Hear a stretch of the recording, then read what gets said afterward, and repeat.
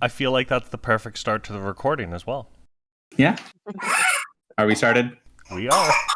Cool. I'm excited for the Sphinx. All right. So, first question is going to be, where did we start last time? What did we do last time on wrapping up Haven? I might be a little bit more involved than normal because I know there's been a pretty big gap. We finished speaking to On, kind of.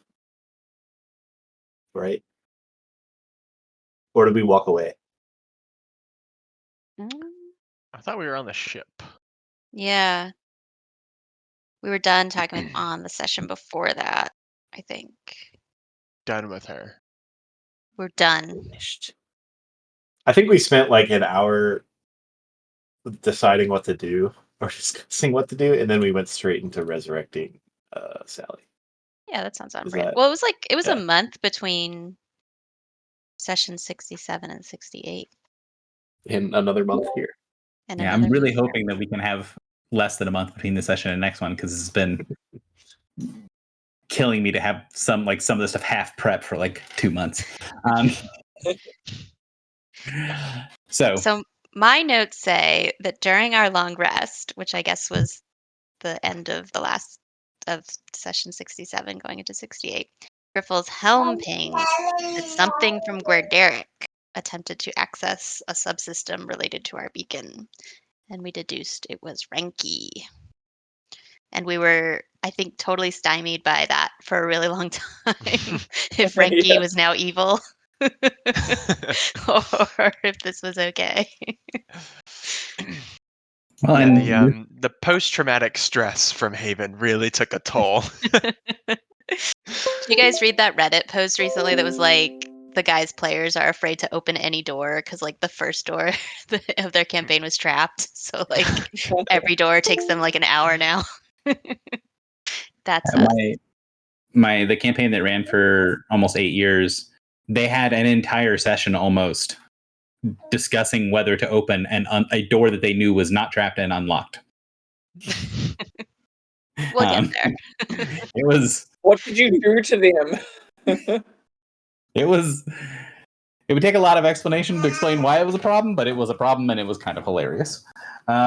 Anyways, so what is the resolution? What was Renki trying to do, and is she evil? No. Not to our knowledge. Not to our knowledge, yeah. I think so I'm sorry. I'm looking at my notes. I think we didn't actually, I think we put a pin in that for quite a while because then We we did. talked to Alana, we raised Sally Main, we did that whole thing with Clotho. So let's go. Let's say we put a pin in that for recap, and you decided to bring back Sally Main. What happened with Sally? We know I don't need to recap why she died, but then why was resurrecting her a process? He didn't want to come back. Yeah. Do you guys remember why? Because she could, being a pilot was part of her identity, and she didn't want to come back without being a pilot. And I wasn't going to give her my job. Actually, I was going to give her my job. Wasn't it also that she died the way that she expected to die? It was that her machine that she had been with was what killed her, right? Yeah, I think she was Yeah, kind of it's not traumatized. It's not that she couldn't be a Yeah. pilot, it's that the thing she was piloting was what betrayed her. At least that's how I felt. Yeah, I think she also kind of felt like she didn't have a purpose. Like why was she going to come back, you know? Yeah, I mean, she built her identity around the thing of being this pilot, of being really good at this one thing, and then that is the thing that got her killed, and she couldn't see herself going back into being that person anymore, and that caused a sort of break between her wanting to go back, just to the actuality of her own life, as well as the sort of concept of her own life. So, what'd you guys do?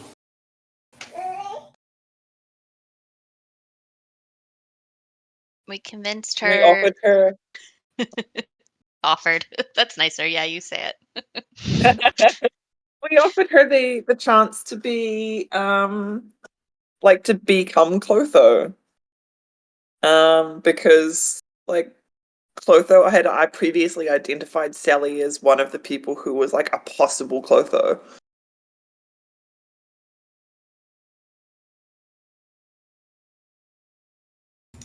True.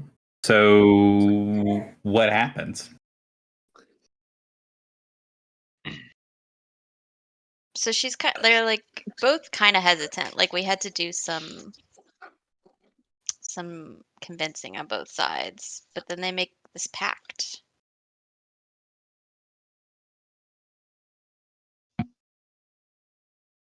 So they agree that this might be a way forward, and then pop. Sally Main is back, but now she's a little different. What does Sally Main do when she's back alive? Calls Drock boring. So she And wants to she's throw a right. big party.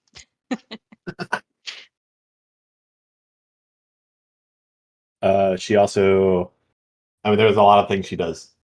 She says like, "I have to poop," and says,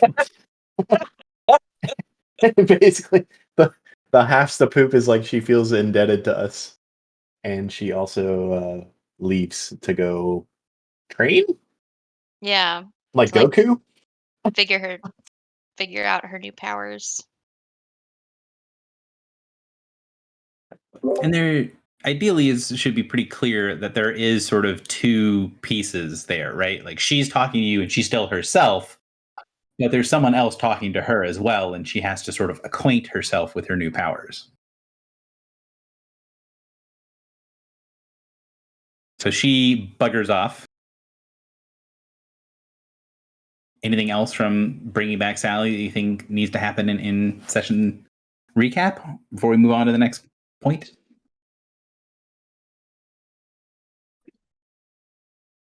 I mean, other than obviously once again awkwardly propositioning filibuster, because No, she said I should be a knight, and Drock is boring.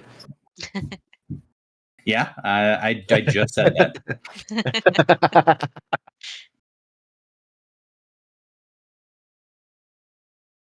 So she yeah, pops out. What to next? well, we spent another hour deciding what to do, and then we went to go talk to the ambassador people. Okay, so what happened with the ambassadors? Well, first we spent an hour deciding if we should talk to Mstislav and if we should invite Mstislav to come with us to talk to the ambassadors. Mm-hmm. And then we talked to the ambassadors. Mm-hmm. Mm-hmm. I recused myself, so I will not. The ambassador from Sanctuary, no, the ambassador from Endeavor basically said that like her family has now become the most powerful in Endeavor because the House Sovar doesn't have the blood control. Mm-hmm. They apparently have been doing some kind of like blood sharing rituals with aberrant creatures. Oh yeah, that's right. We learned a lot from talking to the ambassadors. It was a good thing we did that. Yeah, and there's also some discussion about you guys mentioned like researches and research facilities and things like that. Yeah, so we learned I think it seems like the Endeavor families were in league with the Genasi who were doing research on getting these aberrant creatures that they then were becoming warlocks with. Mm-hmm. Mm-hmm. So the Genasi Endeavor lab, I think, is the one, Derek. But there are two other ones that are not affiliated with Endeavor. Right. One of them is in the Pandemonium Stone, and another one is funded by the Genasi, but it's not actually run by them. and that one's in the Astral Sea. Right. And I don't remember if it was. I think it was the ambassador from Sanctuary who said that the person in charge of that lab is a Warforged or pretending to be a Warforged. Which was kind of a weird. Like, I feel like you don't say they're pretending to be something unless you kind of think that they're pretending to be something. Mm-hmm. Now, there is also the element of Warforged are insanely rare. Like, there's, maybe a couple that are in the Inner Sea. So, there's unlikely to be more than a dozen between all of the cities of the Inner Sea. So the idea of like, well, this person's a Warforged, or they're pretending to be a Warforged is like, either they're this insanely rare thing or they're pretending to be said insanely rare thing because thing is insanely rare. Have we met a Warforged before? I was thinking when you said this before, Bladeling, but that's a different thing. Yes, Bladeling and Warforged are different. I don't think the group has met a Warforged before. Okay. And I wrote down Tora Day. Is that the name of the Warforged? Yes. Okay.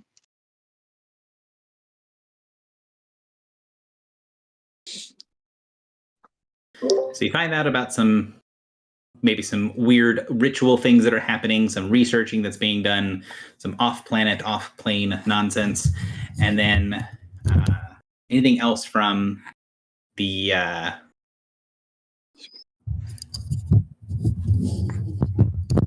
ambassadors before we move along? I wrote down that we found out that they all had the entities, the beholders, ? In their captivity. I think is what we suspected.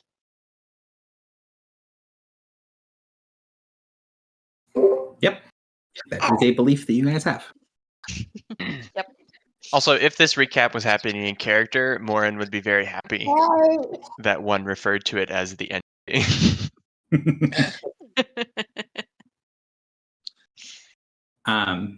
So we go from there and we get back around to security system, right? Someone's knocking on the beacon. Why did we think it was so weird? Because we didn't know it was Renki. We knew it was from Warderic, which we know is sketchy, I think. Well, it's also not the normal way of communication either. It's not a way that anyone has used to communicate with you thus far. Right. It was like trying to basically get in. I remember we talked about this. Foxy understood it more than I do. Like it was trying to get into like the beacon subroutines, which felt sketchy. It wasn't just like a ping message. Bless you. Yeah, it was a very awkward way of accessing the beacon from a bunch of angles.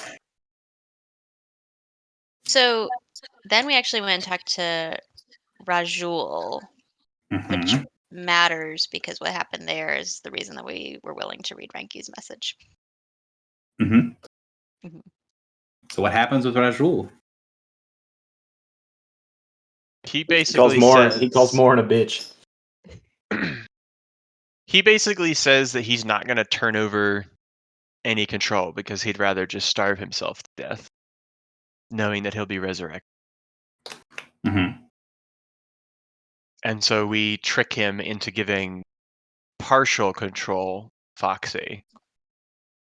And it seems like the helmet turns off his ability to revoke that temporary status by effectively muting him to the ship. Yep. And you made a deal. You basically said, hey, if you do this, we'll let you free. And it's not how that went.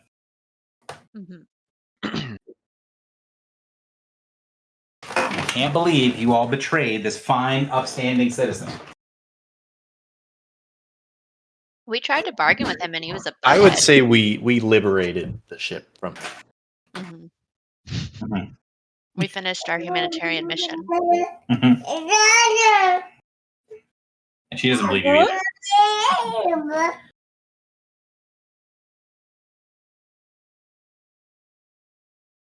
All right. So if you guys can discuss that, whatever you need to get from the Rajul thing, and then talk about Ranky and Rancer, I need to go and change a diaper. So I'll be right back. I can sort of still hear you guys. I'm going to turn up the volume.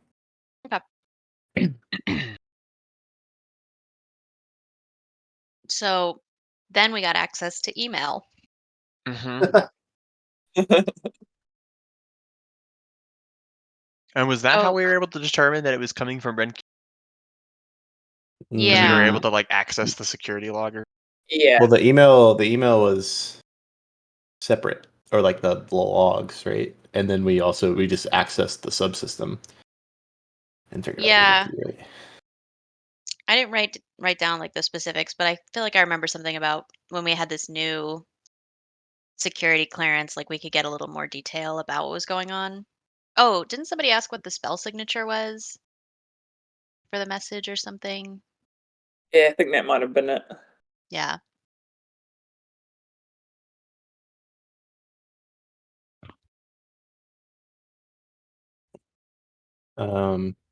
And then for Ranky, since Gary told us to talk about it, they basically told us that that Aegis is not doing so hot, and people think we're bad.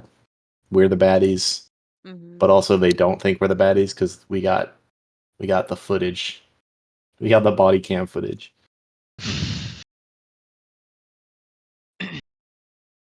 Yeah, because Rancer wanted to put in the report essentially that, or had to put in the report that we were the one who opened the portal that let the walkers into Silver Spire.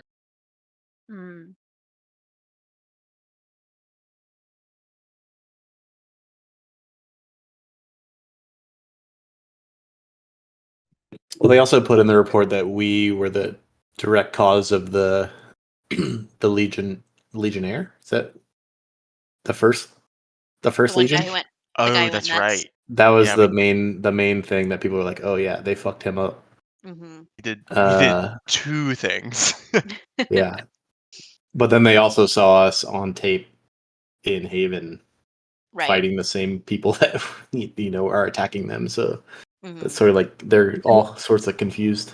Right. Yeah, I think they did say that like it's not like a whole bunch of people who believe this, but that there are like some rumors about us being the baddies.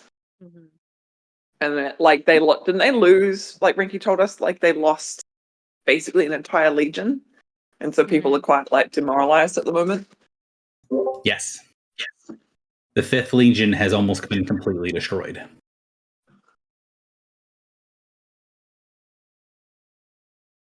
And then he said some other things you could do to help us, because we asked specifically, is like, hey, we've lost contact with a bunch of outposts. Can you go talk to them? And we said, oh, we want to go to this place. And he said, that's perfect, which is the only time anyone has ever said that to us.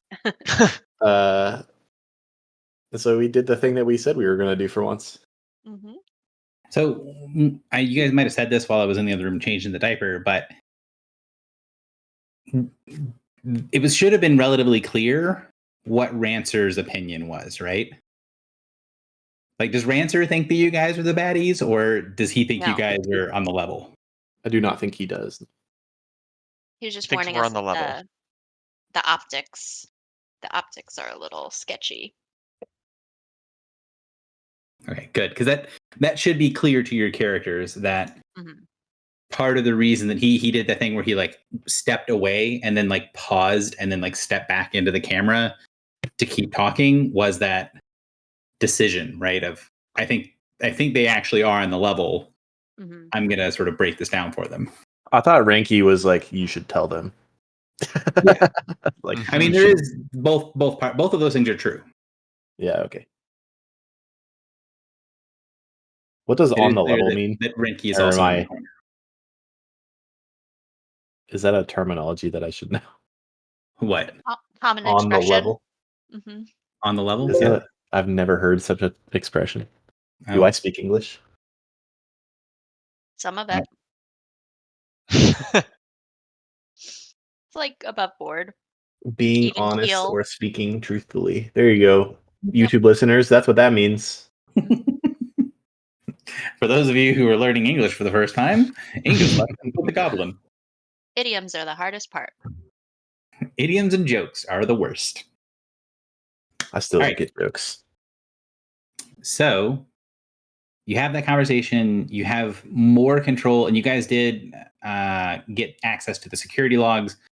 Was there anything in the security logs you guys felt was, oh, this is going to be important for us to bring up soon, or was it all sort of background stuff? So I wrote down it was a lot of memos about security breaches and lab workers making pacts with external parties, and also there were shapeshifter spies. Yeah.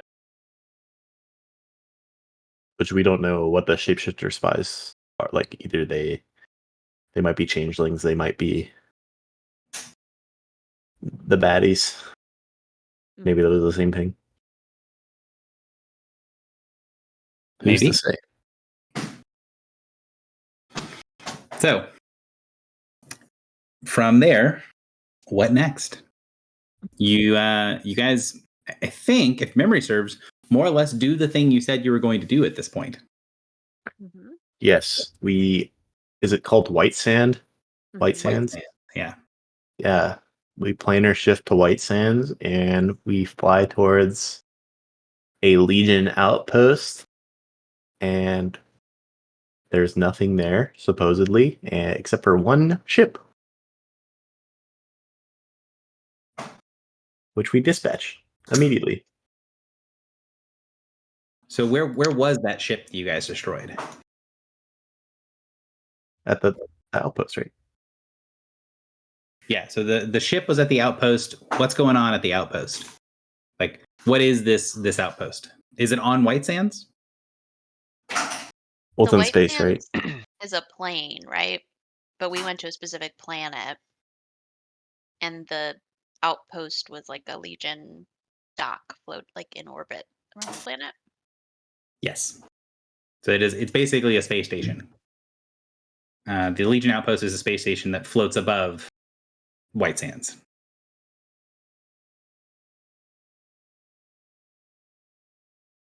And what to from here? There's like no life forms, right? Mm-hmm. The only life sign you got was from the ship that was docked at the station. Oh, and we identified that the ship was trying to do ascending to the Black Fens. It wasn't trying to send; it was trying to shift, trying to plane shift away.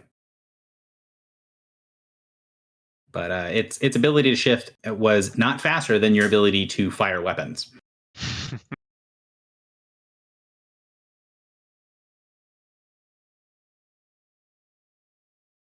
So you guys destroy the biomechanical ship, and then what to from there?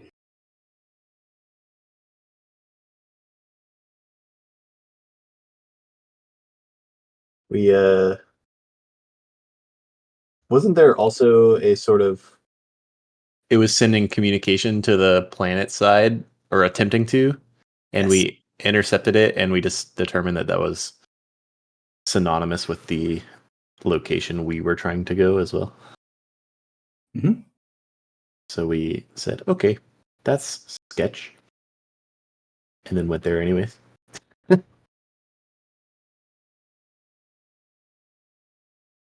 You guys fly down and follow the signal, follow where you're supposed to be heading, and find this massive palace structure hidden in and being made up of part of the sands. While it is very obvious when you guys are close to it, especially if you're approaching from the correct direction, if you're not approaching from the right direction, it's very difficult to see. And the sort of sand mountain that this is all built under, the giant dune that is here, it's the same color and make of basically all of the other sand dunes on this planet. So if you didn't know how to get here, even if you had the right plane, the right planet, the right area, finding this place specifically would be pretty difficult. What do you guys see, sense, whatever, when you guys get here, and why is there a little purple thing on the map?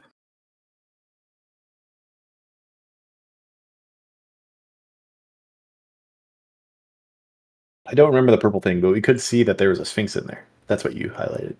Wasn't it like a sinkhole or something? Like what? A what? Like a sinkhole? So the purple thing is some sort of covering that's on the ground, that is covering most of the entrance, and you can see that the thing that's in the entrance, it's a statue of a sphinx, like it's a giant entryway. Pretty sure it's not the sphinx itself. So this would be the point where we would be ending recap. You guys are on the ship outside of the Sphinx's palace, able to see the primary entrance. And is there anything else that you guys feel you need to bring up from last session before we just hit go and start getting into this? From my memory, why exactly were we here for the Sphinx again? It has or knows the location of an orb. And it's also been told that we've been told that it has information about how to protect yourself from a walker, I think. It also is closely associated with Bedvere's wife. It's got a lot of juice for us. A lot of connections. A lot of hooks. Okay, cool. I also wrote down that we sensed a bunch of wards below the sand, but I don't really remember that. Yes. So as the ship gets close, the sort of humming latent magic in the area is pretty intense. You can't see anything from the surface, but the sensors from the ship detect that there is an extensive magical network of wards and magical devices or something like that that's below the sands going in every direction. The kind of concept that you get from the ship's scanners is that what you see above ground is a tiny portion of this place.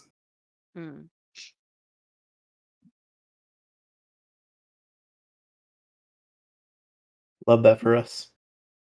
Mm-hmm. So, what to now? Okay, are we beginning? Are we in the? Unless someone interrupts me, then yes. Griffle, can you ask the computer if it's safe to approach? I can. But why would I? No.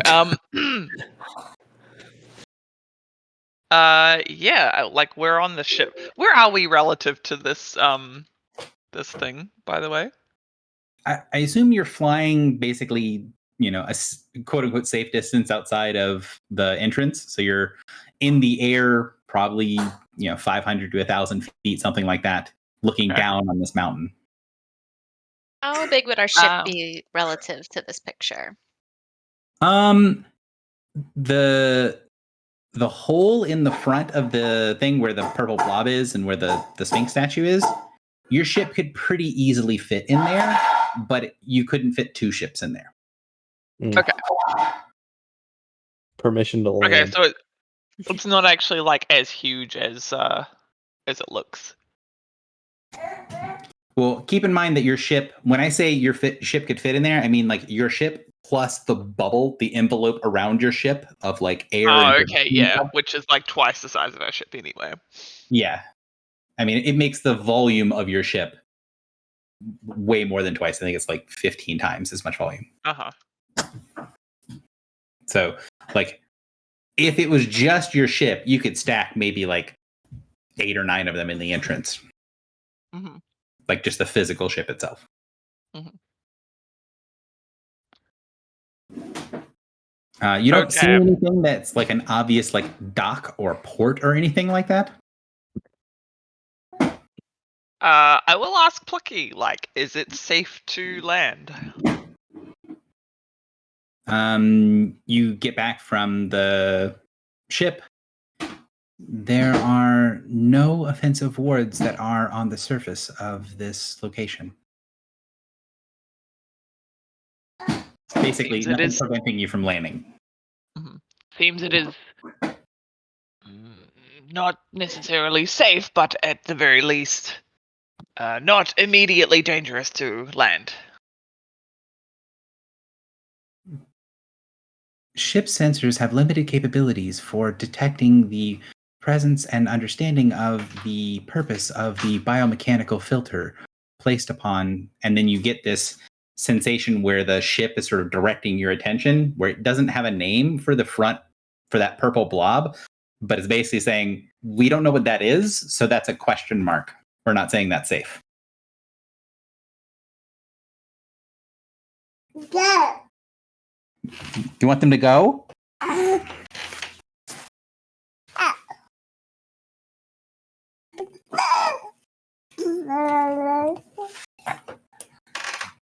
So, what do you guys want to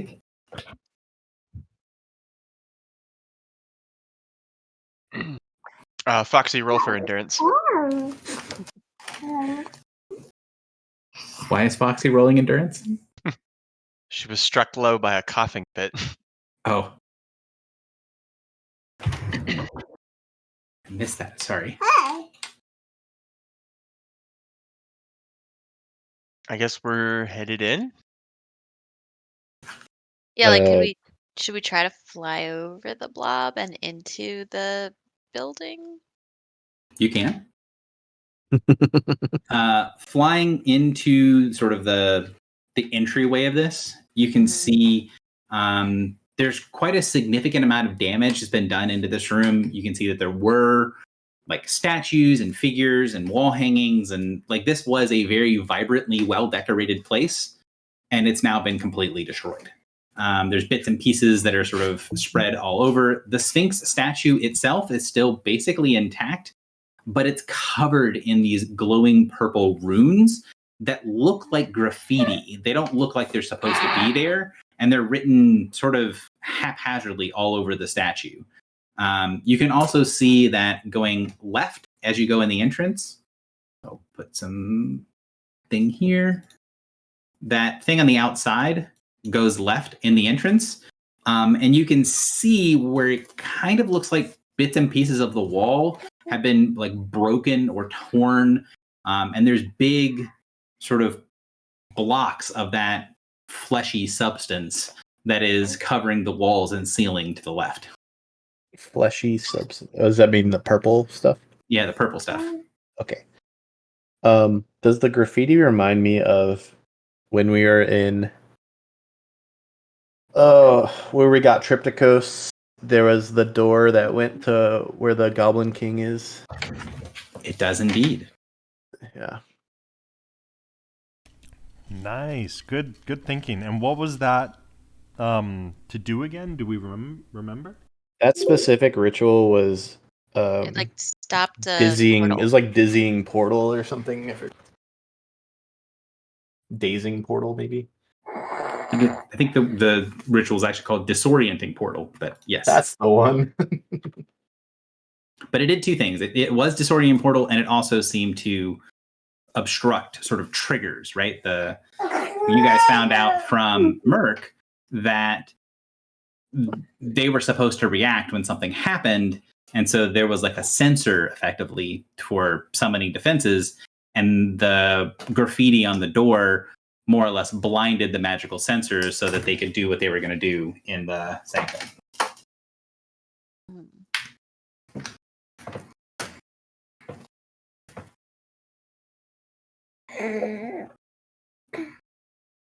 So we could try to undo this ritual on the Well, Gary, does statue. it look like the same ritual?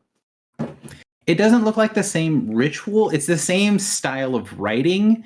And I would say that if you guys take a minute of like looking at it and sensing it, there doesn't seem to be a cohesive ritual here. It does seem more like graffiti than anything else.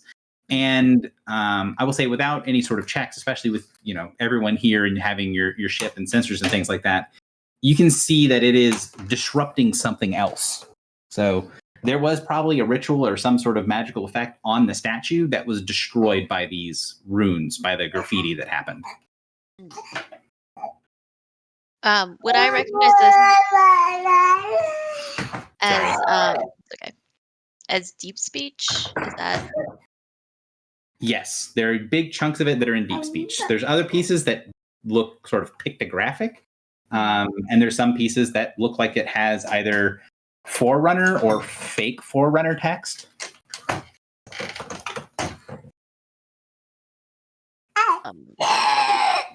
Fake Forerunner. Like someone who's seen Forerunner and uses it because it's cool and not because. Wow, you are really loud, kiddo. Yeah, you're not certain how accurate it is likely to be. Be right back. Just 1 second. My thought is that this. I have a very clear picture of Codename Kids Next Door, the cartoon show.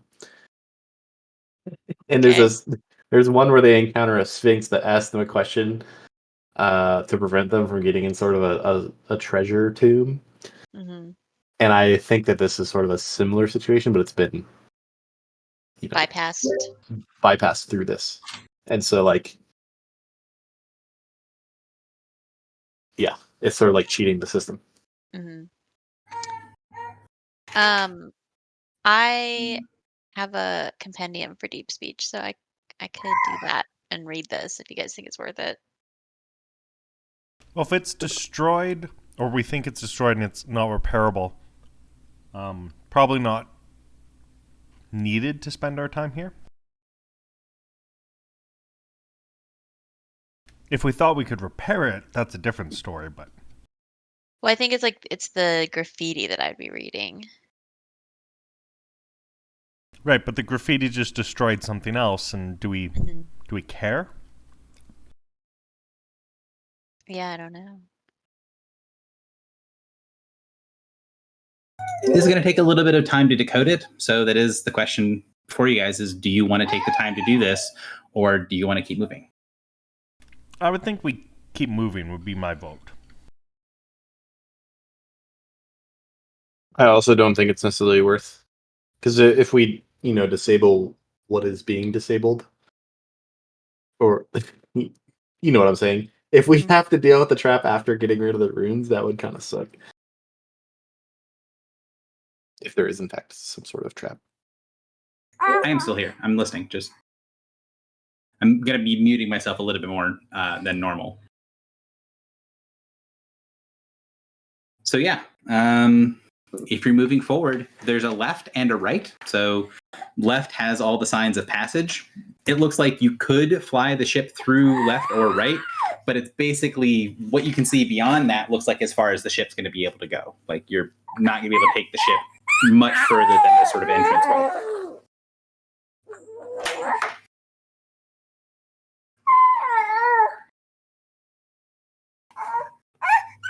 Hang on.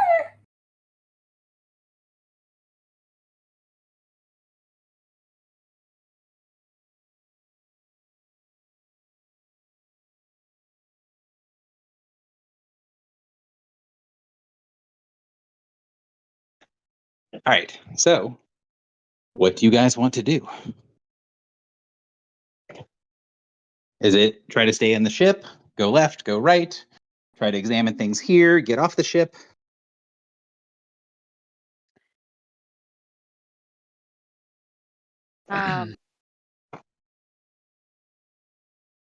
Well, sounds like we have to get off the ship one way or another, right? Yeah, I think we get off. Well, we probably want to leave it somewhere safe. Like, as we get closer to this goo, can we tell more about it?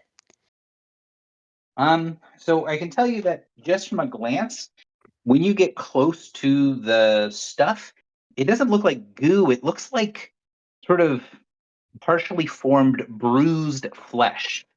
So it's sort of that blacky purple of an old bruise. And it's covered on everything. And you can see it kind of looks like sort of scraping either along the ground or along like the walls and things where it looks like the passage left, like some enormous fleshy thing went into that passageway, but was too big and sort of scraped off pieces as it passed through. Where it left something to detect things that walk behind it.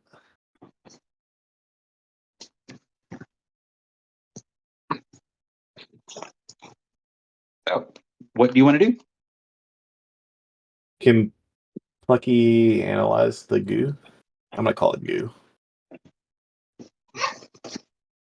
So Bucky would say it is a biomechanical signature of life. There are multiple signatures of life spread throughout the interior. Does this signature of life give off any sort of magical property? Or would it be hard Sensors to tell? are significantly unreliable in this area due to presence of wards and other arcane feedback. Sure. Thanks for nothing. Is Baneslayer glowing? Baneslayer is a small sun, Oh. glowing in the presence of the flesh.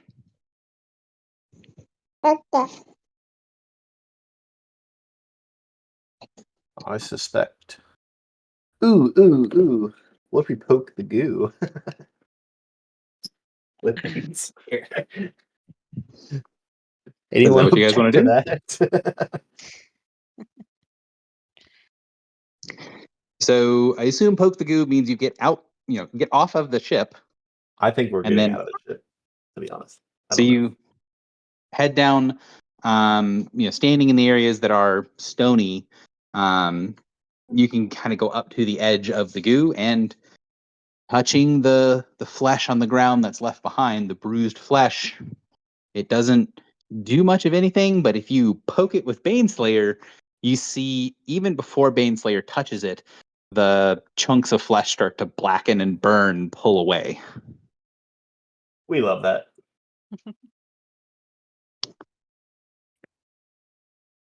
I think it might be wise to use it's sort of like I don't know if the correct term is dousing rod, but that's what I'm gonna say. Use it to sort of clear a path. Because you said like there's like a downward path, right? And it's sort of covered in this. The one of the paths, so if you go left, the floor, the ceiling, the walls are all covered in this flesh. And now that you're standing on the stone, you can sort of see it from the side. It looks like it's maybe about 6 inches deep. The flesh is. Yes. Ew. Team. You Yeah. said there's another path? Fury. What? You said there's a second path that's not covered in goo? Yes, there is a second passageway that looks somewhat like what we expect sort of the antechamber to look like prior. It doesn't have a lot of the decorations like the tapestries and the statues and what were, obviously a ostentatious entrance to the other side. But there is a passageway that's basically big enough to fit the ship into one room to the right. But then there's a bunch of different passageways that lead off from that one big room, most of which going down, although a couple of them do look like they go sort of towards the mountain and up. Okay. My thought, team, is that Gary, would you say the flesh burns away fairly swiftly? Even when it burns and blackens, it doesn't disintegrate. Oh, It's just dead. Okay, that removes my plan, I think. Because like if you took Baneslayer with you and you carved a path, you could walk on basically a path of scarred, burned flesh, but you're still walking on it. I'm like worried that this is just gonna. I mean, they're probably alerted because we burned it, but it's like walking on like a mycelia type deal. You know what I'm saying? Where like touching one part alerts the whole swarm.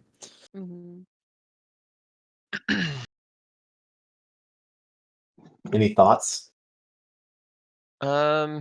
I was thinking that maybe we would want to follow the goo though, because That's what- probably yeah. heading. Yeah. My hope was that Baneslayer would act like a plow and we could not touch it. You can't Baneslayer Deus Ex everything. Says you. But why? Well, I can actually plucky Deus Ex, plucky everything. So Wait, what if we had a nice little jet of flame from the ship? So yeah, could we use the like ship's weapons, like the fire platform, to burn this thing up? Yeah, you could carve a path. Or radiant Now- it up, if you will. You could, looking down, like, you know, even having that conversation, pulling out the weapon, having it sort of glow and see a little bit further down the left passageway, you can see that parts of the wall on the other side have been destroyed. And you're not really sure how far back it goes. It's kind of hard to see from the entrance. Now, if you fire the weapon, you're pretty certain it's going to burn some stuff away. But let's just say if there's any version of the element of surprise, it is going to be gone if you shoot the weapon in here. Scary, no fun. I'm not saying you can't do it. You totally can. I just don't want it to be a surprise. I mean, you're firing like a giant magical siege weapon indoors. okay, so I have two suggestions. One is I have Phantom Steed. We could conjure horses that may or may not fly, but either way, at least we're not touching this goo. And also, because it's a living creature, could I do history revealed on it? I would have to look at history revealed. So give me a second. Okay. My answer is probably not. Okay. But maybe. Okay. I always forget which one's which. If memory serves, isn't history revealed the one that is place based and not person based? It's you touch a willing or helpless creature and see the most defining moments of its life. Ah. So Is it it is neither willing nor helpless. Or is it a Okay. creature? That's another question. It is a creature. It is neither willing nor helpless. Oh, that's Oh, it's not helpless. No. Just this little part of it is. Oh. What is the I one do that I always think going think down the history revealed? fleshy path is the correct way, which is a sentence I didn't think I would say today. Uh-huh. After I left my mouth, I realized how that sounds. There's Inquisitive's Eyes, which I also could do. Inquisitive's Eyes is the one that I always think history revealed is, and I always forget that the name of that one. Did So some of that is- us? Oh, go ahead. No, go ahead. There's also something you could do. Do you want to make the check to see if your steeds can fly if you're doing Phantom Steeds? Well, hang on. Before we do that, Inquisitive's Eyes would let us see the scene up to my Arcana check result. So we could see potentially, I mean, at least the last 20 hours. Yeah. Do we want to do that? How long ago did the station go quiet? It went quiet on Reaper's Night, so that's been pretty right at like a day. Okay, yeah. Then we might. So Okay. So I think let's do Inquisitive's Eyes first, so we could at least have more information, and then we could do the steeds if we want to go left. Okay. So hook me up with I believe it's just a flat Arcana check if memory serves. Yeah, Arcana check result. Okay. Are you using the ship for this at all? Would that help me? I it's hard for me to do stuff while I keep the baby quiet, but I think that the table, if you use the table, it helps you with stuff. I don't remember if it's a But skill that's a check or if it's divination. But we can't take the table out of the ship. true, but you can cast the divination on something outside of the ship. You Well, wouldn't be able to use. Go ahead. No, you go ahead. You would not be able to use divination to see, like, to use Inquisitive's Eyes like on yourself inside of the ship. You know that just won't work. But you might be able to use the table to cast Inquisitive Eyes on yourself and then walk off the ship and use it. Okay. Because remember, it lets you delay the spell. Right. But this is just a ritual that I know. I thought that the table was like if we had the crystals for it or whatever. crystals work as sort of like scrolls. Yeah. They're one-time uses, but you can cast any ritual with the table. Oh, I guess I didn't realize that. And I also don't You know guys what the don't- table does You guys don't spend a whole lot of time on the ship. on the ship itself. I want to say it's going to be linked in the channel, and I want to Yeah. say it's called the Ritualist Lectern. Okay. It's just hard for me too. Ship's manifest. Yes, Ritualist Lectern. You can roost the dime. Oh, it just takes half the time. Okay, never mind. Okay. But this is divination, which I now cast as if I were 4 levels higher. I think. Yep, But that doesn't change my roll, right? It just. correct. Okay. It does matter for what level you are for divination, because a lot of things that are anti-divination matter what Oh. level the person is that's going after them. Right. But my roll is still my roll. Your roll is still your roll. Yes. Okay. All right, here we go. Is this considered a scrying ritual? No. This is not a scrying ritual. I do not believe. Okay. It's just a divination. Still all right. 39. So 39 hours ago. Yep. So What happened? you cast your senses back, and you can see this place like it was before it was obliterated. It Mm. is beautiful. There are these huge statues. There are these glowing chimes. There is a sense of kind of awe in the room. You get the perception that if you are actually physically here, some of the things that are in this room are kind of designed to play on your emotions, right? You're seeing things, you're not affected by it because you're not physically there, but you can see, like, oh, that is some sort of magical device that is going to be maybe slightly mind altering. You don't think it's going to be stuff like dominate, but maybe stuff that would make you like calmer or more peaceful, or a similar thing like the captain's table that you guys have installed on the ship that makes you less likely to kind of have arguments and things like that. Effectively bonuses to diplomacy and insight. And then you see a sphinx.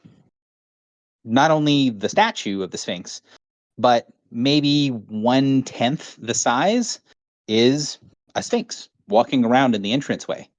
And you see the sphinx as it's kind of moving forward, it's bobbing its head, and you can tell that it's making, like, it's moving its mouth, like it's making sounds, and it's twitching its wings back and forth and occasionally gesturing with one claw, like it's casting or speaking, but you can't hear anything. Like ascending or something. Maybe. What do you want? Like, this is what you observe, maybe like 36 hours ago, is this. Mhm. Is there anything you want to do, or observations or questions or anything you have for me for watching the Sphinx? How good am I at Sphinx lip reading? When you go around in front, you realize that the idea of that becomes immediately difficult, because as it's talking and moving, you can see it has 2 sets of jaws, one inside of the other, that are both moving as it's speaking, somewhat independent of one another. Okay.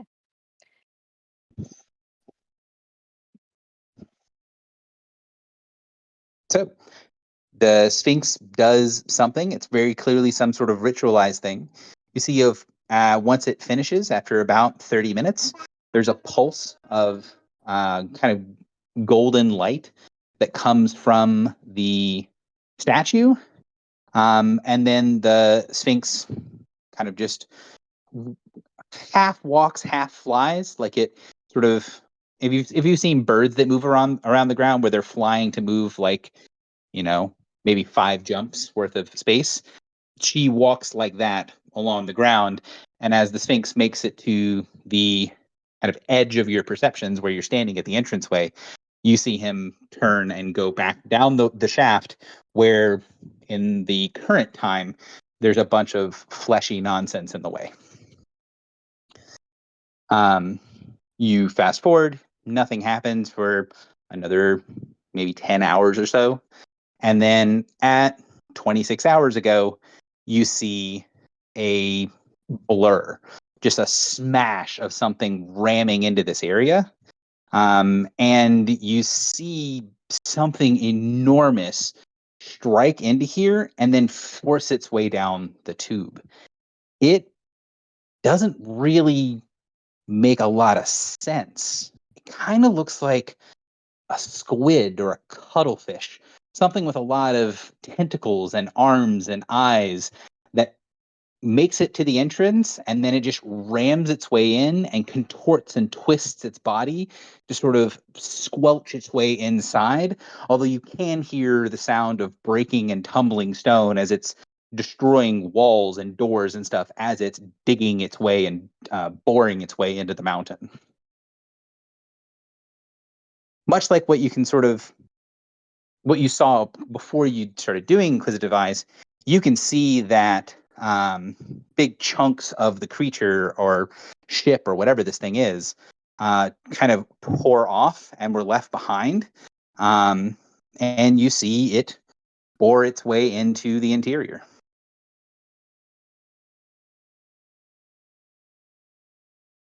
Any questions before I keep moving? No, keep going. So Yikes. maybe 6 hours after that, you see people-like things. They're roughly humanoid shape. They're in these strange robes, and you can sense that there's something about them that is either camouflaging them. It's either foiling your perception of them through the spell, or maybe if you were actually there, it would be foiling your perception of understanding what they are. But they don't move in a normal way.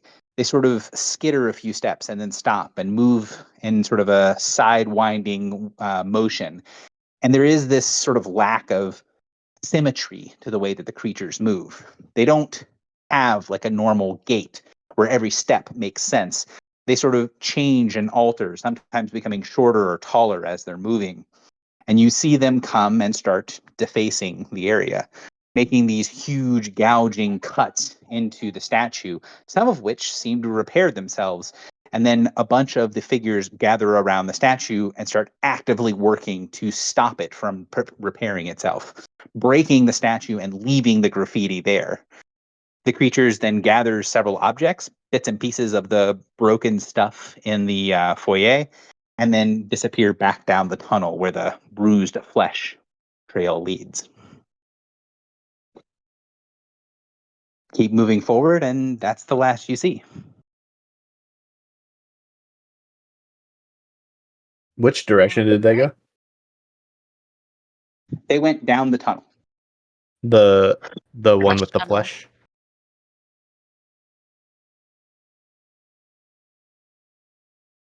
So the answer is yes. They went down the tunnel with the flesh in it. Basically came from that tunnel, defaced a bunch of stuff, did the graffiti, broke a couple of things, and took it with them back down. I feel like my character would know this better than me. So 26 hours ago is when we saw the enormous thing. Mm-hmm. Does that line up in an obvious way with an event of stuff It lines going up through? with the attack on Haven pretty well. Okay. And then you said it was just a few hours after that that the robed figures came. Yes, they clearly came from the cuttlefish-looking creature or ship. It bored its way in, and then from the path made by that ship or creature, the robe figures came up from below. They did some stuff, and then they headed back down below. Oh, weird. okay. I didn't get that. All right, cool.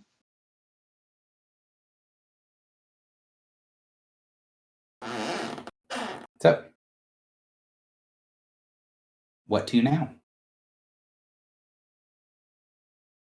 After watching that, I almost feel like we should repair the statue.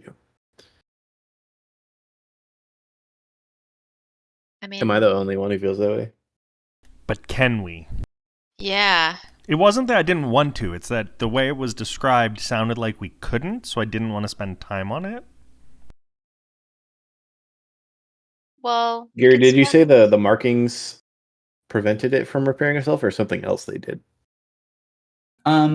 You could see that basically one of them went up and just like kind of haphazardly made a mark on the statue, like almost, like a gesture of rage, right? They just like lashed out at the statue, and then the wound that lashing made healed up, like the statue repaired itself. And then when that happened, the other creatures focused on the statue and destroyed it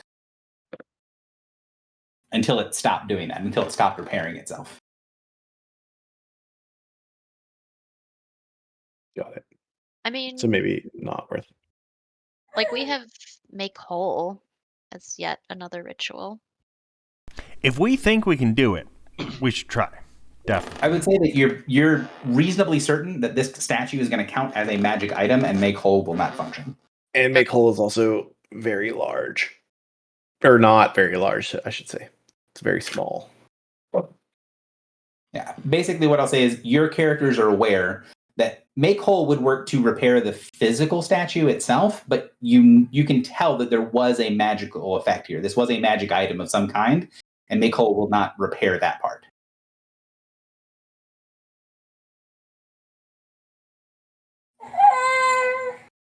All right. Fleshy tunnel it is. All right. We want horses?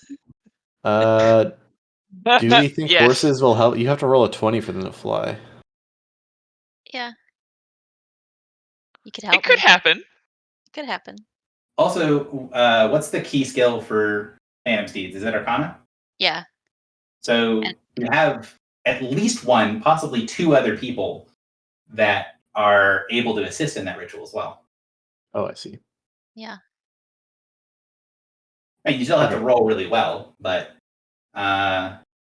assist DC at this level is DC 16. Filibuster and Morin, can either of you fail a DC 16 Arcana check? No.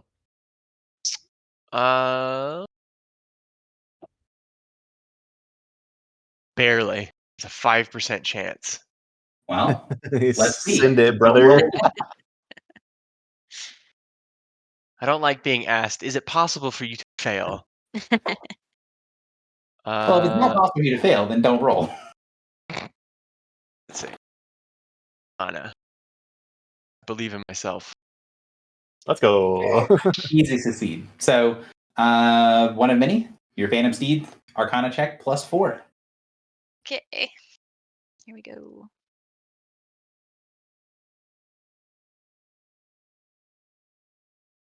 Should have just brought my character out, but I didn't. You've got to be kidding me. 32. That's pretty good. 32. So, move fast, can move across water in difficult terrain, right? Yeah. Yes. Water as if it were solid ground. 15 speed, move on water. So they're pretty cool horses, but they're not flying horses yet. We'll get there. There was talk of acquiring a ritual a little bit back that lets us know the location of a certain type of aberrant creature. Yeah, I have that. We haven't picked what type it should be yet. I also have it, and I picked Beholder. So I don't think that's going to be useful here, but It's level 13. Yeah, I don't think you can technically have it yet for Aberrant Totem Link, Warren. I think the only reason that one of many can have it is because she has the feat that makes her cast as if she's higher level. And I thought, if memory served, you did actually pick what your creature was. Oh, well, we talked about it, but I didn't set it in stone. Oh, okay. Well, do you want to do that? Do you want to set it in stone, what you chose for your Aberrant Totem Link? Do you guys think it would be the worst idea in the world if I went with a Star Shadow? Nope. I don't think so. But I also don't think that's helpful. Well, I know, but it's you have to pick it for life, so. That's all. I think it's totally fine. I don't want to pick this goo monster. But we don't even know what that is. I know. I pick goo monster aberrant creature. And sorry, what does that spell do again? So I choose a single type of aberrant creature. It's for life. And then I can determine the presence or absence of creatures of that type within 10 miles. And I can also connect to its mind and basically like read its mind, but it costs the healing surge. Because connecting your mind to their mind has always gone so well. I know. It only costs a healing surge. Only Yeah, costs that is the one. only cost that will ever happen. Yep. Mhm. Mhm. I think maybe you decide on your aberrant creature. Honestly, it's your choice. That's how I feel. Yeah. I think Star Shadow's fine. Okay. All right, let's hop on the horses and hope they don't get gooed. All right. Do I sense any star shadows? Remind me, you have to cast it and then it figures it out, right? For the ritual's duration, you're able to determine the presence or absence within 10 miles. If there are any within range, you can connect, and the connecting costs the healing surge. Yes. But casting it, this is a pretty high level ritual. So, Mhm. remember we talked a little bit about like you guys have a pool of consumable money. A lot of like the low level stuff like Phantom Steeds is pretty low. This is high enough that just keep a note that it does take 750 gold to cast. Okay. So if you want to have it on for today, you can, but just put somewhere on one of the channels, probably in leveling up, to let us know that you've used a little bit of money for Yeah. the level. Is it worth? So- I don't think it's worth casting. I don't know that it's worth it. Anybody feel like it is worth it? It lasts a day. Do we think this is a Star Shadow? No. No. Then, nah. I think a Star Shadow might show up later. They might show up at any time. That's my Yeah, hot take. but then Oh, they'll that's walk true. They out could of show a up wherever. portal and poke us, and we'll know it's there. And then we'll ask it its name, and then it'll be mad at us. So, All right, Phantom All right. Steeds, going in.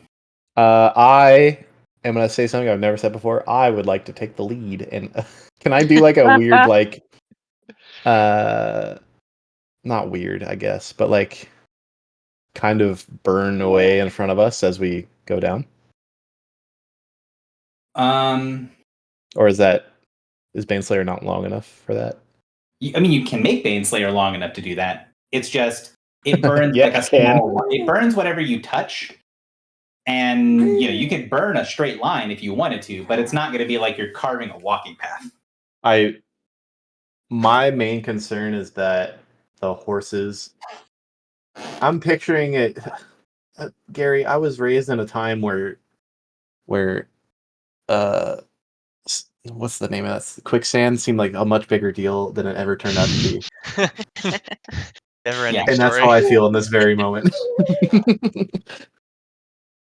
I mean, you can definitely keep it in front of you as sort of like a sounding thing, right? To make sure you don't step into anything that's overly terrible. That's more terrible than the rest of the bruised flesh around you. But it's not. You can't make like a sidewalk to walk on. It's just going to be prohibitively time consuming to do that. But the Yes. horses can walk on liquid, so they're not going to sink in no matter what. The horses aren't going to have a problem with it at all. It's Oh well, then I won't do this, and I will let Drock take the lead. the horses don't have any problem with stepping on the stuff. So you guys head forward. At the end of the chamber where the thing broke into, that's sort of the mirror of the one on the other side that you guys already looked in, you can see that the wall, again, if you turned left at the entrance, it went straight. The wall that would have been directly in front of you has been effectively destroyed. And there's big chunks of it that have been ripped apart and taken out, where it looks like that's where the thing burrowed into the mountain. And you can see that there is, when you get to the edge of that, this slope, this spiraling slope going into the mountain. And you can see that the slope itself and all around it is covered in more of that sort of bruised flesh. But there is another like substructure in it that looks like these long stretched white pieces of tendon, almost like a spider web, but looks more like a tendon that you'd see in someone's body. And once you get into that area, you can see on the far wall, the interior of this other room that got blown up into, runes and wards and defenses that are completely covering the other wall, and they all seem to be intact and functioning. There is a mass that's maybe 100 feet long and 80 or 100 feet tall on the other side of the room that looks like it's been kind of cleared away, and there's just a solid block of runes that are radiating arcane power. Yeah, that's what you see. And you can see that there is this sort of spiraling slope going down. The horses probably won't have any problem making their way down.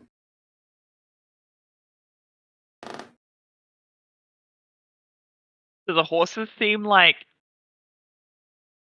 fine? Well, they're phantom steeds, so they're sort of like spirits. They don't Okay. They don't seem bothered by anything. Cool. But yeah, so do you guys want to head down the slope? Are you guys looking at some of the wards and stuff? What are you trying to do here?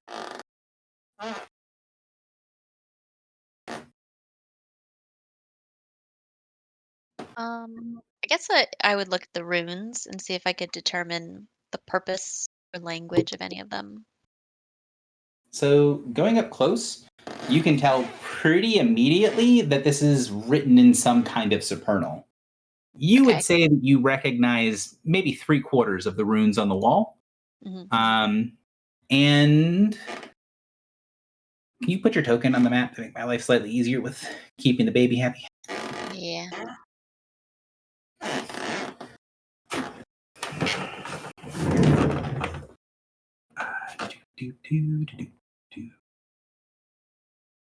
Over there. The goo is spreading. We had a long rest, right? Yeah. Yes. You guys are full of everything right now. All right. So, you're going to recognize two things about the runes from a distance. Basically, as soon as you start approaching them and extending your senses to them, all of the runes are made of two different intermixing magical signatures and two different magics. Like, you can sense all the arcane runes pretty easily, but you can sense that about 1/3 of the runes that are carved into the wall aren't actually arcane powered. They have something else that they're running off of.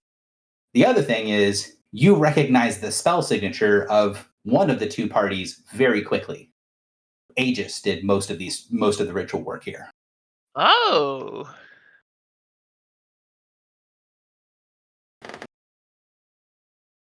The connections run deeper. So And there are Well, two people. One of the things feels a little familiar somehow. The other one is very clearly Aegis. One of them is running off of arcane power, and the other one seems to be running off of some sort of divine energies.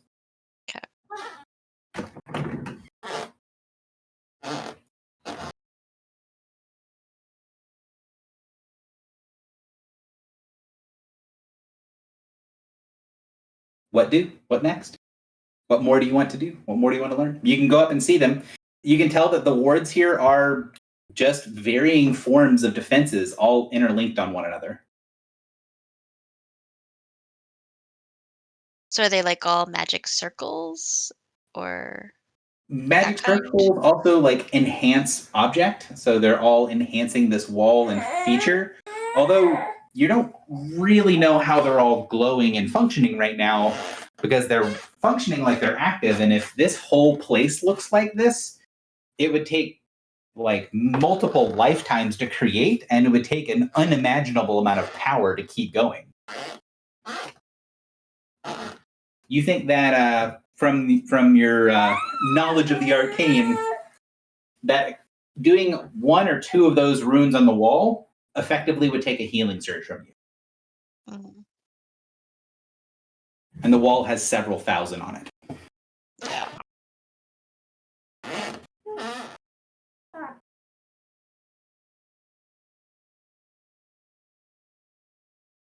What next?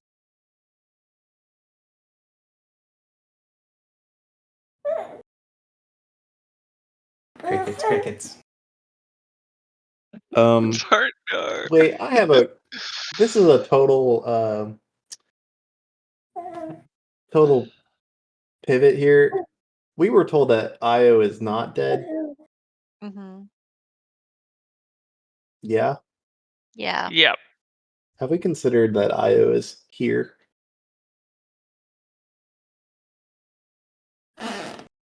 No. I just did right now.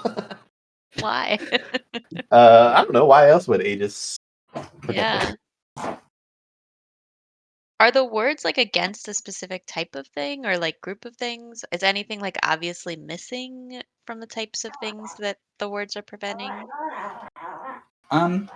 Basically, what I've given you so far is what you can notice from a distance. If you want to ride kind of across the room to the other side and look a little bit more in depth, you can do so. But basically, this is the initial, hey, what is this thing? Okay.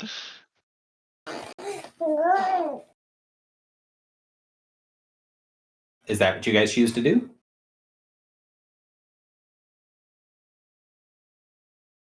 Sure. Yeah. So you ride across, looking more specifically at the runes. Going up close to one of them, you can see the structure of the runes. When you get close to them, kind of radiates almost this like body heat, but it's reversed. Like it's sucking energy toward it, and down. Like this whole wall is focusing further down.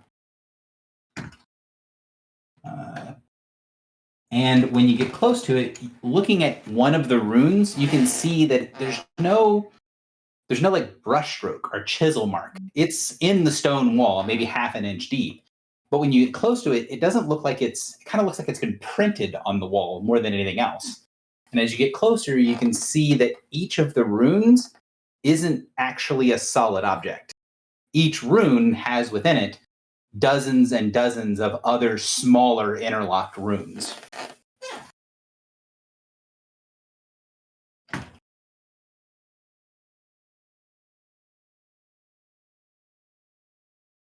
It's hard to type with a tiny human here. Wait, the runes are like fractal, is that what you just said?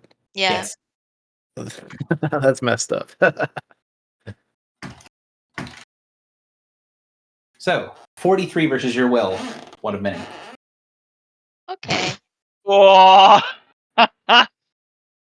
That'll hit. So everyone else just sees one of many kind of go up to the edge on her horse and look at one of the runes and just stop moving. This is the only path that we can go. No, this is basically there's a I would kind of wish I had hands at the moment so I could draw on the map a little bit. But basically there was a wall that was destroyed and then there's a tunnel leading down. Part of the wall that was kind of blown apart and destroyed, there was a section that was cleared away that's what you guys are looking at. So there's a section on the top floor that has all these runes on it. And then there's a slope going down where it looks like the creature went. So this is sort of on one side of the path going down. So the creature just giga blasted through thousands of runes? It looks like it basically hit this and got deflected off. Oh, okay. Like it hit this wall and then chose to go a different path. I think we should go the different path. Wherever it went, presumably either didn't have as many wards or wasn't warded the same way. Yeah. Want a mini? She doesn't react or move. She's just staring at one little spot on the wall. Can I snap at her? Like in front of her face? You snap in front of her face and she's completely glazed, like she's staring 1,000 yards in front of her. Can I pull her away from the wall? So as soon as you pull her away from the wall, the concentration breaks. And one of many, what you felt like was like you were when you looked at the rune and you saw it in kind of more high definition, you saw that fractal pattern getting smaller and smaller. It was like you could see further and further and further into the rune. And each one of those tiny runes inside of the runes has more tiny runes built inside of it, deeper and deeper and deeper. and looking at it draws you in. It does seem like this thing has some other sort of passive defense on it. Not something like an explosive rune or something like that, but something that would just stop people that tried to investigate it.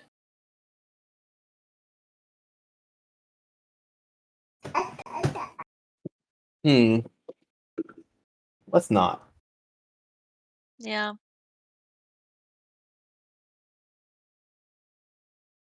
What now? Is this how Gary streamlines our adventures through places? He makes it possible magically for us to investigate, get sidetracked. Oh, don't worry. There's plenty of sidetracking in here that you guys can do. And if you wanted to find a very clear, simple, straightforward path into a Sphinx's palace, you do not go. So when I was transfixed by the rune, was it like, can I remember what I saw? Yeah. It didn't seem to harm you, but it was that secondary power, that secondary spell signature, not Aegis, but one that felt familiar, that just seemed to suck you inward. Like, rather than it being something that was like offensive or like harmful, it felt like you were being focused, like something was drawing your attention, something was pulling on your curiosity and drawing you deeper and deeper to keep looking further and further, as if there was one detail you needed and then everything would make sense. Did it feel like a Tyserial thing? Yes and no. You would recognize Tyserial's spell signature, and it was not here, but it did have the same type of power. Like angelic. Powerfully divine, yeah. Okay. But you said it felt familiar? As in, we've encountered it? Yeah. Could That it? lady? Yeah. The Reeve. Why would Nariv have been here? I would say that your character would be able to stop and think, say, was this Nariv? Be able to compare what you remember and get to the answer of no. It's not the same thing. Here's the part of the D&D session where we spend half an hour thinking about who all the fine beings we've met. Yeah. I mean, it's entirely possible that it's not someone that we know, right? Didn't Gary just say it is someone we've met? Familiar. It feels familiar, and it doesn't feel familiar to all of you. Oh, could it be familiar like a vision? It does have that same sense of familiarity, sort of like a vision, but you're pretty sure it's not one of the visions. There isn't that sense of kinship with the thing. Or is it not like when you say Slack? If it had been Slackthyrial, is it possible that it was Tyserial and it's now changed? That's what I was thinking. It was Tyserial because Lactherial is like slaughter, and Tyserial was like both. And I will say, the feeling of familiarity is one of many, and I think just Philly. I think it's just those two. I'm looking. Someone we met a while ago. Yeah. Well, let's continue and think on it while we go. We can definitely do that. So you guys head down the slope. As you head down, you see more and more pieces of this place where it looks like there's been other walls and stuff as you're descending down floors where this thing, when it was burrowing through the mountain, it slammed into one of these barriers and then basically ricocheted off and went down another wall. So there's a lot of these either right angle turns or close to right angle turns where whatever was burrowing through there hit this thing and got deflected. After traveling down for about 20 minutes, descending down well below what would be ground level outside, you see that the passageway in front of you sort of impossibly narrows, and then you can see big chunks of the wall to the left, right, and above you look perfectly clean. So you have in front of you a tiny tunnel, maybe 8 or 9 feet across, and it's full of that connective tissue, that stuff that looks like tendons. And all around that section, there is this wall that looks pristine and perfect.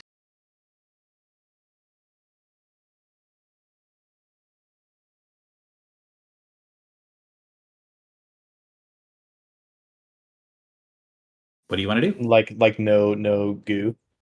Yeah. So there's all the way through here, there's goo frequently on the ceiling. Not always, but there's basically always flesh on the floor and walls. And then you get to this spot where obviously this thing would not have been able to go through here without showing something. And you see a tiny little tunnel comparatively to the size of the tunnel you've been following. I mean, you've been following something that it would be awkward to do, but you could probably get your ship to fit through the tunnel. And now you're at a place that is, it would be difficult for two people to comfortably walk abreast. And rather than having one of these things where it looks like, the creature or the ship was rebounding off of walls as it was burrowing in, the wall in front of you looks like it's in mint condition. It's not dusty. It's not dirty. It's a huge expanse of sandstone, like 150 feet tall and 100 feet wide. And then there's this little hole that's been bored into the bottom of it. When you say bored, is it also pristine in the same way, or like something forced its way in? No, the little tunnel with all the connective tissue, it looks like it's been sort of pushed through. And as you guys are standing there watching and investigating, you can see those tendons sort of flex and change. And seeing from this perspective, it kind of almost looks like it's holding itself open, like a muscle that's being tensed where the walls around it are pushing in.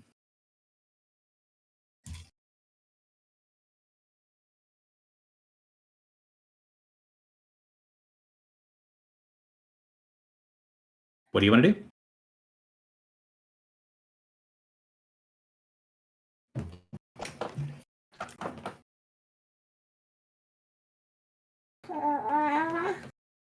Yeah.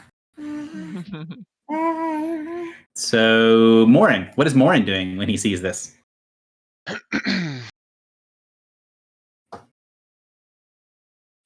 I'm kind of nervous about investigating.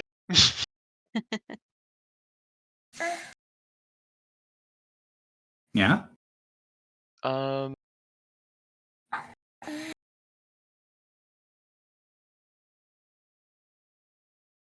I'm really at a loss.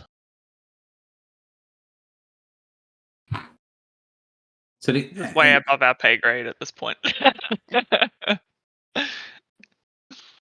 to give you guys an idea of kind of the perspective of things, kind of imagine like you were a mouse-sized person going and seeing one of those cartoon mouse holes, right? Where there's like this huge wall, right? Like the interior wall of someone's house that looks like a blank expanse, right? Like it looks like clean drywall. But then there's this little perfect circle, kind of a mouse hole carved at the bottom.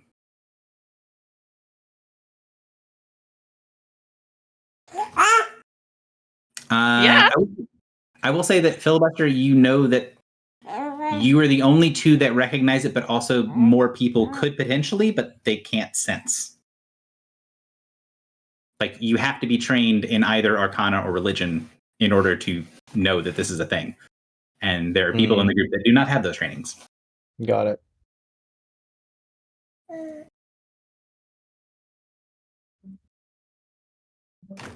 So, how big is this mouse hole relative to me? It's about your size. So, like I said, you could technically have two people walk abreast, but it would be uncomfortable. It's like 7 or 8 feet wide.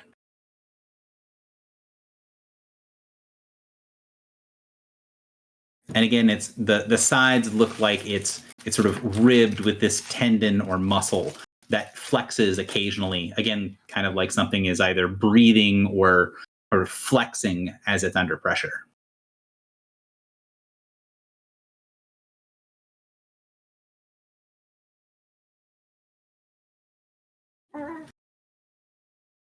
So what does Morin want to do? Got to put you on the spot because no one's speaking. Are we walking through this? I kind of want to, because to me, I'm thinking like the big goo beast is the slowest way through this, and following its trail is like falling. The for all trail the has tricks. ended, by the way. Oh, Like, you've been following along, and from everything that you've seen, the creature should have gone straight here, but there's not a hole left behind by where the creature should have been. You've been following its passage through the mountain. You now get to the spot where there is a, for the size of the creature, an impossibly small hole is all you see in front of you, and this huge, pristine, blank wall. Oh, I wonder if it's like a self-healing wall like the Sphinx statue was. oh yeah, that'd be interesting. So I think we if, should go through. yeah, like if we want to go the direction that the creature went, we have to go through this tiny hole. Yes. Okay. So let's do it. Let's go. What do we got to lose? Our lives.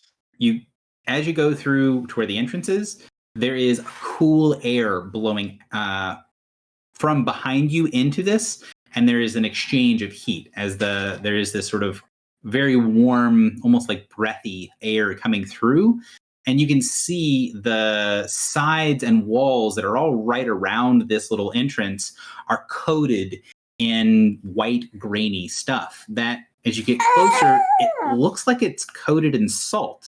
And the stuff coming out from the air coming out from the tunnel is salty. It smells sort of like wet, salty, like seawater.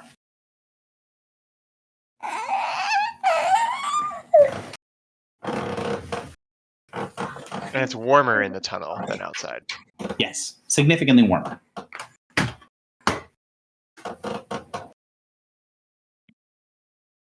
Dragon, perhaps? Yeah, Wouldn't that smell like sulfur? that's Depends on racist. the dragon. That's racist.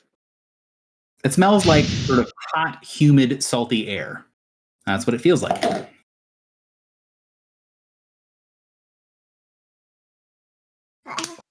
Salty air.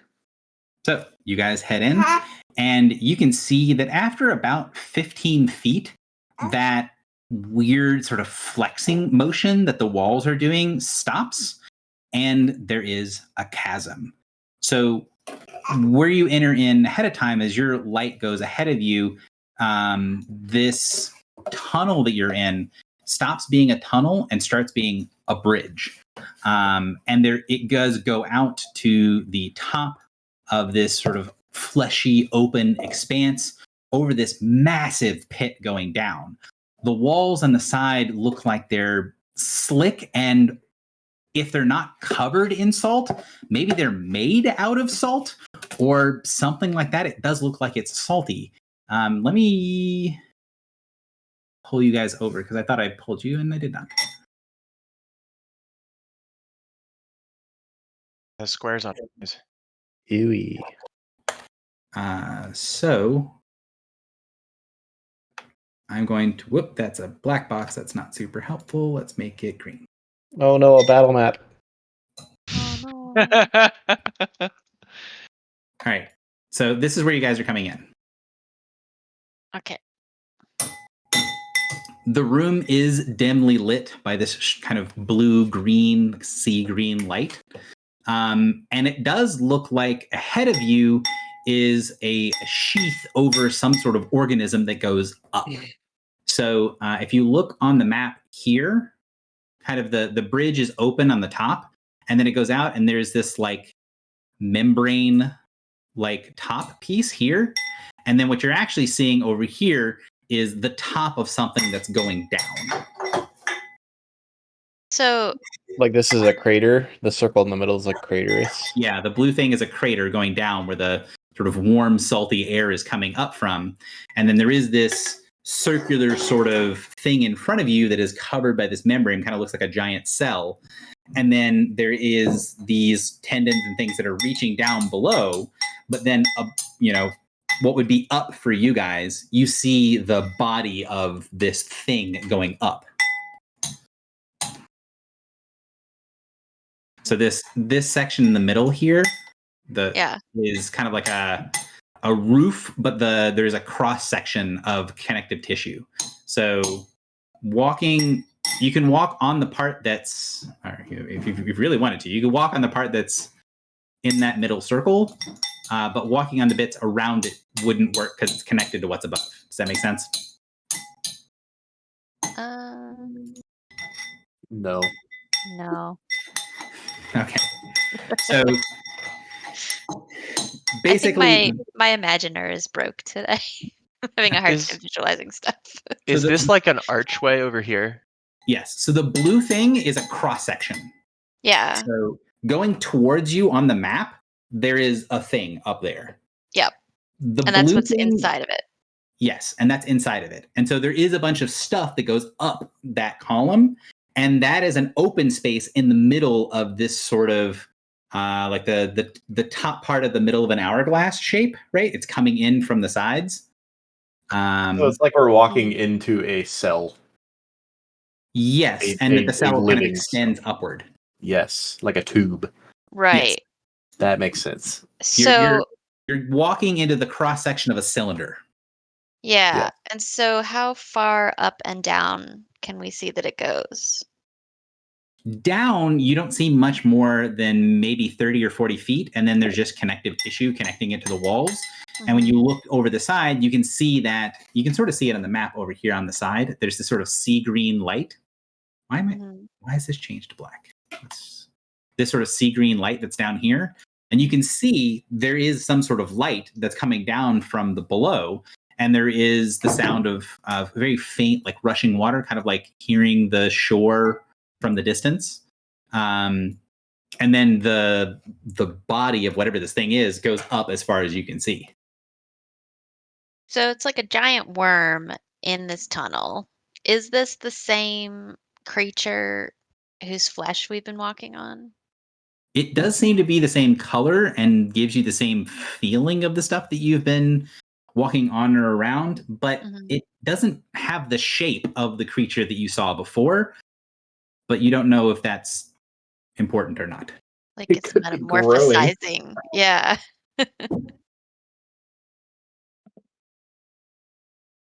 And Baneslayer is glowing, perchance? Is humming with power.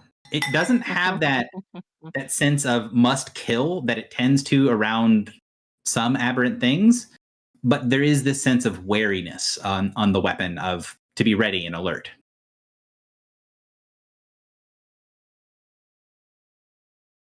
What if we cut all of the connections around and we just fell? Uh-huh. I will That's the say that end you of can mine. tell that the connective tissues, like there's all the ones you can see on the floor you're on right now. When you look up, you see dozens more connected to floors above you. Oh, okay.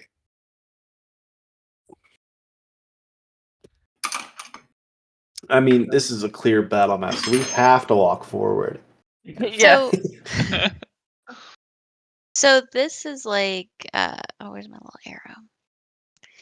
arrow? So this is like becomes like a covered walkway, right? Yes. Wow. The new UI for that looks wild. Yeah. It does. And It for does, some I don't like- reason, it's don't like it. only. It doesn't. Why does it say Is it 7 squares only and then one? 3 squares? Or like match? Why does it say the same thing twice? I don't know. It's very weird. And is it only ones that's doing that, It's or only is it? one that's doing it. Okay. No, I see I everyone's. see everyone's. I see maybe I have, everyone's. doing it. maybe I have a weird setting. Oh, maybe I have a weird setting because I only see some people's stuff. Regardless, that's just unusual. But yes, this piece here is a covered sort of path. And you can see that this goes all the way up. But if you look right here, you Yeah. see this? Yes. So this gets you to the interior. So you could walk down this tunnel, but you wouldn't Right. be able to say walk in here and then turn this way.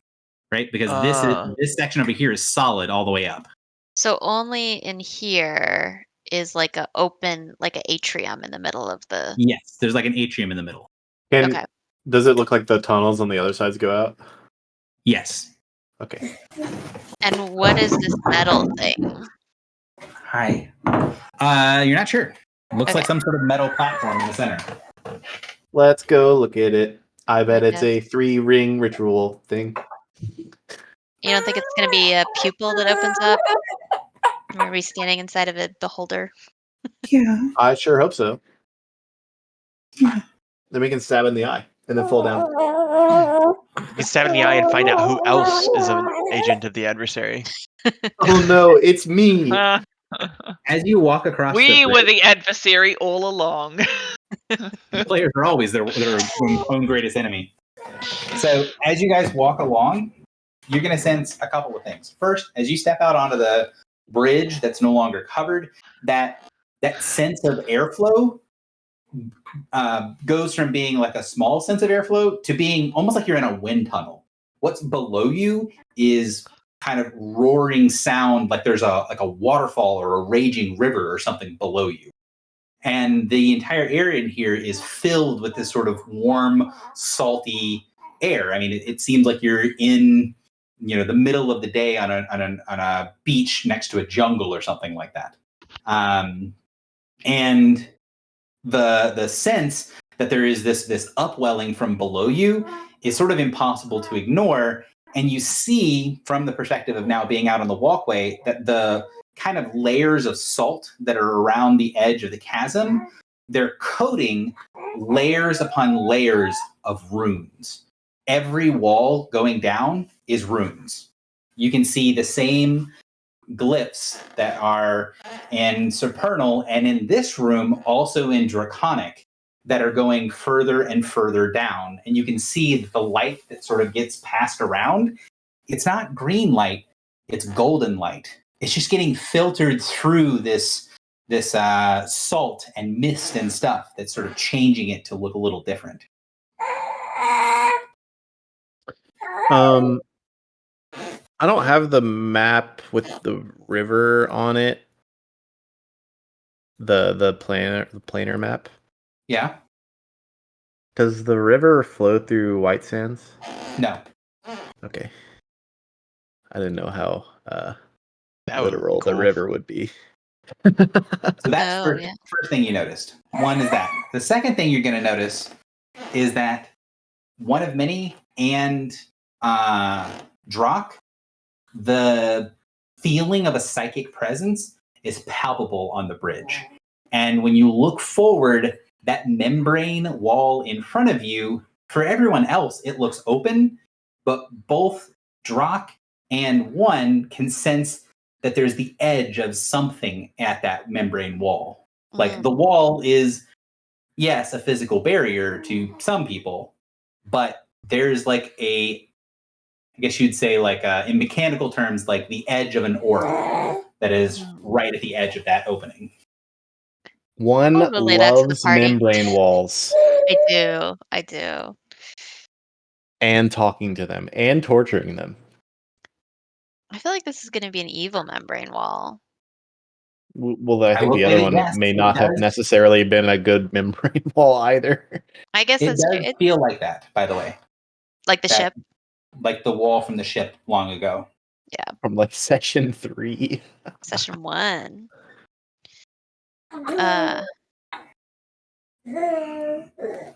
Should I talk to it, you guys? Yes. Of course. Tinted images of death. Oh.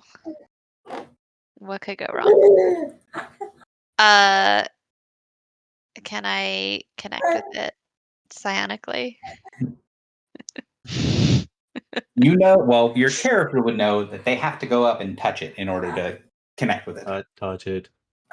Okay. Touch the butt. I'll proceed. All right, move up and touch. Okay. Anyone coming with me? Yes, I will come with you. Yeah. 'Cause I will come. because of the familiarity with the ship, I think it's kind of like interesting. Oh, I'm not on the board. Why am I not on the board? I feel dragged me like out. this is turning into like a religious lay on hands situation where we're all just going to touch it all at once. Yeah. Or we could do like a conga line. Yeah.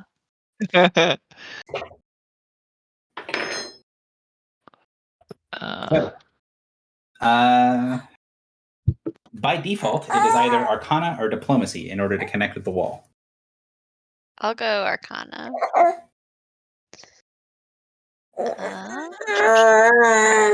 Yeah.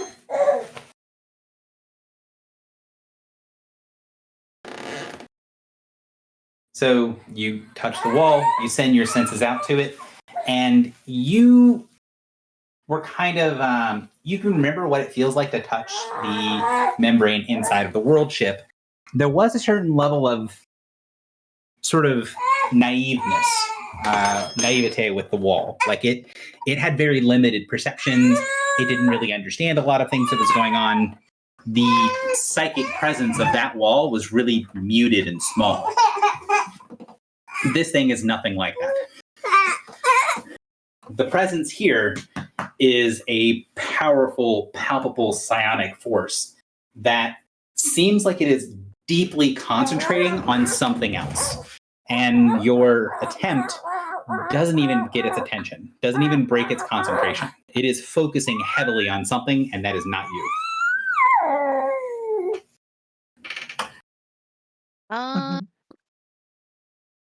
Can I tell what it is? You can, let's see, 25, I think, is moderate. Almost positive. Tiny human, stop it.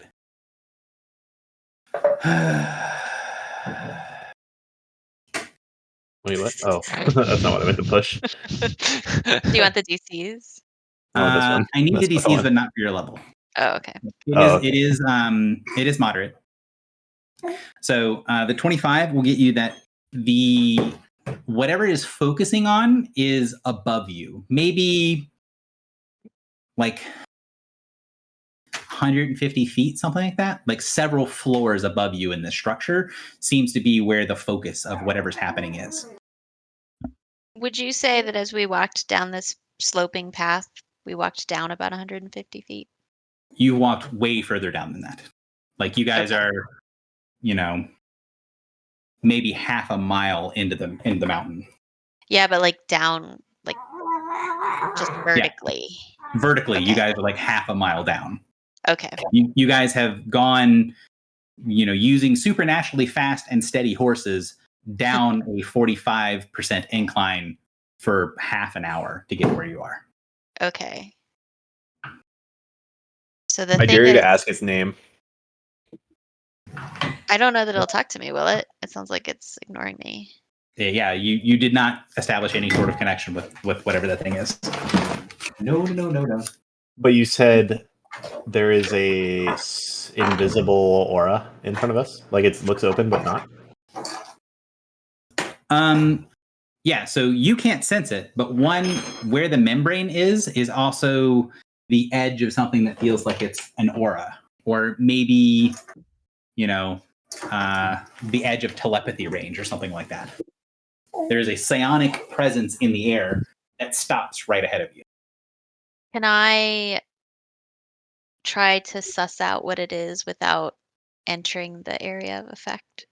Yes. Need you to make me a dungeoneering check, and also I'll be back in just 1 second. Okay. Can you project your consciousness then? I probably could. Does that work? I don't know. I feel like we've done that before. That's probably better than a dungeoneering check. I'll Well, ask I still before make I you roll. do it. Unless it's like very obvious what happens. You explode.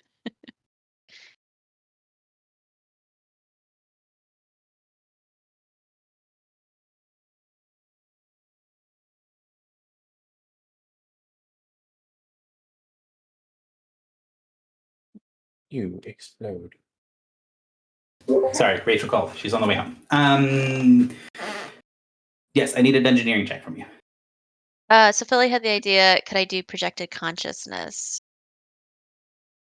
Into the thing? Yeah. I will say that you know enough from, hey, this is the edge of some sort of effect, that if you do that, it's probably going to trigger it. Okay. All right, I'll try dungeoneering. It might not go well.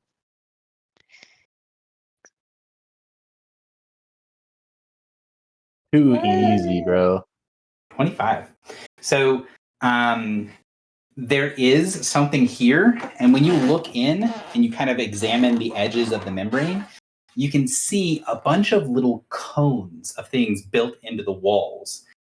And as you're watching, you see them kind of twist and recombine and add together, and you see them reflect off the light. You're pretty certain that this is some sort of physical, ritual, fleshy version of like an alarm spell. You think if you pass through this door or this orifice without having like a passphrase or without being an approved creature or things like that, you're going to set off some sort of alarm. Okay.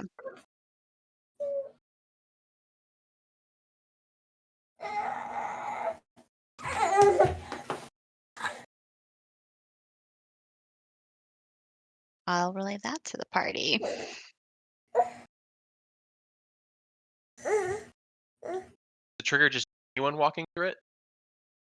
Well, it's so the alarm cell basically triggers off of anyone except people that are supposed to be there. So usually there's Which is all of us. Wrong man. You don't know that. 1 second. One is basically a servant of the adversary. She could probably walk. Maybe. Mm-hmm. They'll lean into it. Foxy is a faithful adherent. Wait, what? All right, back. Sorry. No worries. Josh, you cut out. Foxy is a faithful adherent to the religion of the adversary, right? That's true. She might be allowed. She recanted, didn't she? I think there was a recent one where she I tore her did. back I out. threw my thing away. Mm-hmm. My holy symbol. It's okay, Maybe the I shouldn't adversary have. still I loves don't know. Yeah, the adversary forgives all. So what's the play? Looks like going through this membrane door is likely to trigger some form of alarm. Mm-hmm. I would say it's not 100% obvious here, but you can walk, it would be very difficult to do so. Your horses would not have a problem walking up and around on the fleshy surfaces or across the membranes or walking down the salt-covered walls. But okay, so based on one's knowledge of the door, is it the passing through that would trigger the alarm or being inside of that area? So passing through will trigger an alarm, but she thinks that if you're inside of it, that whatever's in there can perceive you. So both. Rather, like passing through the door gets the attention of something, and then being inside allows that thing to see you. Do you guys think that there is a beholder inside of this metal thing, and this is like a beholder amplifying chamber?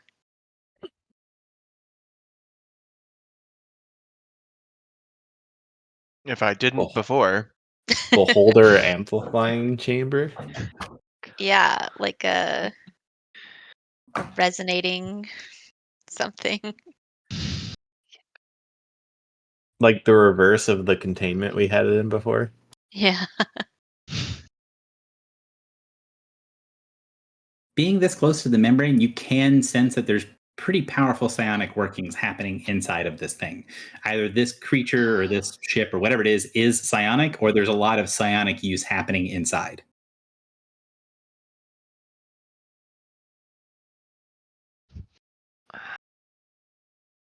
Can I threaten the wall?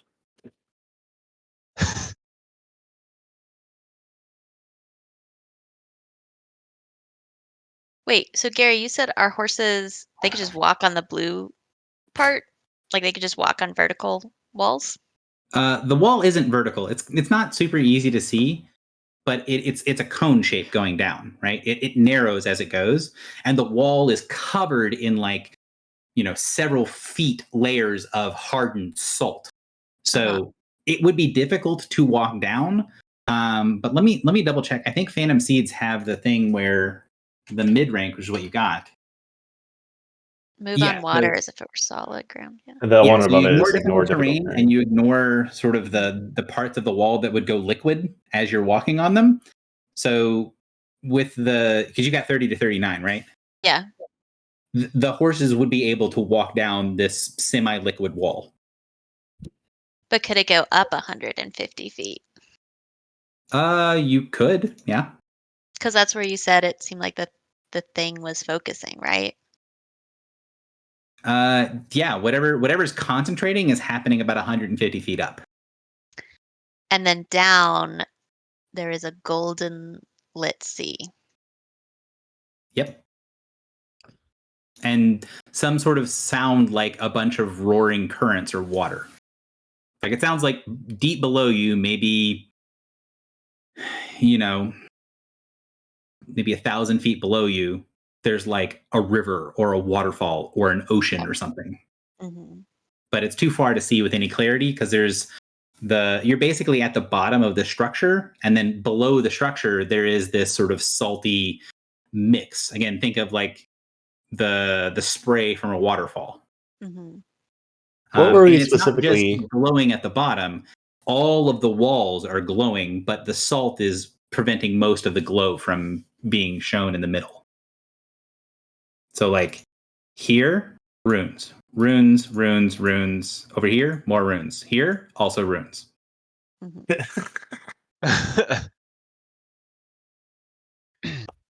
What were we specifically told about the Sphinx? Like to tell the truth? Yeah, like not to try lying to her, I think.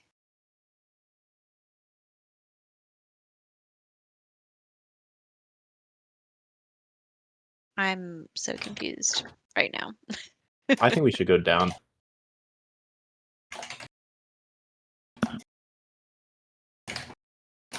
right, so you got 5 options, right? You can go up the wall, you can go down the wall, you can go through the door in front of you, you can go back the way you guys came, or you guys, if you want to do something here at the edge of the presence, kind of what Juan was doing with the wall, you could do something else here. Wait, we could cast Inquisitor's eyes again. We could. So that is typically, I would say, is that that's going to start costing you more money, because if you keep casting the same ritual, like just with the house rules on rituals to make rituals easier, it is going to start costing you like money from your resources to keep casting it. Sure. It's only 125. It's much cheaper, but and it's going to have you guys spend 10 minutes standing here on the bridge. Yeah. Do we can we like look around? Does it seem like this thing has been here for a very long time? Doesn't look like it. Everything you can see around you, like as you guys are standing here talking, trying to figure out what to do, you can see a new layer of salt being added to the walls. This looks like it's pretty recent. So in all likelihood, this is the creature that we saw. It is some sort of like machine creature. The people were inside, tentacle monster creatures. And now it's here concentrating on something 150 feet above us.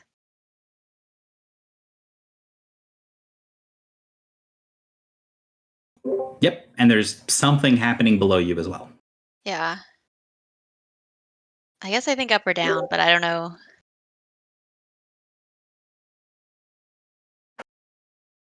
I will say that you can tell from the time you've been passing,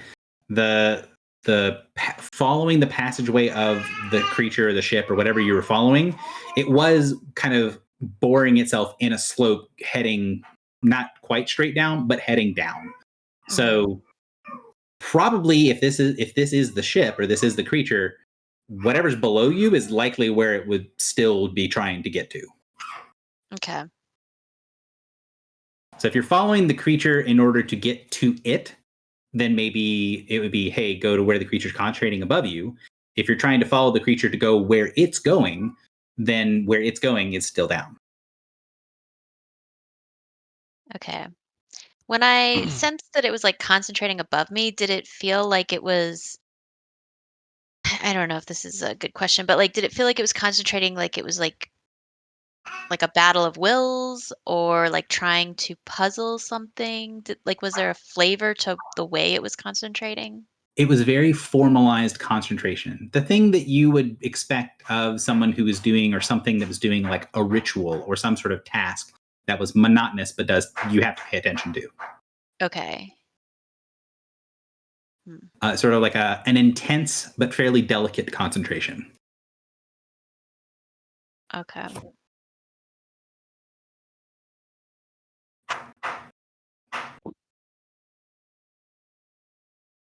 So I haven't heard Drock talk for a little while. What is Drock thinking about all this craziness? Unsure. I think up or down. If it's concentrating up, there's something it's obviously focusing on. But if the creature was going down, that's the ultimate goal. So maybe something up is blocking other things, and we go down and deal with that first before the creature gets to the bottom. Yeah, I'm wondering if like up is it's trying to dismantle some of the wards or something like that. Yeah, so like a main body or something can come down. I don't know. Yeah. I would do either. Griffle, what do you think?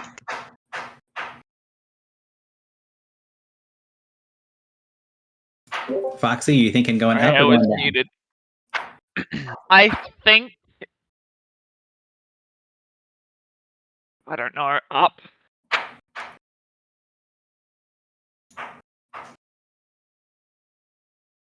What are we trying to like? We're trying to find a sphinx here. Like, We are, let's. but we have no clue where the Sphinx is. Is the Sphinx salty? Is that a thing we know? I mean, I have a feeling that a sphinx is a proud creature and would therefore wish to be high up. You know, In its underground temple. this, yeah.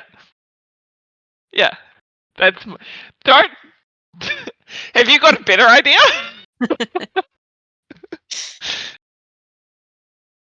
I don't think there's necessarily an indication that it's proud, just that it's a little tricksy Dixie. So Foxy votes for going up. Morin votes for up as well. Yeah, I think so. I mean, it's like 51. Just barely on the upside. Drock, what is your vote? I'm thinking down, but I don't necessarily have a good reason for that, so I'll happily go up. All right, 1. Let's say evens we go up, odds we go down.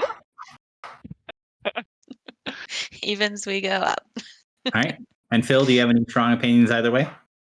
My reasoning for going down is we associate green gold with Primal. the court and primal energy, and there's a very strong green gold motif here.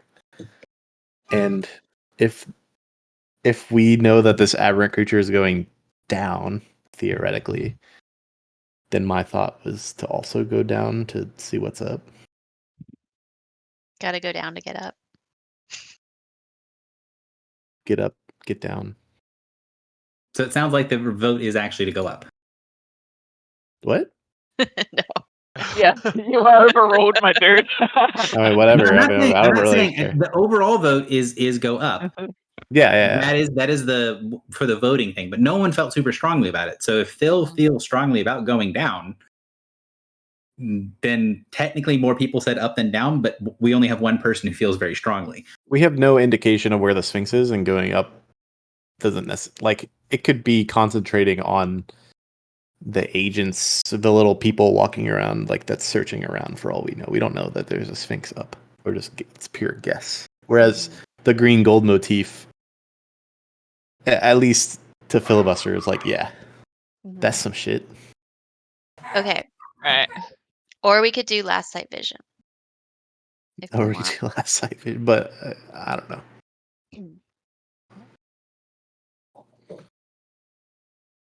Let's go down. All right, let's go down. Okay. Phil, I heard- Phil never gets to do what he wants. Let's go down. True. I'm glad someone said it. So you guys head down, walking down the wall. That feeling of the sort of green. Sorry, gold Gary, one energy- sec. I'm getting massive amounts of feedback all of a sudden from something. It's on That's my the side. garage. My wife's The here, so the garage garage opening. door's open. Okay, I just couldn't hear anything, which means the recording wouldn't hear anything. Yep.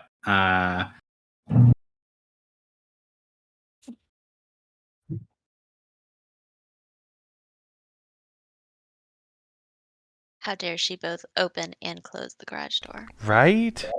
So, as you guys go down, the sort of green part of the motif gets less and less as you go, and the sense of building power gets stronger and stronger. The further you go down into this sort of cone shape, a conical bore, the more you get the sense that you're going to a point. You're going to a thing. You're going to something that's at the end of the cone. And even the people, as you continue to make your way down, once the water can be seen at the bottom and the glowing golden light can be seen shining from all around, even the people that can't sense arcana feel this sensation of vibration through their body, kind of like they're standing next to one of those giant concert speakers and you can feel the sound going through your body. And for anyone that sort of takes a second and tries to open their arcane senses, the feedback is instantaneous and painful. You do not want to open up your senses down here. As you continue down, you can see that directly below the sort of tip of the thing above you, the tip of the creature that's pointing down, you can see there are these bits of bone and fangs and other sorts of protrusions on the bottom that kind of look like a mixture between a set of claws and a mouth, with other pieces that look like they might be able to open up the whole bottom section like one giant beak. In the center of this, you see... Oh, I didn't actually move you guys. I'm really glad you guys got the ones that can walk on water. What's the Maelstrom? Oh. I play World of Warcraft. Is that the Astral Sea? So you can see that there is this spiraling whirlpool, and there's a path that's been put down in the whirlpool, and this sort of salty spray is flowing up on either side, and you see the pathway that spirals down in the middle that has all these bits and pieces and chunks of stone look like they're pieces from other places in the palace. These look like, you can see several of them that look like pieces of the upstairs that were destroyed and brought down below. And down here, everything is covered in that graffiti, in the deep speech that you saw high above. And it all goes towards a central point. You said this is also covered in deep speech? The walk path and the stones on the walk path are covered in deep speech, and you get the sensation that something is needed to force them to stay here to not get blown away by the waters. Oh, can we disrupt And that? Is it downward movement or upward movement? Like, is it going down the It's like whirlpool? you're inside of a tornado of water. So the water is being pushed up and spiraling away and is falling back down. So the updraft, the sort of hot updraft you guys felt earlier, it's coming from here. And in the center of that whirlpool, there is just this little spot of darkness that seems to be the focal point of all of the energy in the area.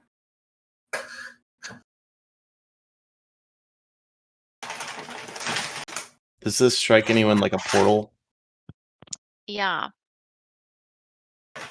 Is the helm able to detect planes? I can't remember. It detects if you're on a different plane.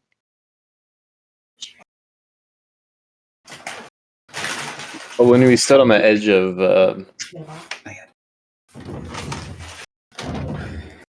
I forget of When we It's the were room in that the, Oh. Ragnar's in. Yes, it is. Just in water. Actually, now that you've brought that up, it does really look like that. Yeah. I'm gonna say it again. The Triptychos room with the door, the Yeah. the helmet could sense without Where it going was- through the door Yeah. where it was going.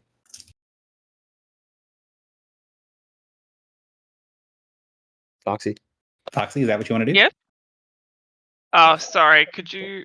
Can the helm tell if there's a portal here, and if so, where it's going? Oh, I think I can. There's like I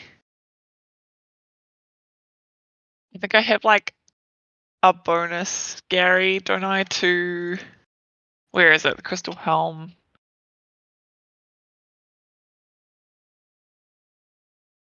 It's really hard to read. Sorry. It's okay.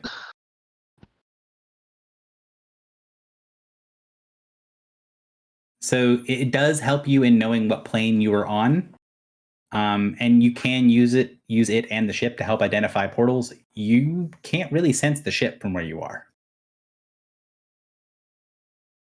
You can use Dungeoneering in place of another skill when attempting to find your way. You gain an item bonus to checks. Oh, sorry, no, that's the wrong thing. There's a power I can use, isn't there?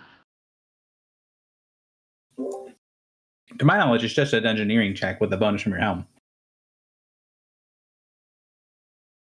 I can add a known plane.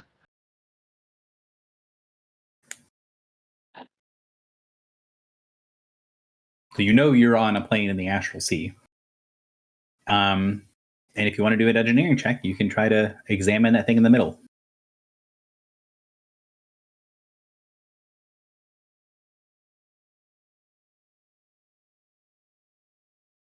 Yes, I will do that, but I'm so sure.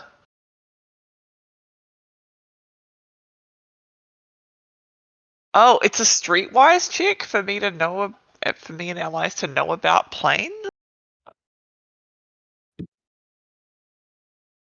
Yeah, to any knowledge about known planes. So when you attune the helm to a plane, anyone can get a bonus to Streetwise check for like gathering rumors or knowing stuff about like knowing important locations, things like that on a plane. That's not the same thing as like Okay. recognizing a portal or something like that. Okay. Yep. Yeah, that's why I was confused. I thought I had something that was more. Okay. Yeah, in that case I will make a Dungeoneering check to where are we putting our tokens on here? Kind of wherever you want, because you can walk on the water. Alright, here we go. I would say not specifically there. Not in the very center. I know, Go- but you said anywhere I wanted. I had to That's test it. I'll go where I Sorry, went it's a for 28. Regulus. So you send the helm's senses out, you try to look at what's here, and you get for a brief second that there's something there.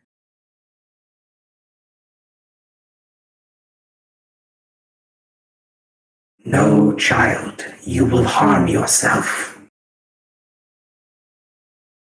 And then What? something from the helm sort of kicks you back.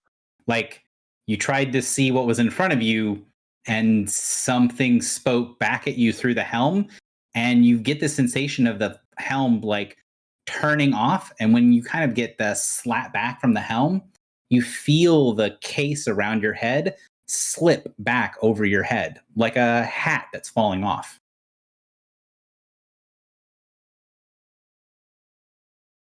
Did we recognize it, or did Griffle recognize that voice? No. So Foxy, the helm falls off basically. Okay. Was it the helm's voice that spoke to me just now? No. Something spoke to you through the helm, but it wasn't the helm talking. And the helm just fell off. Normally it sort of magically seals around the top of your head, and it just like the seal just fell away. It didn't like get thrown off your head, but you're used to when you move that the helm is just sort of a part of you, like it's attached, like a like a climbing helmet that you would like strap on and cinch onto your head. And now it's just sort of resting on top of your head. I ask the potion. I ask the I ask the helmet. Are you okay? I am fine. What? Who are you? Oh no. Oh no, Gary.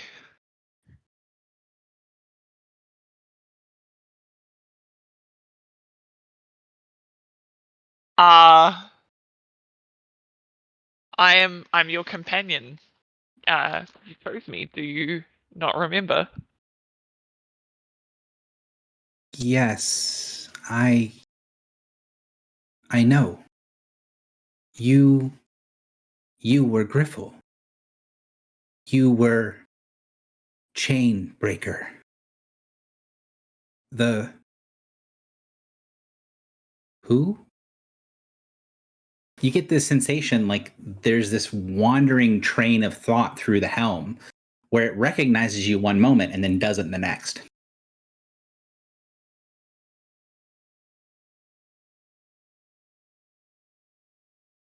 And it was not the helm, that something spoke to me through the helm. Yes. I want to ask, is there someone else there with you? Or something else there? There is only me. Only Us. Only the ones that are, the ones that shall ever be, only. there's something wrong.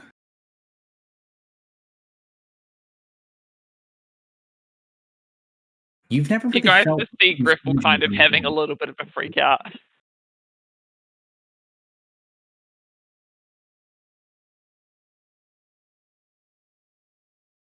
What can I do to help you?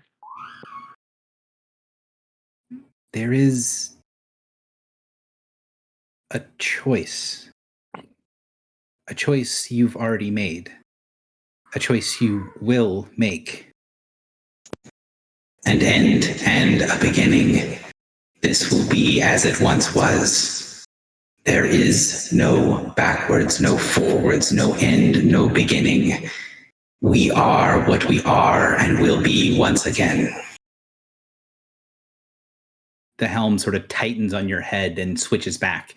And you get this strange sort of undulating feeling as the helm is almost feels like it's having a seizure.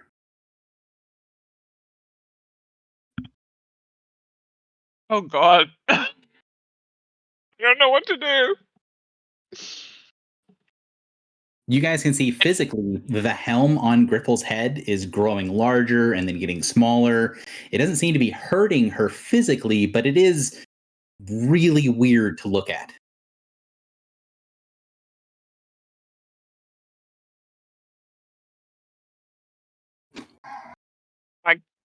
Can I take it off or no? You can.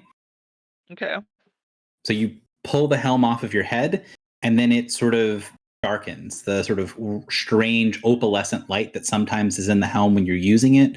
If you look at the picture for the helm, it has this sort of kind of like a mother of pearl look to it. That dies away, and it just looks like glass in your hands. It doesn't have the same sort of mirrored reflections like crystals. It's not reflecting the light around it well. It just looks like a piece of glass. I put it back on again because everybody knows when your technology is wigging out, you turn it off and on again. Okay. So you put it back on, you feel the helm sort of cinch back down, and then the helm comes through and it sounds much more sure and normal. There is a gateway in front of us. It is very complex.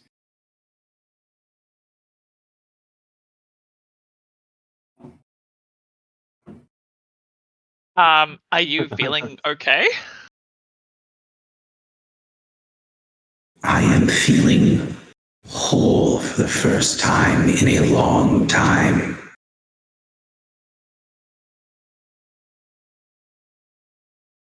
I think That's something about the gateway has changed my senses of things. I'm having a difficulty understanding when is now. Oh no. Oh god. It's Pulls another out timey-wimey thing. The golden light. Oh, damn. The terrible golden light. Ah. I'm a little bit inclined to just like dip through. So, Gary, I know it's not on the map, but would there be like a golden light coming from the hole? No, there's nothing coming from the hole. It's just dark. Oh. The walls all around you, especially up above, are glowing with golden light.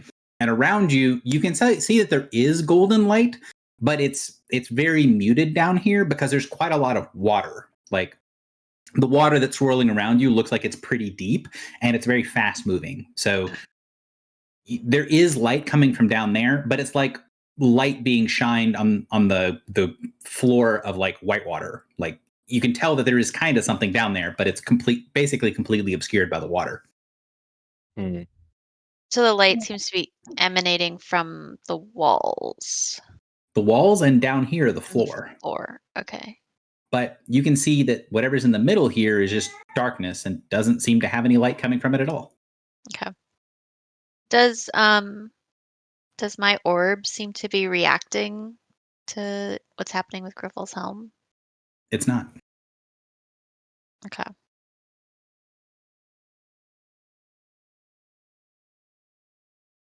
I love going into random portals.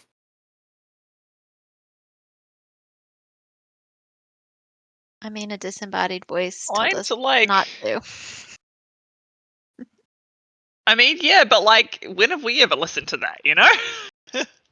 Actually, fairly often. To be clear, like with the helm kind of replaced on your head where it stopped having its seizure, the helm understands that it tried to open its senses to look what was in the middle, and then the voice came through and said, "Don't. You'll hurt yourself." No, don't. Basically Just said, don't. "Don't look."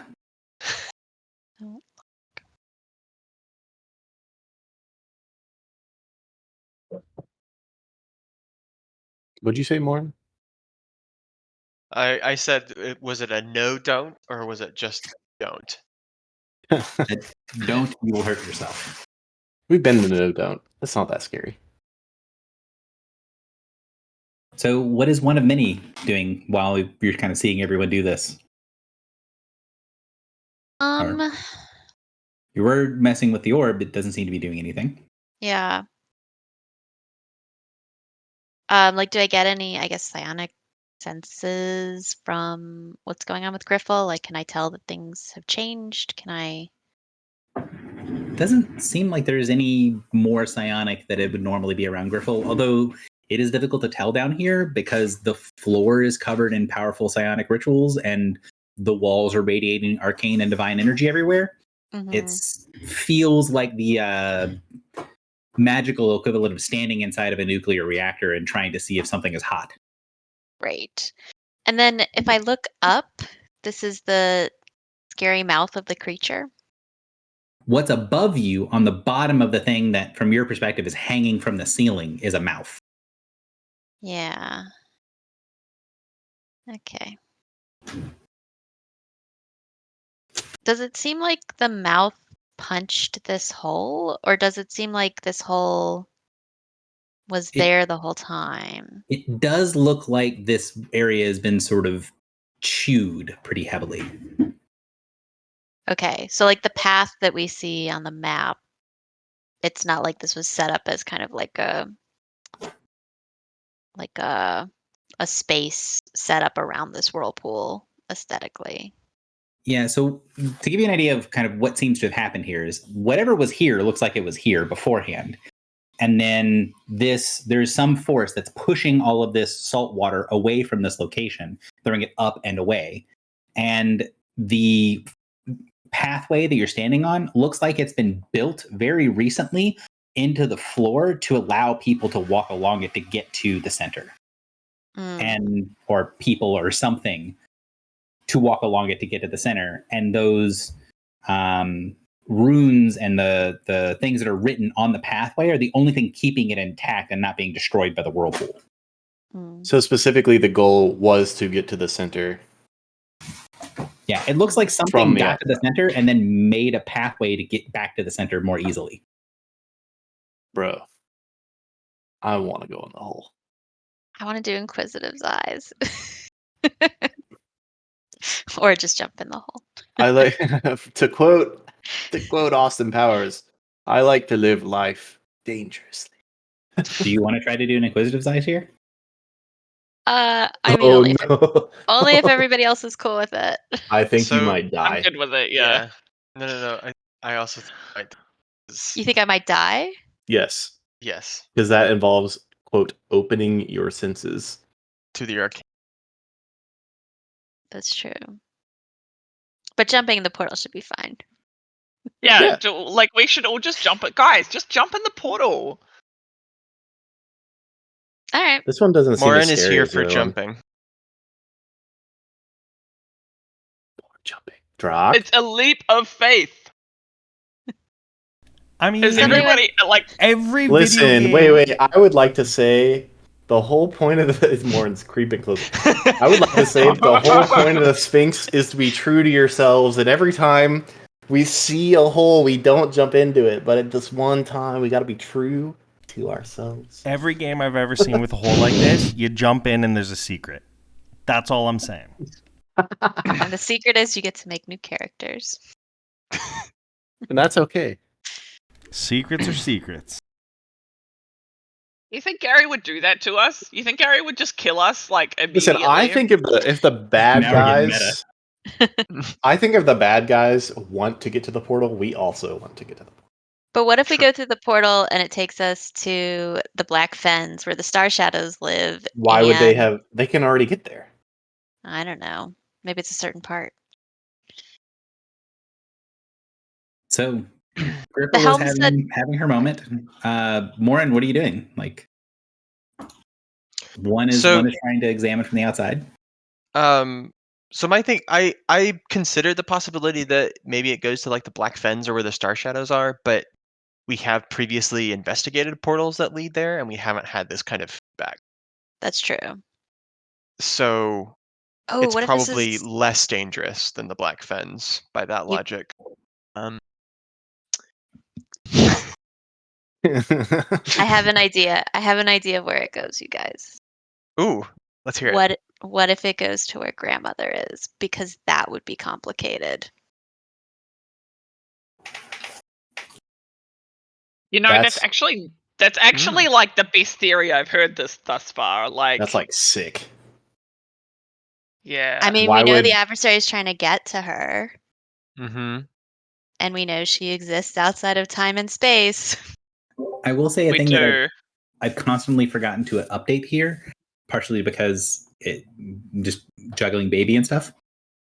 Filibuster, Baneslayer down here doesn't act like it wants to murder something. Like that sense of alertness from Baneslayer is gone. There's a sense of calm emanating from the weapon. Oh, that never happens. Pretty much never, yeah. Maybe this is a portal to heaven. Let's jump in the portal. I'm sold. Yes. Whoa, Abandon no. the Sphinx. Ride the horses into the portal. Keep horse. Well, we're not gonna walk. She said jump in. I'm just clarifying here. Jump the horse in. Horses I can jump. literally ride my spear like a witch's broom. So Horse girl. So is that Morin volunteering to go first? Yep. Sure. I mean, we're all on horses. So you get to the edge. My horse is riding my spear. You get to the edge, Boo. and you get this sensation of weightlessness, of being kind of pulled, like the world is orienting different. Like basically, as you go forward, you get pulled forward off of your horse, and it's like you're staring straight down. Like the floor is oriented 90 degrees perpendicular to the floor, to like the whirlpool. And you Okay. see in the middle, where from the outside it just looks like this blackness.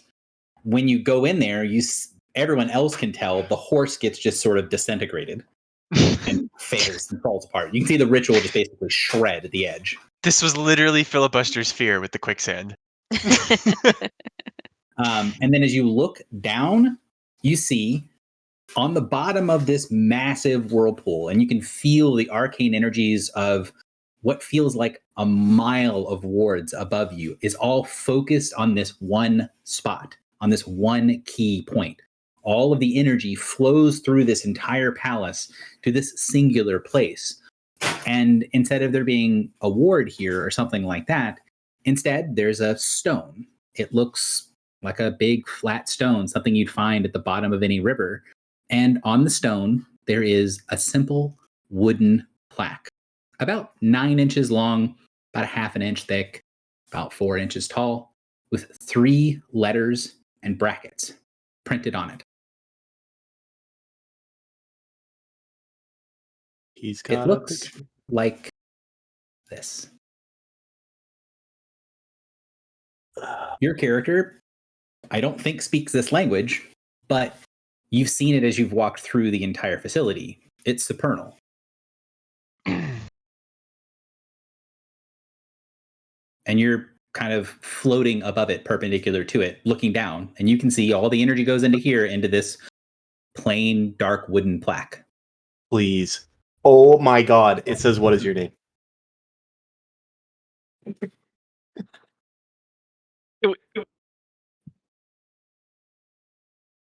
Doesn't one speak supernal? She I does. do. Could you say your name? Can you say your name in Supernal? Is that what Or it just- says? Well, we don't Or know am I that's just- what it says, but I assume that since I can communicate telepathically, Yeah, my bolt one would says, one see would it? be able to read this. or I could just go. You just go look. Yeah, you go, you're floating in the air. You know to get off of your horse before you go there so it doesn't get disintegrated. And you float up and you can see down. The symbols here aren't like normal supernal. It looks, well, there are pieces of it that look like normal supernal. The first symbol looks like it's a piece that's in a bunch of other pieces. It's a part of a symbol in supernal, but it's not a whole thing. It's something that gets combined with other pieces. The second can be a standalone symbol, but is also another thing that gets combined with other pieces.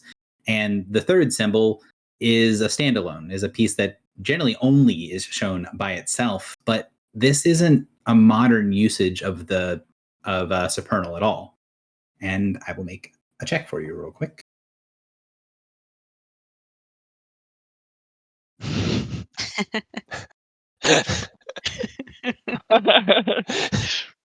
So, the brackets on the top left and the bottom right signify either a question or a command, something that demands a response. Then let's see. This is going to be a lot of text, so I'm going to put it in 2 places. Okay. So I'll put it in prosperity chat. And actually, it would make a lot of sense if I made a handout for this really quick. Oh my.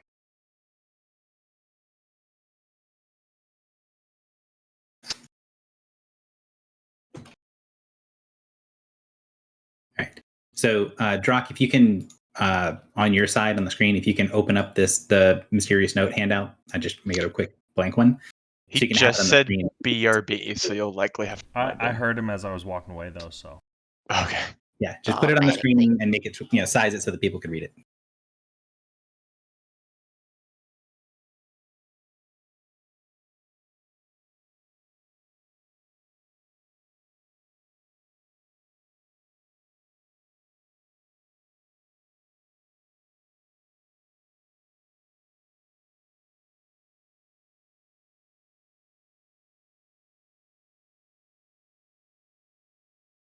All right, so the second one's going to mean to speak.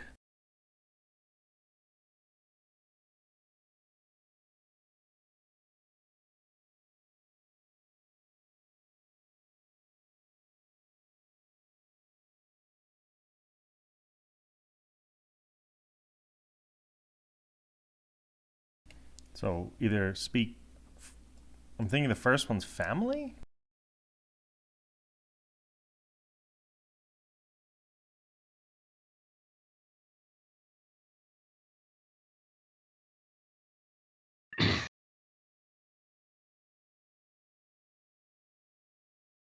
Gary's asking me to fucking be Indiana Jones or something. I know. Hey, you guys went to go visit a sphinx. It is not going to be a straight path.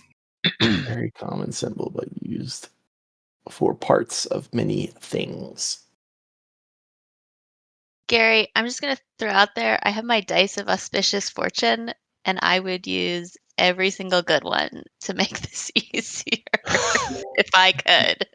Do you have do you have them set aside someplace? Have you rolled them for the day? I haven't rolled them for the day. I've also not rolled mine. I also have them. Please Here. do so. Here are mine. I would use the 18 on this. It is for attack rolls, for the record. I don't think it does for skill checks. Oh, really? I mean, I might be wrong, but I mean, your you're macro right. says it is. I'm almost positive it's always attack rolls. Oh, that's funny because it's in 5th edition. Lucky is anything, huh?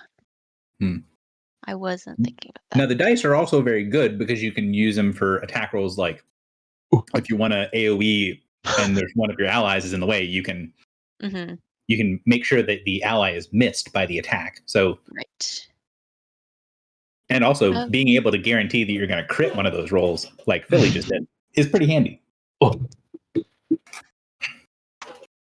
my god! You know what I have? What? I literally said this last time we played. This one.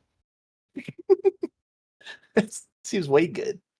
Oh. This feels like an opportune time. It does.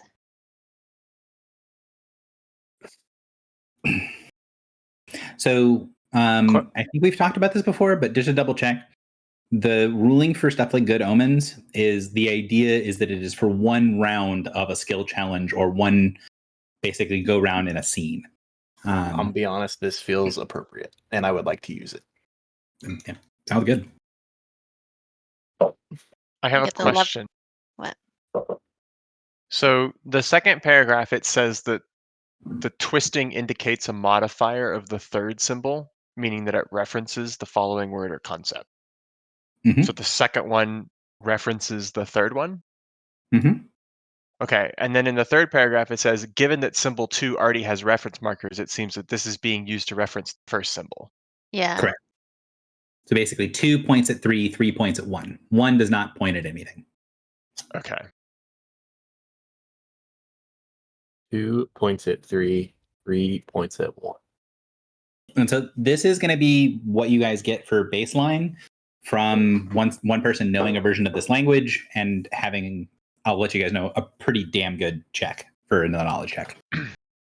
So I feel like this is asking us, what do we want?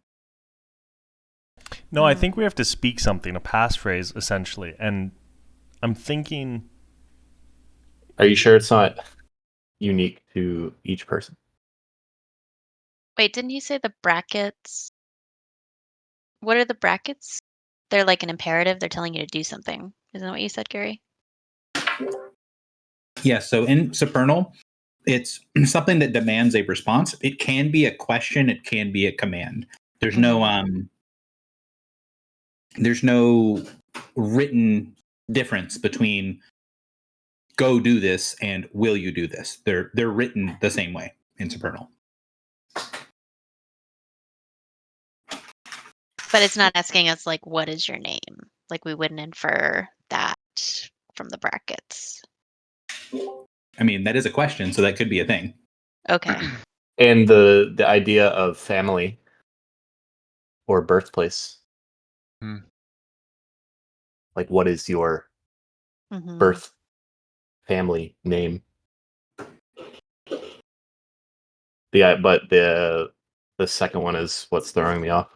the second paragraph. So do we think that the thing that the monster is concentrating on is trying to like crack this code? Maybe.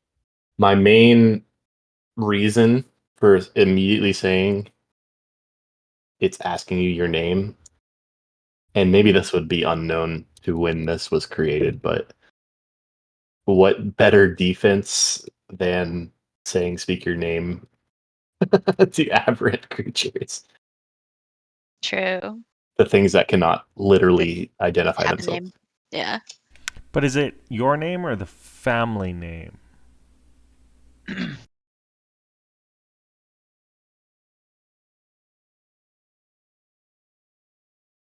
Okay.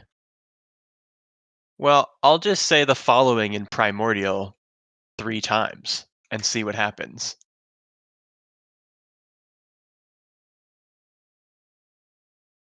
Why 3? Because you have to ask an aberrant creature 3 times. This is the DM asking. That is your original name, right? Yep.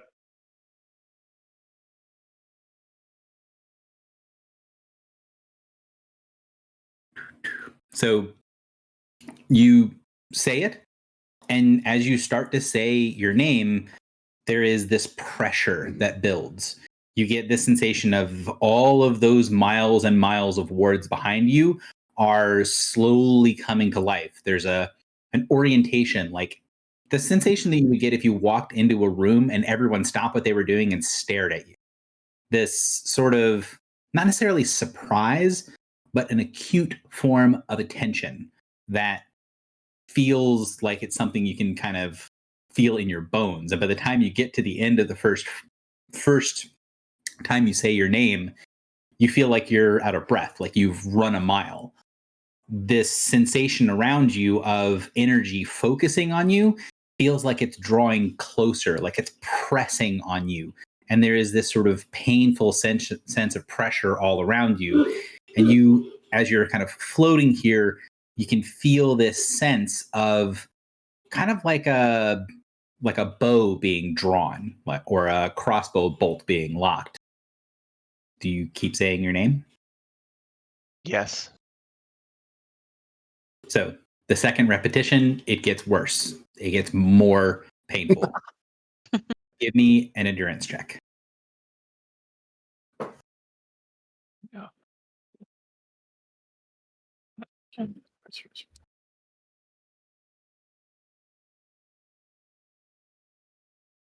Oh, +5.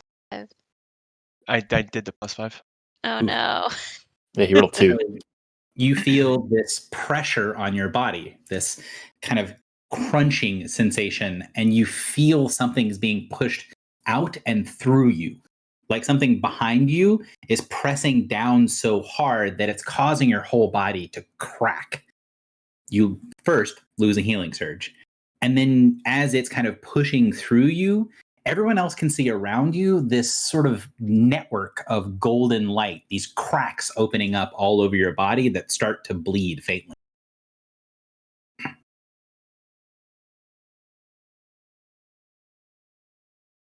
Keep going. Yep. So the repetition happens, and you, at the third repetition, at the end of your name, this sense of presence and power and attention heightens to the point where you feel you're kind of slipping on the edge of consciousness, and you hear something right before you pass out. Speak true. Are you here to kill me, shadow of mine enemy? Banger. Mm.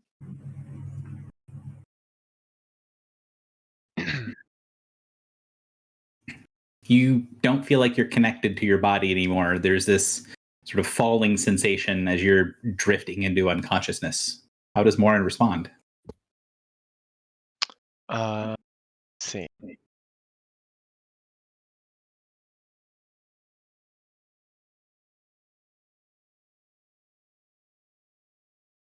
Yeah, I would say no. I have not come here to kill you.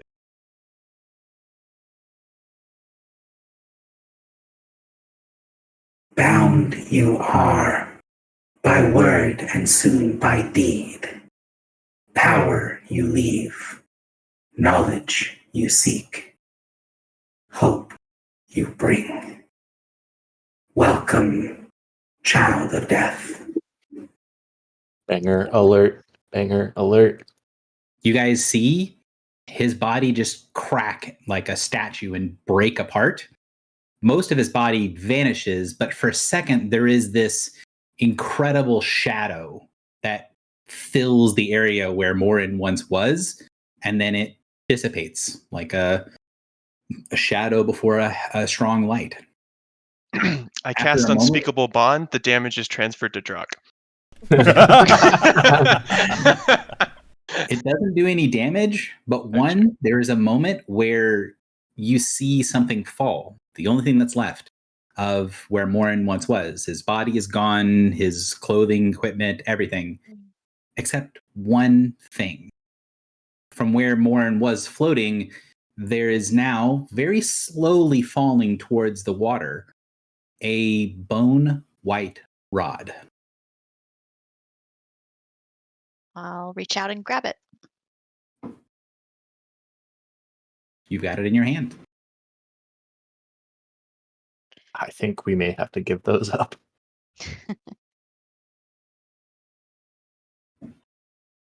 I mean, as far as we're aware, they've outrun their purpose, right? Like we've had no further visions from them. All of the visions that we have had have come to pass in some form or another. True.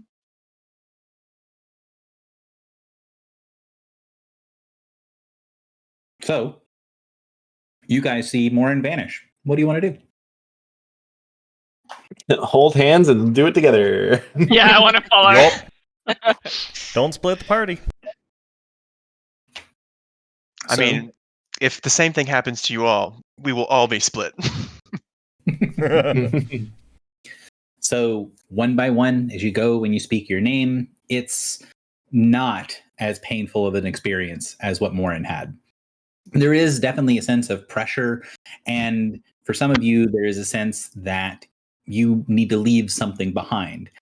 And while none of you get asked a question as Morin did, that's not true, actually. Almost none of you get asked a question like Morin did. That sensation of needing to leave something behind happens, and after the second person goes, they also see that the rod does not go with them. What would you guys do, or whoever is last through, seeing that the rods aren't going with you? Collect them, put them in a pile somewhere safe. So who's, well, I guess let's do the order. So who's next? Morin was first. Who's next? I'm right here, so sure. So you do the thing. And the voice doesn't say the same thing to you, but instead says, There are no shortcuts to enlightenment, child. No ways to bring outsiders in. You must leave your token where it lay.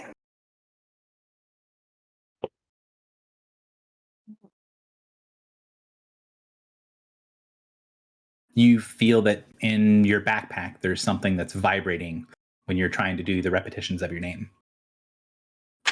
What is it? It's an emerald. An Oh, emerald. What is that from? that's from what's his name? The Goblin King. It's Merc's Oh. emerald. Merc's Emerald. Forgot about that. Was that a capital O Outsiders? Or a Dunno. lowercase o Outsiders? You can tell that the voice, the presence here wants you to leave that behind. I Mhm. think that seems okay. Yeah. Isn't that our only way to like contact? Yeah. Merc, from what I the reason the Sphinx does not want that in there is because if we did, the whole point of the emerald is to get Merc to kill something. Right. But we also haven't done the thing he wants anyways, so. So it's asking you to leave it behind. The question is, do you? Yeah, I would do that. Can we, I guess, I'll take my little backpack and make a little pile of our contraband and stick it next to a rock, I guess. Okay. That won't be there later. God help us. All right. One passes through. Who's next? Does she also leave the rod? Yeah. Yes. Who's next? Drock? Griffle? Phil? Sure, I'll go next. I'll put my rod in a pile with everything else and do the thing. You pass through. Phil and Griffle, Griffle, last two. I'll go. So Bang. when you say your name, both you and Griffle can hear an echo. When you say your name, there's a pause when you finish saying your name where you think there's something else being said. And then you go to say your name again and it happens again. And there's this sort of resistance. Like even if you wanted to try to talk faster, like when you talk, there is something that kind of catches in your throat. And then there's a space for you to speak again.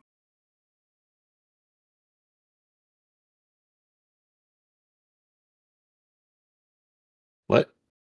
So like you say your name, Yeah. then you get the feeling that you're like forced to pause, and then there's a strange echo around the chamber, and then you can say your name again. Do you just kind of ignore that and do the 3 repetitions, or do you want to do something else? What name are you assuming I'm saying? I assume you're saying your actual name. Which is Filibuster. Mm-hmm.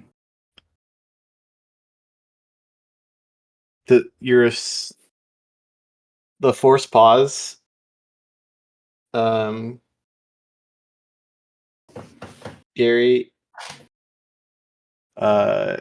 Is it?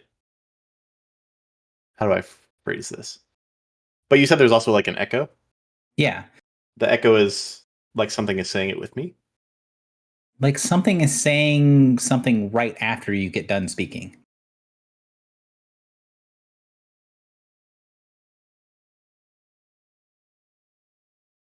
Kind of like a dialogue. Like you say something and then there's a response. And then you say your name again and then there's a pause again and another response. Can I hear the response? No, it's just sort of strange feeling of sound and pressure and echo. It's like it's lost in the roaring current and whirlpool that you're standing or that you're floating just above.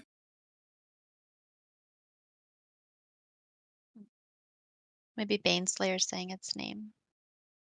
May I say Baneslayer in place of my name? You can try. Oh, I don't like that.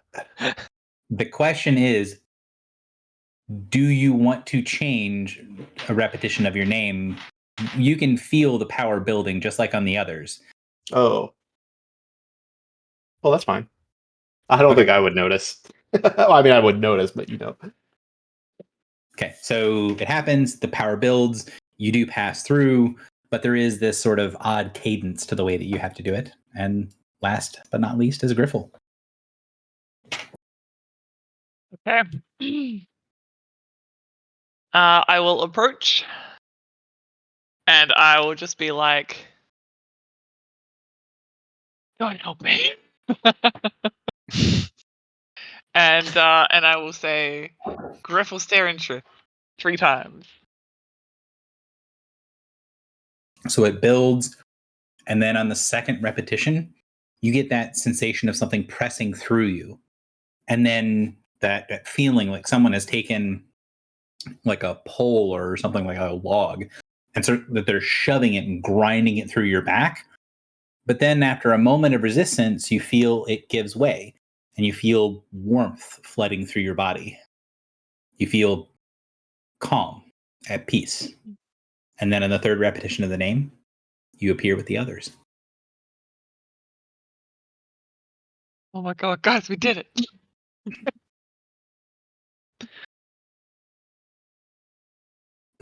Ba-ba-da-ba, It only took us 2 hours to decide.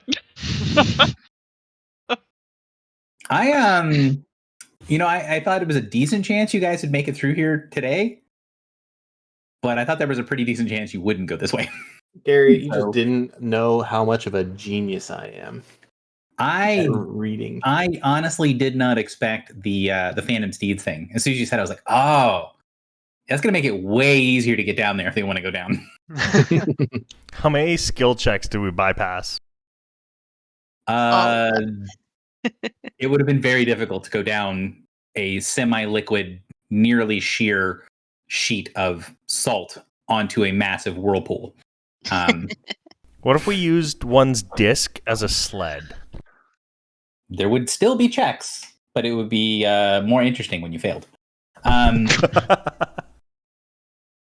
So I tried. Okay, so for this next section, I tried really, really, really hard to find artwork that I liked for this that actually shows what's going on. I basically came up with nothing. Well, Gary, before we jump, do we want to take a 5-minute break? Yes, I was gonna say I want to take a break to finish eating, and then the next section is gonna be some puzzly nonsense, probably. So Oh yeah. let's take a break for slightly longer. Let's do like 13 minutes. So let's get back at 10 after. Okay. Okay. Sounds good. Rock, let me know when we're restarted. Good to go. So, like I said before the break, I tried to find artwork I liked here, but everything that I could find had so many parts of me explaining that it's like this, but not, that I thought it would be more confusing rather than less. So I'm going to describe where we're going, and I'm going to take us back to the initial front page, and then like the outside of the Sphinx's lair, and then I'm going to put us on the page that has the explanation of one of the pieces as we get to those pieces.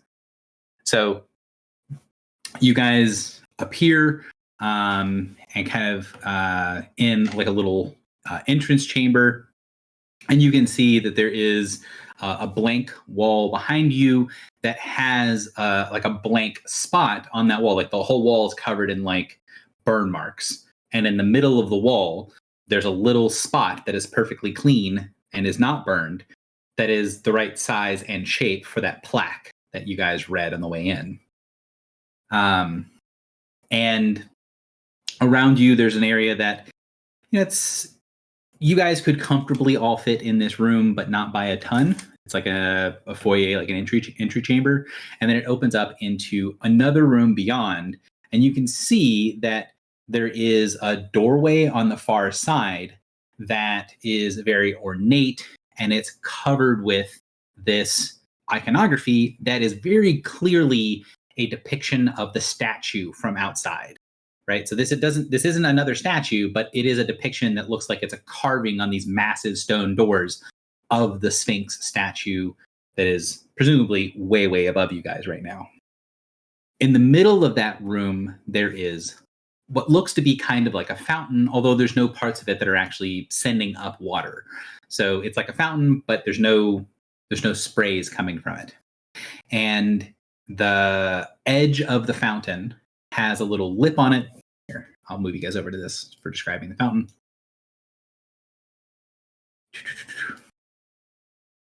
So the black ring on here, so this is in the middle of a room. The edge of the fountain has a raised spot that's about the height that you'd be able to normally like sit on in a city fountain. And in the middle of it, there is a basin of water that looks quite deep. And you kind of, if you go to the edge and look down, looks like it's maybe 6 or 7 feet deep. It's very clear water.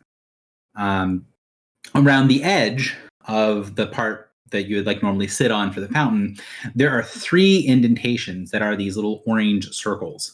Those 3 indentations, 2 of them have these big clay pots or like urns on them. One of them is relatively small. The one in the top center is actually, this one here is small. This one here is pretty big. It's maybe almost twice as big as the other one. And then on the far side, you see a spot where there should be a third one. And you can see that the base plate of the urn that would be sitting there is still there, but the pieces of the urn are shattered and laying all around the base of the fountain. Some of them are inside of the fountain at the bottom of the water. Some of them are spread throughout the room. And then on the walls around you, there are dozens more of these urns and pots that you can see spread around the room, kind of lining the walls. In the center of the fountain, there is a statue. So the green circle on here, this is an aerial view, like top down.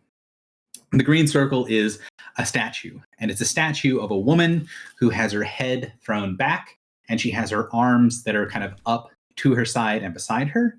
And on top of her head, and then in each of her outstretched arms, is a stone receptacle, like a stone basin that has a little sigil on it, and looks like it's got like a groove in it for holding water. And then wrapped around her body are these snaking glass tubes, clearly coming from the basins that she's holding in her hands and one on her head, and they wrap around her body. Oh, I think right now is that it is upper 4. Okay. The things wrap around her body, and then right about where her like thighs or waist is, the glass tubes open up in 3 different places, and you see below where the kind of exit of those little glass tubes are, there are 3 copper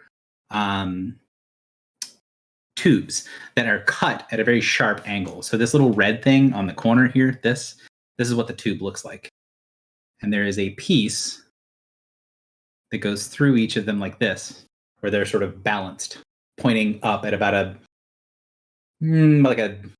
60-degree angle. And so you see there are these 3 basins, and then these 3 copper tubes, and then there's water and pots all around. So that's the basic description, and I'm sorry I don't have better visuals, but ask questions. Go.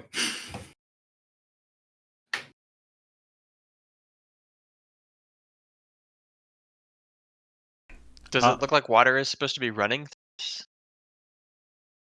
You're not sure. It looks like what you would expect to find in a city fountain, but you don't see any places where the water would like come out of. Doesn't seem to be any like machinery or things like that. So just to reiterate, in each of the threes, there is one that is sort of off. That's like just the me 3. being bad at drawing boxes. No. You said there's 3 slots for pots, but one of the pots is missing. There's 3 copper tubes, but one is not correct. No. Like All 3 of the copper tubes, all 3 of the glass tubes, all 3 of the stone basins that are being held aloft, they all look basically the same. The only thing that looks to be broken is that one pot.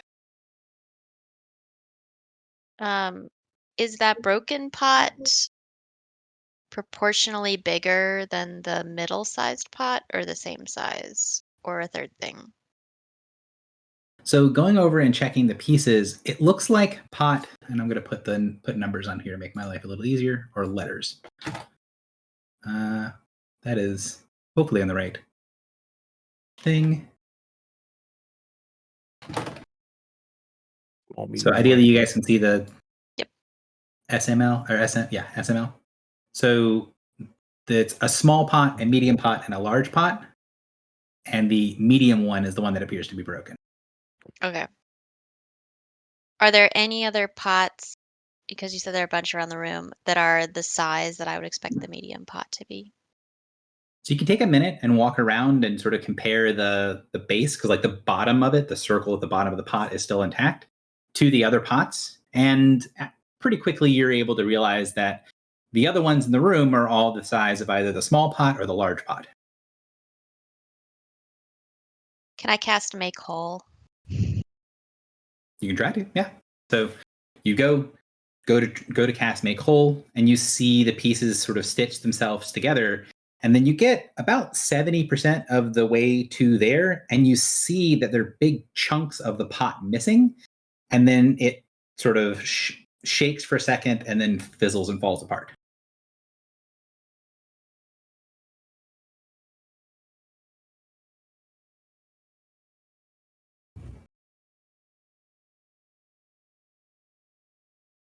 What if we do the opposite?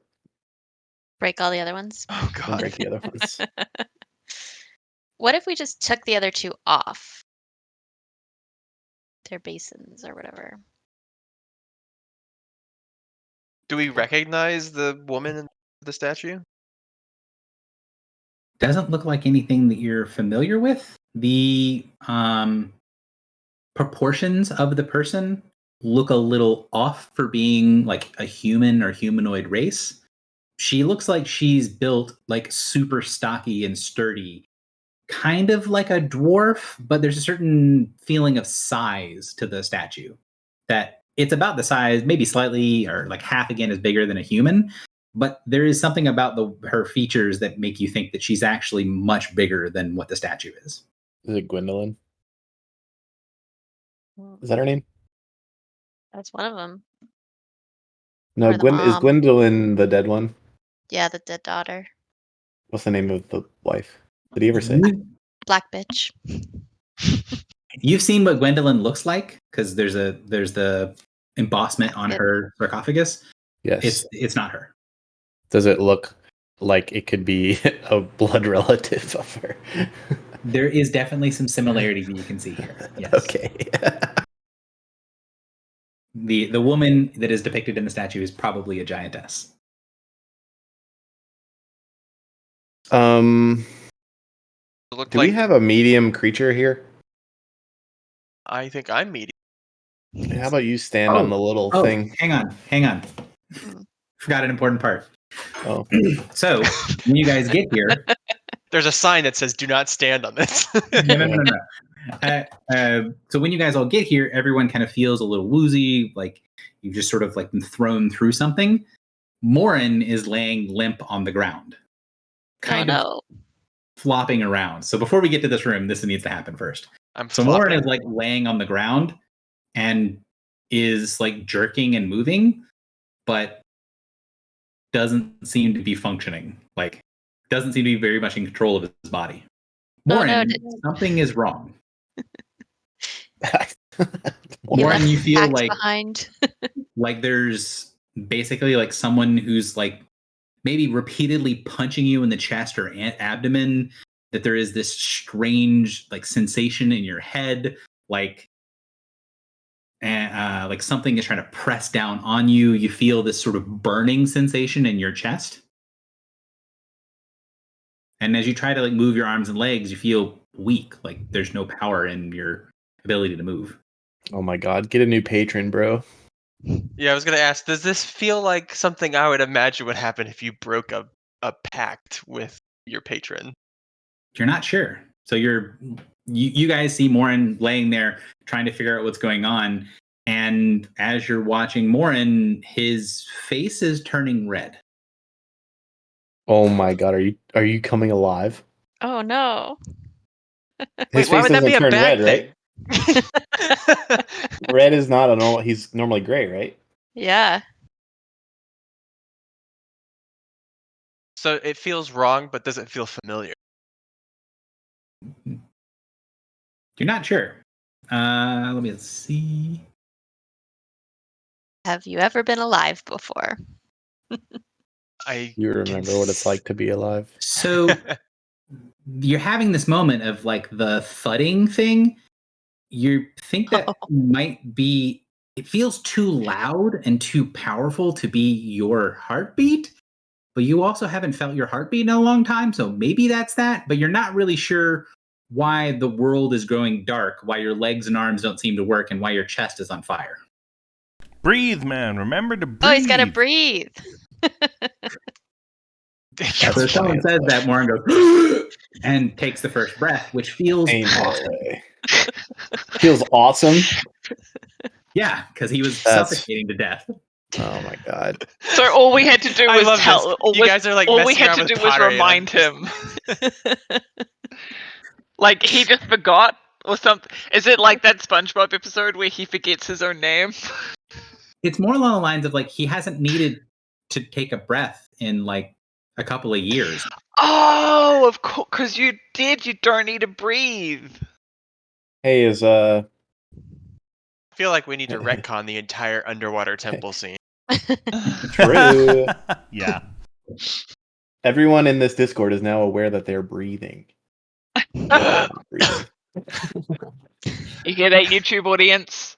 Can you feel your Feel it. tongue on the roof of your mouth? Oh, that's been there.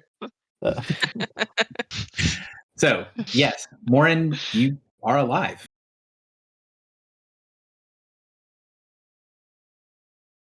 is someone else dead? So I guess now my elemental lines are emitting like a very, very red glow. Mm-hmm. Are you a fire genasi? He was. Well, He is at the moment. So that happens, and then you guys go in and see the room with the fountain in it. Sorry. so Wait, am I? Does this mean that I currently have what is essentially effect of Lost Soul? Maybe. You're not sure Can I- what is keeping you alive, what has made you alive. But if you tinker around and you sort of reach for your warlock powers, they don't seem to respond very well. Come.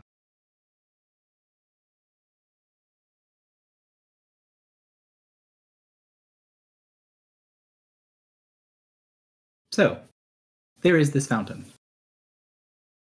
I will let you guys know, DM to players, you're in a Sphinx's palace. There's going to be some puzzles, folks.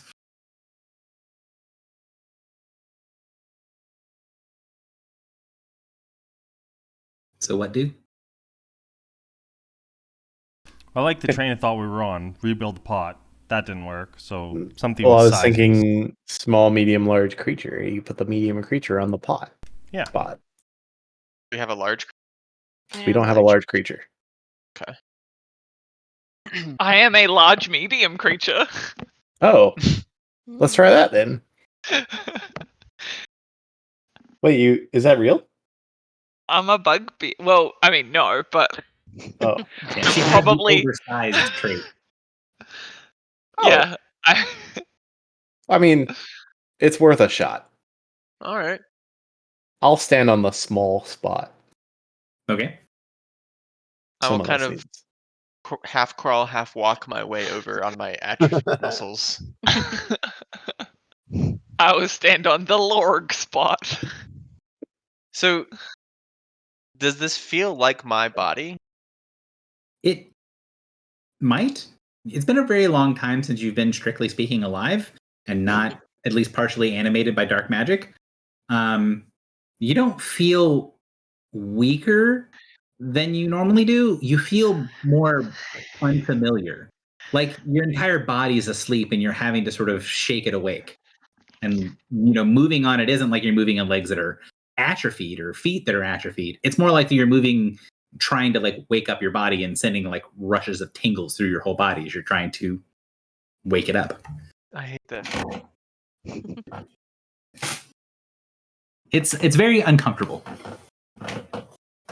So you guys stand or sit on the spots where the pots were. The fountain is quite pleasant.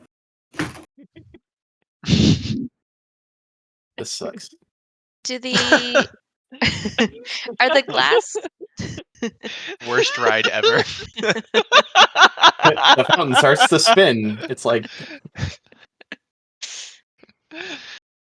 are the glass But it can- tubes the same size? They do look to be the same size, and they are, if you think of like the glass tubes that are like those crazy like spiraling beakers type thing, like Mhm. that crazy alchemy set that has the several rings of stuff to titrate things. That's Mhm. what this looks like. But they're all wrapped around the giant figure, and then they come out over the copper tubes. Could you explain what this thing is again? The red thing with the green through it. So I'm not sure I'm going to be able to explain it correctly, and if I can't, then I'll just tell you what it is. But it's the green thing is like a bar of copper that goes through roughly the middle of this thing, and then the red thing is cut in that shape. It's a pipe made of copper. It's stoppered at the bottom, so nothing can go through it, and it's cut open to where like the top of it is facing open. Does that make sense? Can I take some water from the fountain and try and pour it into the top of the pipe? Sure. What do you? So, which pipe? Step question one. Step question two is, what are you using to take water from the fountain? What do I have on me? Your helmet. Yeah. Are you not? You are could you intentionally one of the not pots. using the pots? Is the question. Yes, Oh. I'm intentionally not using the pots. Yeah, I will grab like my own water skin, but I will like empty it of regular water and take fountain water from the fountain and pour it into this pipe. Okay. So you go, you pour it in, and then as you pour the water, as you weigh it in, I'm going to say to this one that's closer to you, because the little red squares are the 3 pipes. You go to the one that's closer to you, you fill it up with water, and then you see as the pipe gets fairly full, it shudders a little bit, and then you see the sharp point that's facing up. As it gets overbalanced with weight and water, it falls forward, and then there's a little copper plate that's at the base of the statue next to it, and it goes dunk, and then goes back up, and it dumps all the water back in the fountain. Okay. So this thing here is like a side-on view of what the pipes look like. Is that right? Yes. Okay. And now that you And guys have so- seen one of them function, do you guys know what a shishi odashi is? It's a drinking I know what bird. the little bird thing is. Kind of, yeah. It's like the drinking bird. It's more like the Japanese Yeah. bamboo things. Yes, I'm seeing this now. Yeah. That's what that is. So should we try to coordinate so that they all do it at the same time? Yeah. Yeah. Or in order of small, medium, large, something like that. Mm-hmm. Well, a little plate gets revealed. It's not getting revealed. It's just like it's like the size of a penny, Mhm. and it's at the base of the statue. It's not something that immediately draws attention to itself. I.e., you would normally need a perception check to notice it, but since you've seen it trigger, you can see that there's little coins almost on the fountain that get hit by the pipe when it falls down. So is it like they're like buttons? It could be a button. It doesn't seem to depress when it gets touched, but you're not sure if it's triggering something else. Okay. Are Or the is it pipes using- different sizes? My question. So the pipes appear to be all the same size. 1 second.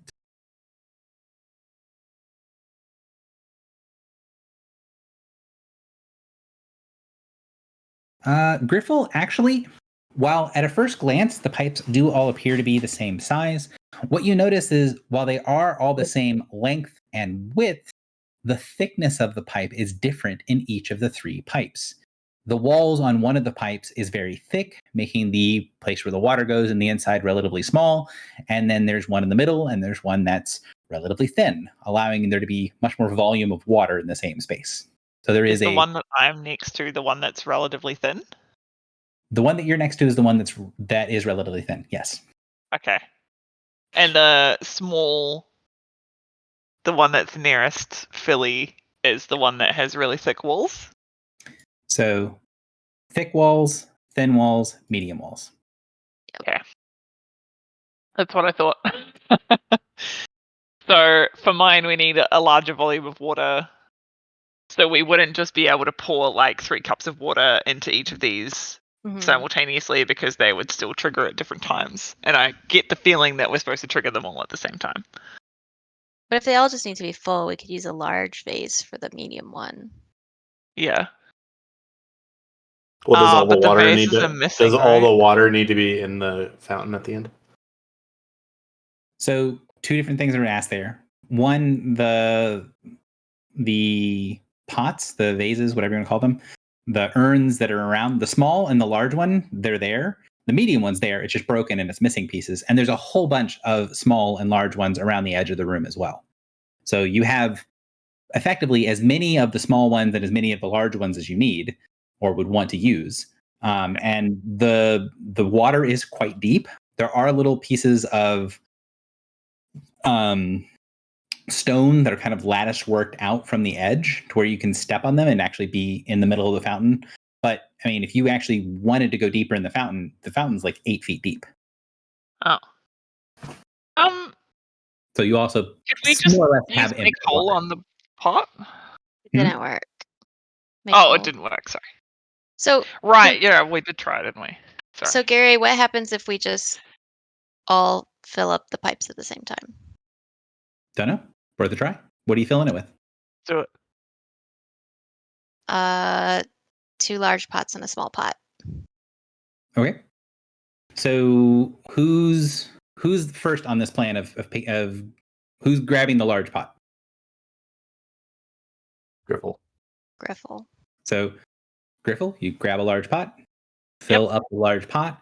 As you lift the large pot away from the surface of the water, about 1/5 of the water in the pot instantly evaporates, and then the pot sort of settles. What does that mean, settles? Like you like imagine you're filling up a big urn, a big pot in a swimming pool or something. When you dip it in, the water flows in, and sort of when you lift it up, it will kind of slosh around. Mm-hmm. Instead of sloshing around in the container, she picks it up, and then about 1/5 of the water in the container just vanishes, like pops out the top like water vapor, like it immediately evaporated. And then the water in the urn goes perfectly still. It doesn't like slosh back and forth and then settle for a second. It just goes instant still. Mm-hmm. So is there a spell on this pot? Seems to be. If you does not take an Arcana check of any knowledge to recognize that it did do something minor magical. Let's look and see. Oh, you can tell that there is something in the pot that triggers once it is full, or once the pot considers itself full, and then the spell burns off all the excess. So it fills basically to a certain level, and if you overfill it, or when you dunk it in and it comes out, it burns off the rest to leave an exact amount in the pot. Does it seem to have gone back into the fountain? It doesn't seem to. It looks like it evaporated. Sure. So one, you can tell that whatever that spell is, it is very specific on the amount of water contained within the pot. I see if that spell is also on all of the other pots. It is. The ratio as you guys go to test seems to be the same. Doesn't matter if it's a large pot or a small pot. If you submerge it completely in the water and then pull it out, it gets rid of about 1/5 of the water, and then it goes away. Basically, the sort of flanged top of it is empty, and then right as it gets to the biggest part, the widest part of the urn, that part is where it's quote unquote full. But because the small pot is obviously smaller than the large one, it has less water, even if it's full to the same ratio. How do we calculate the amount of water in the medium pot if the math is non-Euclidean? Well, sorry. So I have one other question. If Griffle pours the large pot with its new amount of water into the correct copper one, how much does all of the water like perfectly fill the copper one to the very tippy top? Is that what you want to do, Griffle? Yes. So you do that, and right as it gets to basically the end of it, so the last little bit of water is coming out, the thing slides forward, dunk, empties, and goes back up. So yeah, okay. It's basically exactly the right amount of water to make it tip. Okay, so we could just take an empty large pot, 2 empty large pots, dump water in the medium one, and then catch all of the perfect amount of water in a large pot, and then you just use that.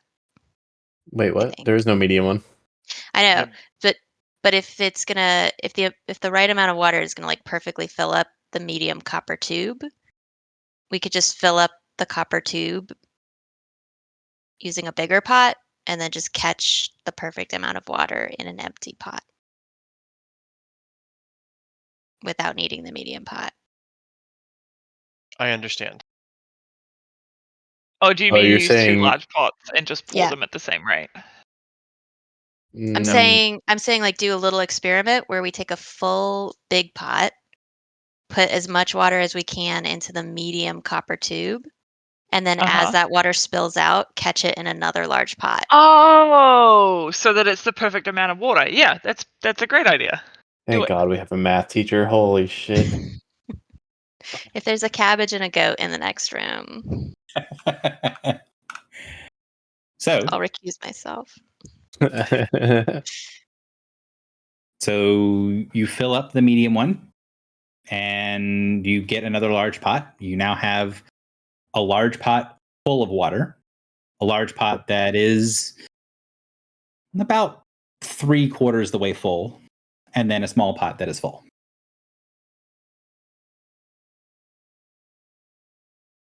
Cool. Cool. What now? Do it up. I think we do it. We'll try synchronously, and then if that doesn't work, we could do it in order. Okay. So I need the 3 people that will need to make the checks in order to see if we can get it all to happen at the exact right time. So the default is going to be insight or athletics. It is up to you guys. If you have a justification for it being something else, you can definitely do so. Gary, Athletics. is it possible that I can do it? But the water is too deep. That was my whole thing here. You can get out there. Basically, there's a where the statue is. There's a word. I feel Platform? like plinth is the wrong word, but the thing that a statue stands on that you could stand on. Plinth is the correct word. Oh, there we go. There is a plinth out there you could stand on that's close enough to where the copper tubes are that you'd be able to do it. All right. I will do it. Attempt to do it. Insight is. So I assume you're doing small and Drock is doing medium? No. Who's I doing will medium? do small. Don't think that I should do either. Go for it, Doesn't Gar. one have good insight I do have good insight. I could do it. or athletics? Drock has good I have athletics good- too. I have Jack good is- athletics as well. I don't actually think I do have good athletics. Double checking. No, it's only plus Probably 4. not. I got 13. Go ahead. 3 people. Give me the checks that are here that make sense. Yes. Insight. 1. Oof. Not great. Yeah, but carried by Griffle. So True. one, you're at the medium size one. Hmm. And so for the others, they can just basically pretty quickly dump. But since you don't have as much of a easy way of testing, because you have to fill this and then take it out and then move it around, you feel like you're always like a little ahead, a little bit behind. But you guys get it pretty close to filling them all at the same time, and then they all clink together at a nearly the same time, going clink, clink, all of them landing and hitting that little piece on the ground. When they do, there is this faint pulse of energy from the fountain, like a faint magical thing that goes outwards. You get a strong sensation that there was something that should have happened there, like a magical effect that just wasn't strong enough. Like you feel like you did the right thing, but there was something missing. Like kind of like the idea of imagine you put a key into a lock and it does seem like it's trying to turn, but you don't have enough force to torque it to actually unlock the lock. What if we like prop these things up so that they can't tip over and then fill them up and then all remove the props at the same time? I will say No. the checks that you guys made meant that they basically all hit at the same time. So the issue is we missed succeeded. some other step. Can I do they make specific sounds, Gary? Does what makes specific sounds? When it goes dunk like that, does that a specific sound? It is a specific sound. I don't know what you're asking. Does each individual copper tube Oh, make a each of the tubes do make very slightly different sounds. Okay, and there's glass tubes. There are glass tubes above, but they don't touch the ones below.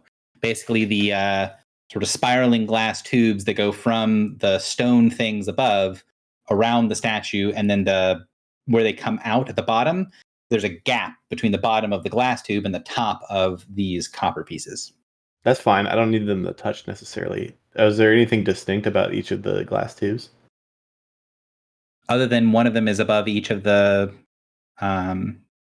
copper pieces? No.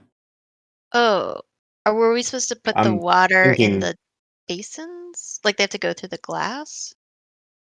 We left the glass out of the equation. Oh, wait, you're saying you could pour Gary, you could pour the water into the glass tubes? So on the top of the statue, she Yeah. has one stone basin on her head, and then she's holding one in each of her hands. Uh-huh. Those basins look like you could pour water into them, and then coming off of those basins are the glass tubes that then wind around her body and then exit above the little spikes. Oh. So, And we can see which one goes to which. Right? Because each tube goes to each individual copper thing. Because there's three basins. I know and what the you're basins asking. I'm okay. clicking a button. 1 second. it's very complicated to follow all that glass. It is. Well, because some of it goes through the center of the statue. Oh. So it's like you can't just follow it all with your eyes. You have to sort of three-dimensionally place. Okay, if it exits here at this, it goes in here at this angle, where is it going to come out? And keeping track of nearly identical looking clear tubes is relatively difficult. I know a way that we track. Or one at a time. Yep. Yeah. So Phil, you from where you are and kind of balancing on things, you're reasonably certain that the top blue one, so this is the basin, right? You're Yeah. pretty sure that this one goes out to where Griffle is, but you can't really figure out the other two. Oh, well, you just do what Mara just said. Yeah. Yeah. I'm trying to give you guys answers one at a time when you're asking me a bunch of questions. So Sure. Yeah. So let's try the bottom left one. So try bottom left. What are you pouring into the bottom left? I don't know. Does it matter? Are Like I you said, it does pouring matter if you're the asking. small urn, the medium measured urn that you have, or the large one? Okay, so I say we Griffle had catch handled. any water that comes out of it. So that the wrong water pressure doesn't hit a thing. Oh, Yeah, like that's a good no, why don't point. we preemptively tip over the thing? Or just hold it. That's what I'm saying. Preemptively tip it over so it doesn't go in. Yeah. But Griffle put water in one of them and it But dumped out. And nothing bad happened to her. Yeah, but we didn't But use the she glass filled tubes. it to full. She's not She used the didn't- basin yet. Nobody's put Oh. water in the basin yet. She filled it to full, and I feel like there might be a problem if you don't fill it.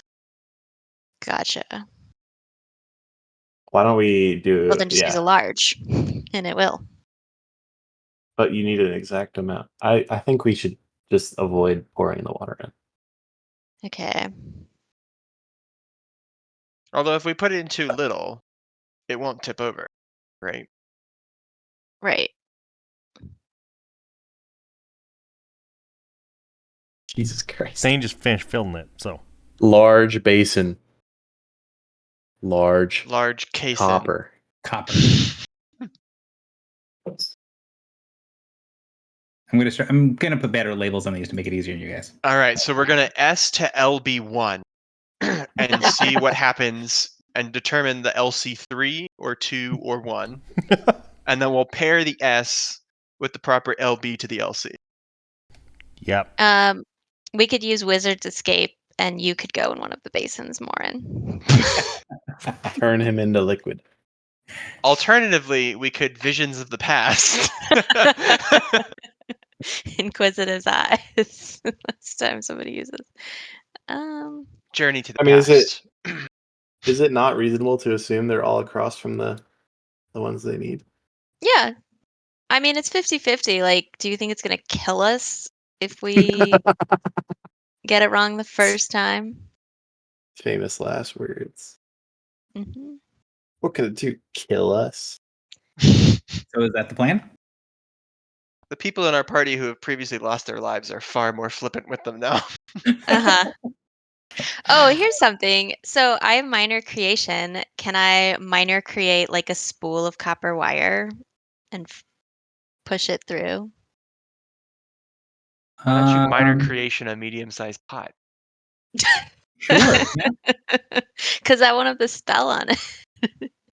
It's a non-living, non-magical object that appears from page 222 of the player's handbook. I don't think there's like a copper thing, but you could do like a rope. You could minor creation and send a rope through one of the glass tubes. Yeah. Okay.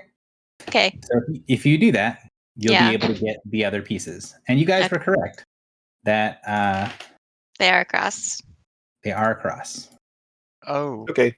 So we If just you need were to to- all If you were to rotate draw forward. lines between pots, the basins, and coppers, It finished that little Shape. pentagon. what shape would it be? How dare you? Is it an 11-pointed star? How dare you, My Morin? God.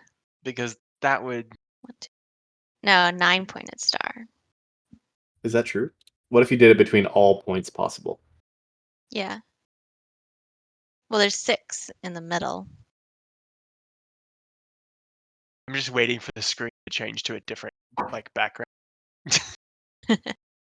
So, are you guys doing what we did the last time, which is Yeah, we going need to to the rotate. We need to rotate though, right? Yeah, we're gonna do it right and good. So, like this? That seems to be correct. Philly's doing small. Your medium and I mean- Griffel's large? Yep.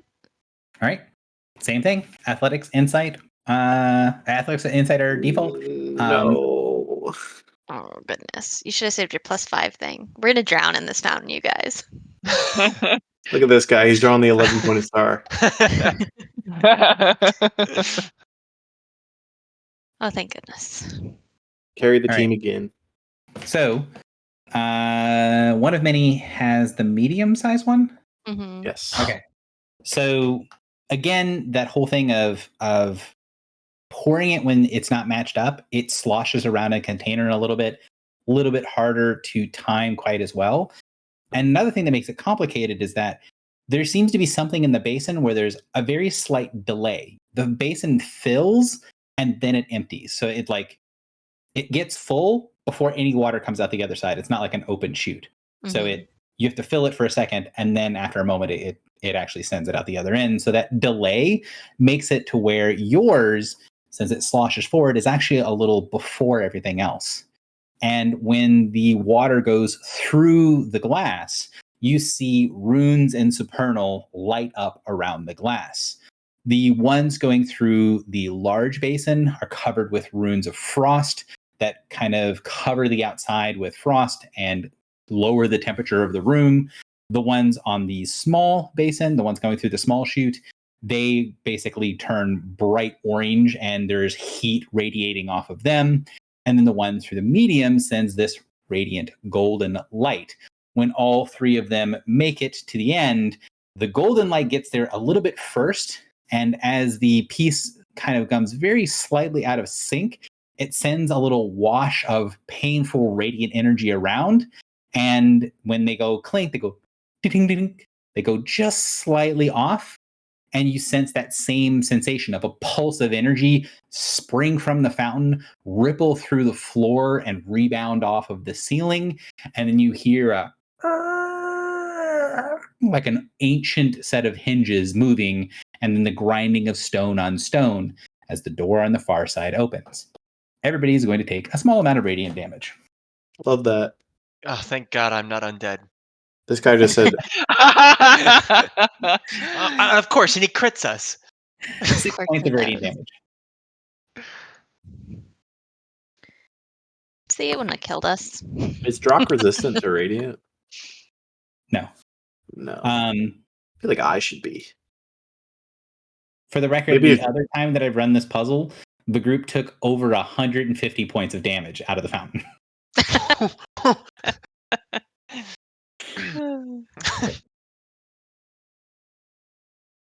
It's Is it called like- because we have How? one of us who knows math, bro. This was no math at all. Is What do you it mean? I don't know. It's a There's puzzle. math. It's like geometry. There's no ounces. There's no like you have a 3-gallon bucket and a 5-gallon bucket. That's That's what I was essentially that. expecting at first. Interestingly, it is. That is actually the riddle. Is there's the medium one is 4 increments, 4 gallons. Oh, we just bypassed it. But it is designed to be bypassed Yeah. because of presenting it differently means there's a bunch of other possible solutions.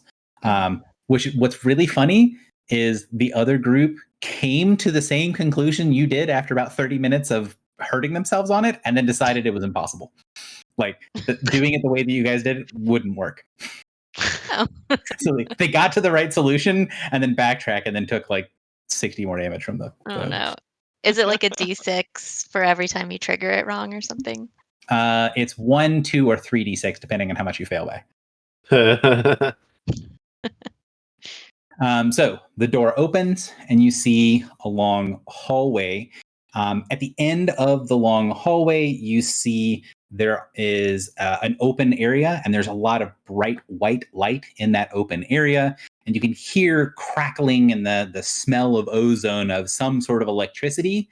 In the center of the far room that's on the other side of the hallway, there is a black tube that is laying down that looks like it's just big enough for someone to crawl through. And in the tube, there looks to be some sort of like multicolored things that you can see in the distance.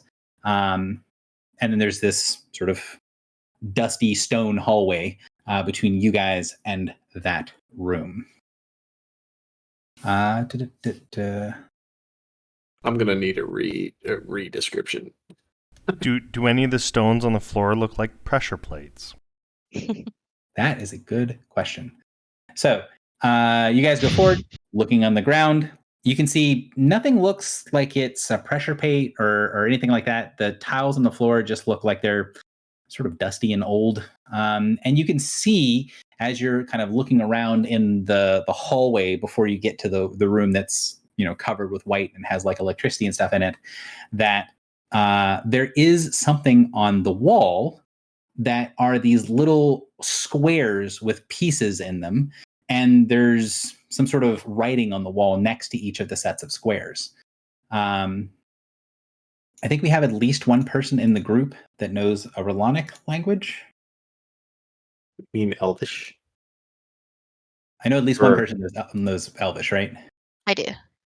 So Elvish is one of the Relonic languages. Forget what the other one is. Deep Speech. So Deep Speech and Elven. She knows both. So you can see that the things written there are numbers. So, and it looks like this. Oh my god. We gotta learn how to play no. Go. I'm more thinking, what's that movie? The Cube movie where you have to do the primes? Oh god. Gary.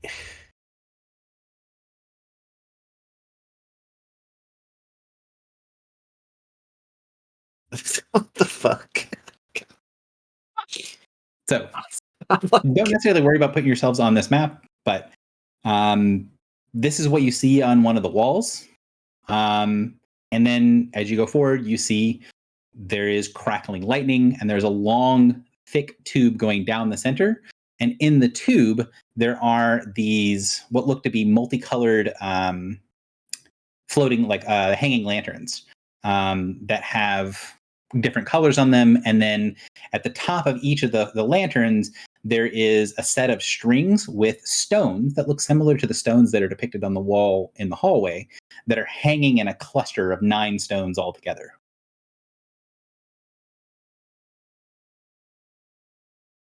But all these stones are black. Yes. All the stones in the you get to the first lantern, all the stones in the lantern are black and they're on these little white strings.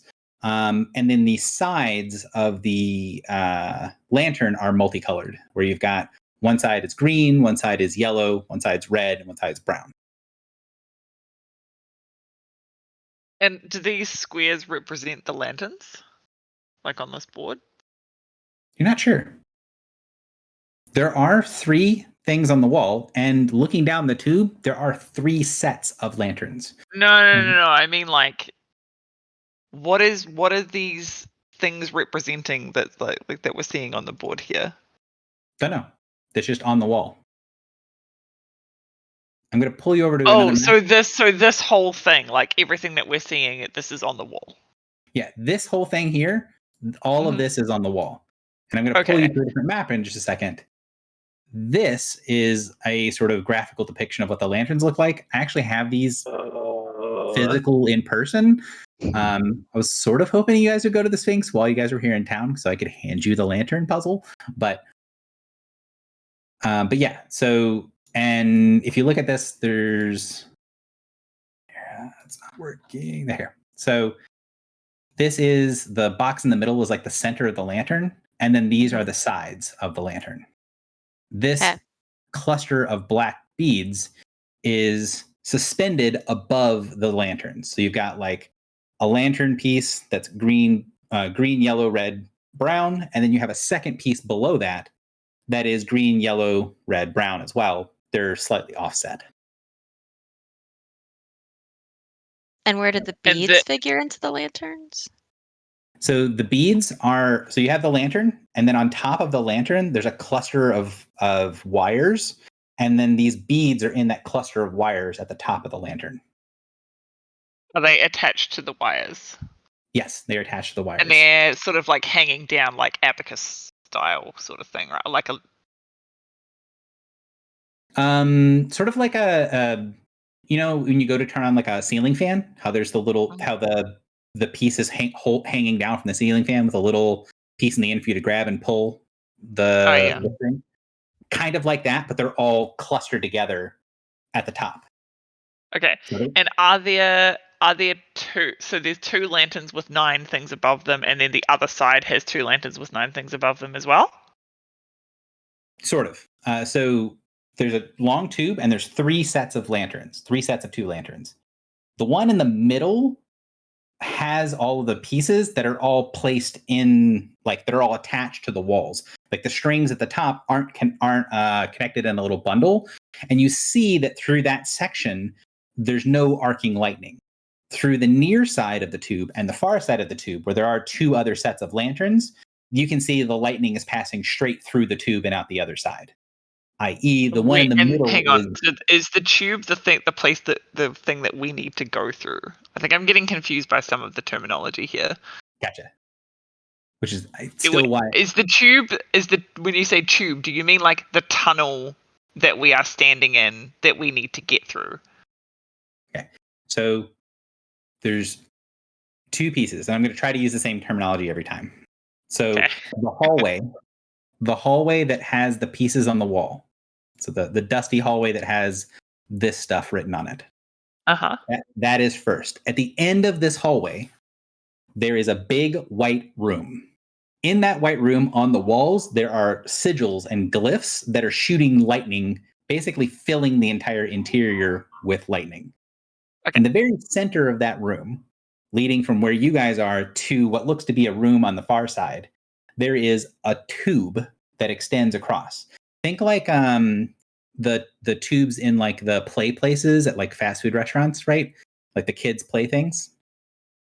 That's what it is. And inside of the tubes, there are these 3 stations that have lanterns. Does that make more sense? Is the tube large enough to crawl into? Yes. Okay, and does it go, like, what is the orientation, of the tube relative to the hallway? It's going on the same path. So if like you walk straight down the hallway, you could then kneel down and go into the tube. Okay. Continue forward. And is there lightning happening inside the tube currently? There is, but there's no lightning that is hitting the second station. So halfway through the tube, the lightning Okay. isn't filling that section in the middle. Where you can see the lanterns have the pieces that aren't clumped at the top. Okay. Gary, my current issue is that I don't understand the space. Okay. Is the tube in relation to this right here? Like you're saying the middle section here. Is this above the tube and there's no lightning there?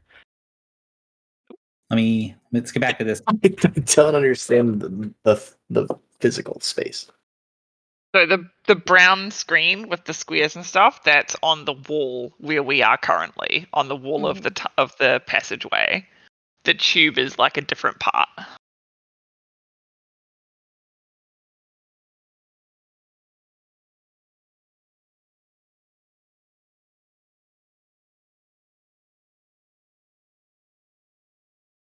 So my guess is that manipulating this part of the wall somehow might change what happens in the tube, Mm-hmm. and we could see like what effect that has.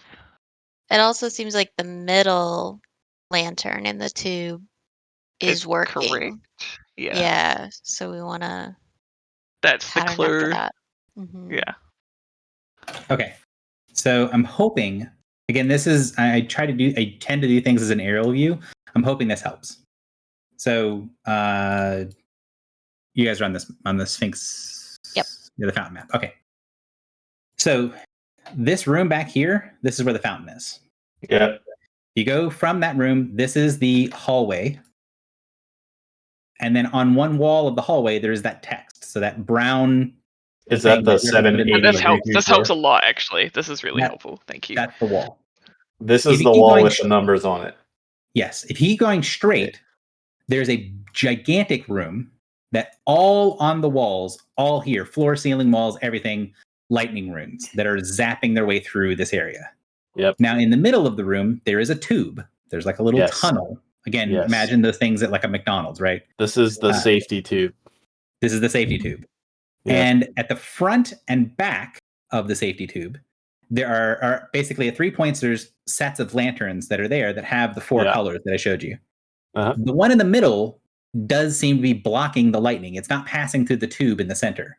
But the ones at the back and the front both have lightning that's arcing through the tube. Yep. I understand. Now, I know that this is really complicated, and again, I apologize. I couldn't find graphics that I liked for this. I really thought I was going to eventually find something I liked, and I just never did, and then I ran out of time to do a shitty mock-up. Okay. Now my question is, what do each lantern look like? Okay. So the lanterns are four colors. They each have a little bundle at the top, and then in the center of the pathway, so let's do a different color to make keep the diagram thing going. This is like those Facebook memes. At each spot, there's a plaque. A little. It doesn't look exactly like the one outside. It's not made of that same sort of darkened wood. It's made of the stone of the building, of like everything that you've seen here. This sort of orangish sandstone. And in the plaque, there's writing.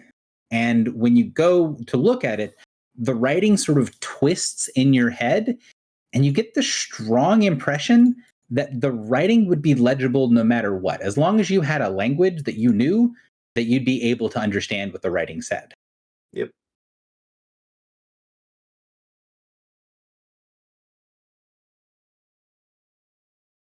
And the first one is the only one you can see from here. It's from, the nearest one is the one you can see from here.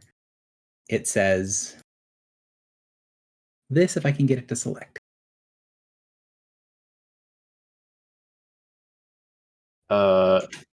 Hello, bookkeeper of the group. Mm-hmm. One second. I have to read this.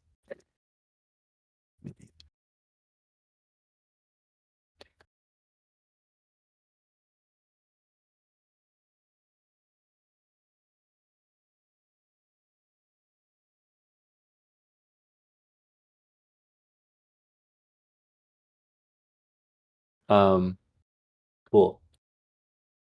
When were the dates of the storms?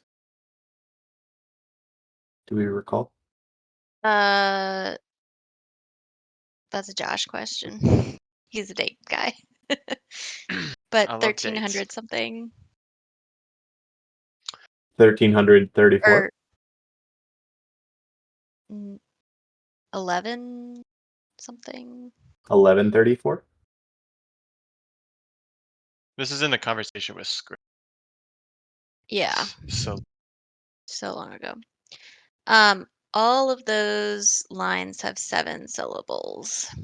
780, Common Era. 780. Yes.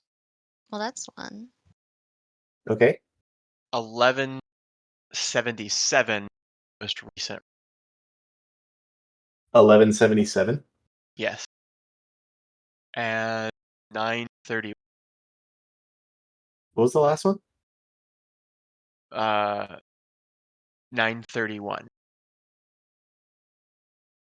I think that makes sense.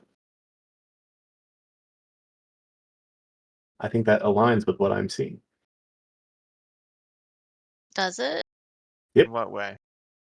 I mean, obviously the numbers are not correct, but I'm thinking that the different lanterns are representations of when each of the children passed. But there's 6 lanterns. There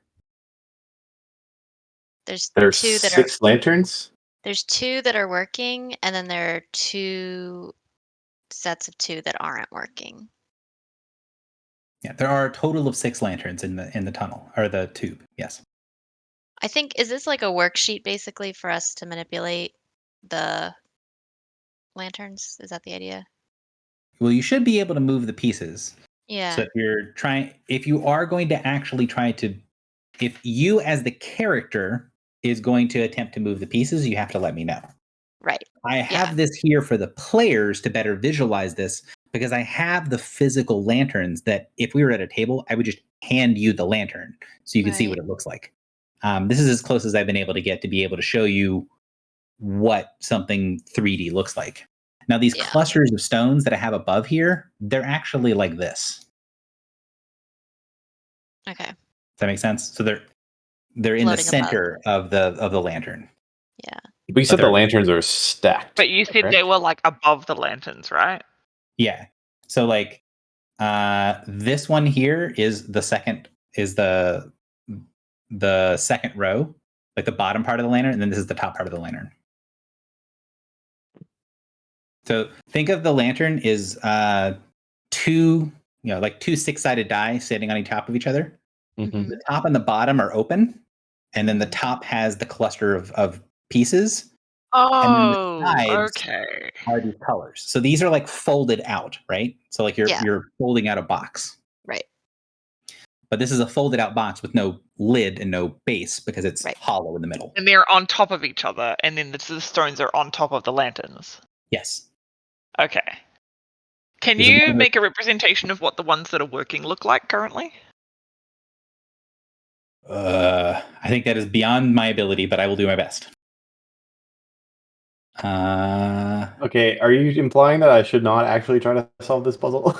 I'm not saying you shouldn't try to solve the puzzle. I'm saying what she wants me to do, I'm not sure I can actually make it look normal. Well, then that makes me think that that's not relevant to us. Yeah, that's why I'm asking that specific question. It's something that would be really easy to do if you guys were here in person.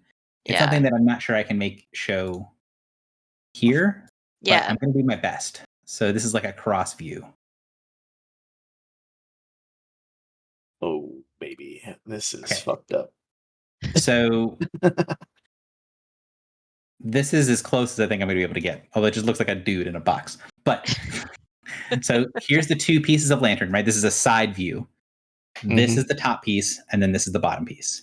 And then this is the little cluster of stuff at the top.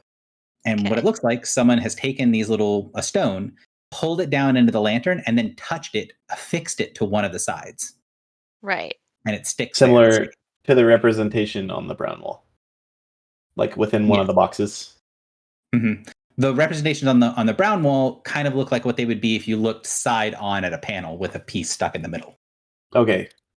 I'm going to ask the question. I'm going to roll an insight check, or I guess perception, whatever you think is appropriate.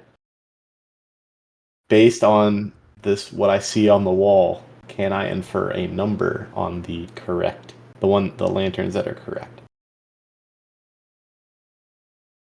I will tell you that the short version of that is no. Great. So the lantern that is currently blocking electricity. Mm-hmm. What is the arrangement of lines? What is the arrangement? Like, how would I put it on here? Yes. 1 second. Isn't that the same question I asked? Yeah. That is the same question you I asked. misunderstood that. I thought you were asking for like what it looks like in general, and he's asking for like what is like which one specifically where. Okay. Sorry, I'm misunderstood. That's what I definitely thought you meant that, because I'm sitting here like I see numbers. I'm trying to figure out numbers. But it's gonna take the DM a minute to actually do the middle one. But I will get back to you as soon as I can. 3, 4. Okay, so this one is. Michael is thinking this is some form of multiplication. Gary, let me interrupt you real quick. This might make it easier. Can you just move these things? Yes, I'm going to do that. But I need to do the thing to know where to put the pieces.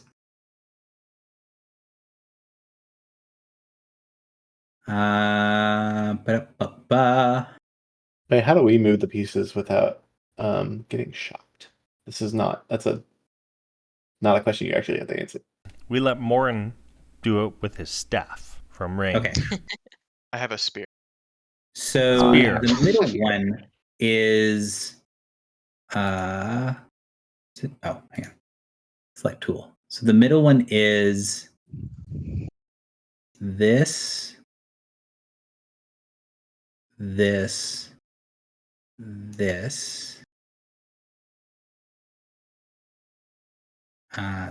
Okay, that's the middle one. Is one on top or on bottom? Is one on top or on bottom? There are 2 lanterns stacked on each other. Is lantern 1 on top or bottom? Oh, lantern 1 is on top of lantern 2. Sorry. So these pieces are here, and then they look like they have to be pulled down through this space to get to here, and then attached to these. When was the second storm, Morin? Still stuck on this. Yeah, So my description here, it's more like that. All right. No, I didn't. The second storm.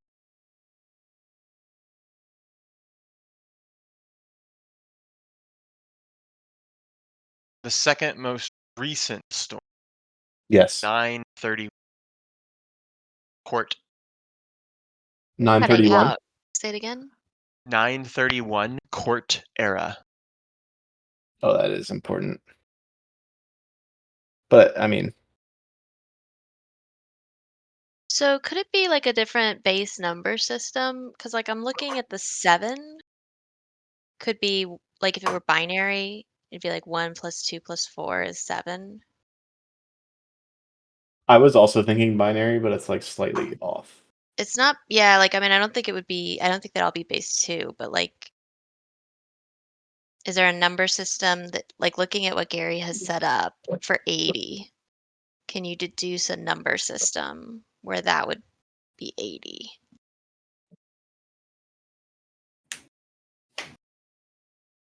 Well, if it's 1, 2, 3, it could be base rather than base 2, it could be base 4. I will say something that is partially hint and partially clarification. The spacings of the blocks is I was about to say. not I say that again. The spacing. the spacing of the blocks on the brown wall, that's not me like being lazy with putting the blocks next to each other. They are Yeah. actually spaced exactly like that. Yeah, so they're Yeah. not connected, which means the base system is not necessarily easy to figure out because in the 7 they're all connected, right? So base Right. 2 might even make sense. But in the 8, a single box with something in the middle could represent something, and then the box to the left or whatever could be a different digit. I'm Yeah. guessing it's multiplication of some kind. Is that off base? Well, I didn't take a screenshot, but Gary, can you jump us to the It's in the Discord. The It's in Oh, I okay. put it up on the. I'm staring at this deeply. Because there's two pieces, right? They're trying to figure out what the numbers are, but also there is a riddle. Right. But for the numbers, like each set of boxes is a digit, right? We don't know. We don't know. Well, 'Cause- so the first set of boxes, Oh, guys, Is a guys, single guys, guys, digit. guys. Royals that meet out Tangled Skein. Royals is like the queens, right? Yeah, Could be. Yeah. like 1, 2, 3. Many there were, yet few remain. Royals that meet out Tangled Skein. Was there something about like the third court dealing with people who like I don't remember the terminology. It was like dealing with wrongness. The way that they phrase it is dealing with exceptions. Exceptions, yeah. Would a Tangled Skein be an exception?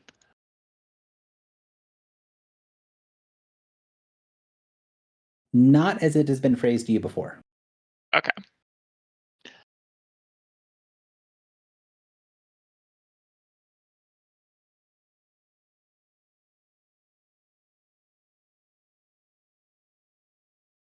Jack, what were you gonna say about the? well, I was just thinking, if you look at the numbers, right? The 7 is a set of 3 boxes, fine. But the 80, which is 2 digits, has 2 separate sets, and the 334, which is 3 digits, has 3 separate sets of boxes. Mhm. That's true. Yeah. So if a set of boxes with dots represents a number, but it doesn't quite make sense because one of the digits in the 80 and one of the digits in the 334 has the same box pattern, one box and one dot. So it doesn't quite line up nicely. But that's what I was thinking.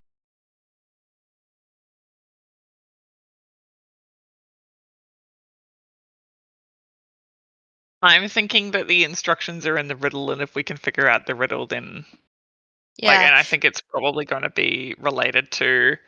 I feel like it maybe might be related to the courts somehow because like royals that meet out Tangled Skein is very But that could court. also. Yeah. Also, that spelling of meat, is that on purpose? Yes. That is the correct spelling of when in the phrase meet something out. That is the correct spelling. Like meeting, Also not just- know their Measuring. number and know their means. So like something about that, like what they like their means, as in like what they use to meet out Tangled Skein. So, Gary, this poem is just for the first lantern set, right? Correct. Can I use my projected consciousness to read the other two and not get electrocuted? Could you remind me? Can the consciousness be hit with ranged attacks? I think it can, right? I think it can. It's like immune to burst and blast, but it can be hit with ranged. Could you I hit the believe. button for me? Yeah, let me look. Oh, if only I had a button. Do I have a button? Maybe I have a button. Wait, so this brown, the brown one we got 780,334. That corresponds only to the first lantern. That's not for the clarity. The brown thing is not in the same room with the lanterns.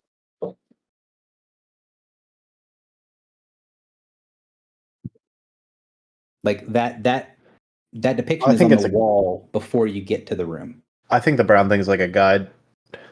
Right. So 7 would be for the first one, 80 would be for the second one, and 334 would be the third lantern. That's the correct orientation. No, that's not what I think. I think it's a key to figure out like numbers. Oh, so it can just be attacked, like straight up. Mhm. Yes. Oh, it didn't die You straight never away, attack. huh? So what I will say It has to get is hit though. you can definitely use it, and I think it is reasonable to assume that you'd be able to keep it there long enough for you to read one of the two other plaques before it gets destroyed. Is it not safe in the middle tube? Inside the tube though is it wouldn't be I wouldn't be able to read if I were inside the tube, right? You can, yeah, because the plaques are inside of the tube. Oh, Actually, okay. he is correct. You would be able to put it in the center where Okay. it's safe, Okay. and it would be able to read that one.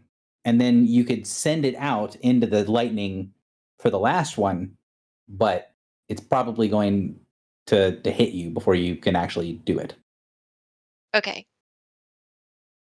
I mean, I'll definitely read the middle one, but also we have to think about distances. Like, I don't want to, you know. Yeah. Basically, the problem here.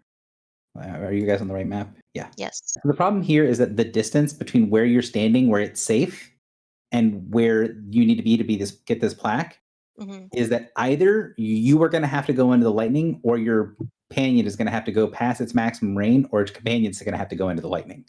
Yeah. So basically, it's going to instantly fall apart because it's too far away, or it's going to have to go someplace dangerous to read the inscription. So Or will it be able to utilize. read?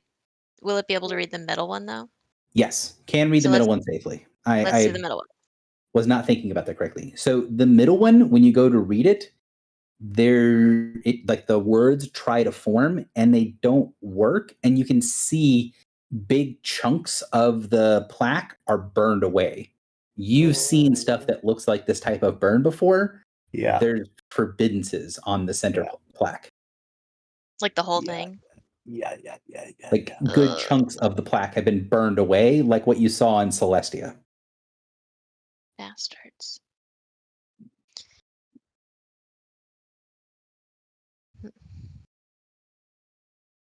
So do you send your companion out to the other one? I mean, do you think it'll does it have a chance of working? Yeah. It's basically yes. it's going to go there. Either you can step close enough to where you're going to be possibly attacked by the lightning on the near end, in which case you'll have plenty of time to read the plaque and not endanger your fragment. Or you can send your fragment into danger, let it get roasted, and be able to read the plaque, and it's just going to destroy your fragment. I don't mind my fragment being destroyed. Cool.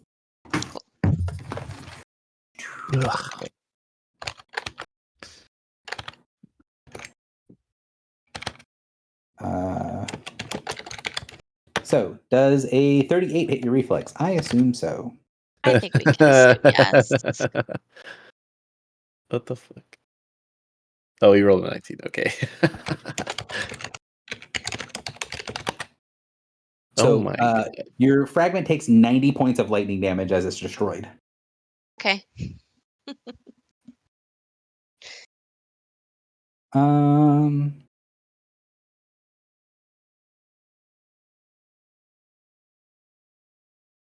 Here is the final riddle. Twice and thrice said and done. Folded paradoxes. 1 and 1. Ugh. Fuck. Poets call speak of its infinite quality. Only a sage knows true quantity.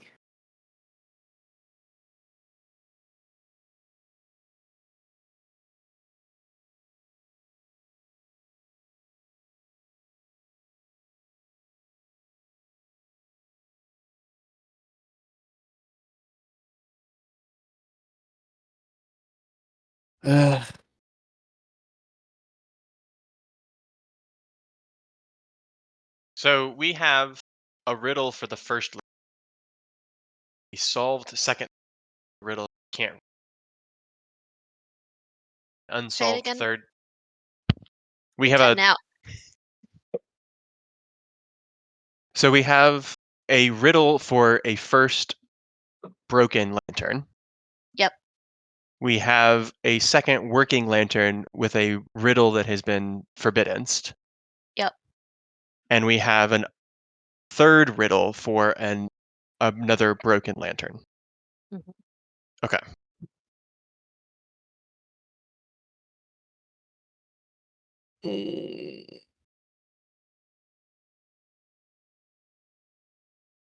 Now, I will say, if you guys have ideas or checks or things your characters want to do to try stuff, hit me up, because these sorts of puzzles, you have to try things in order to get some sort of forward momentum, or they get kind of grindy is not the right word, but it's easy to stall out. I feel stuck. Yeah.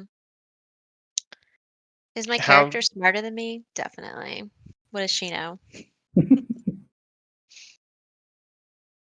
Well, the last puzzle mentions you twice Mm-hmm. and thrice. 1 and 1. 1 and 1.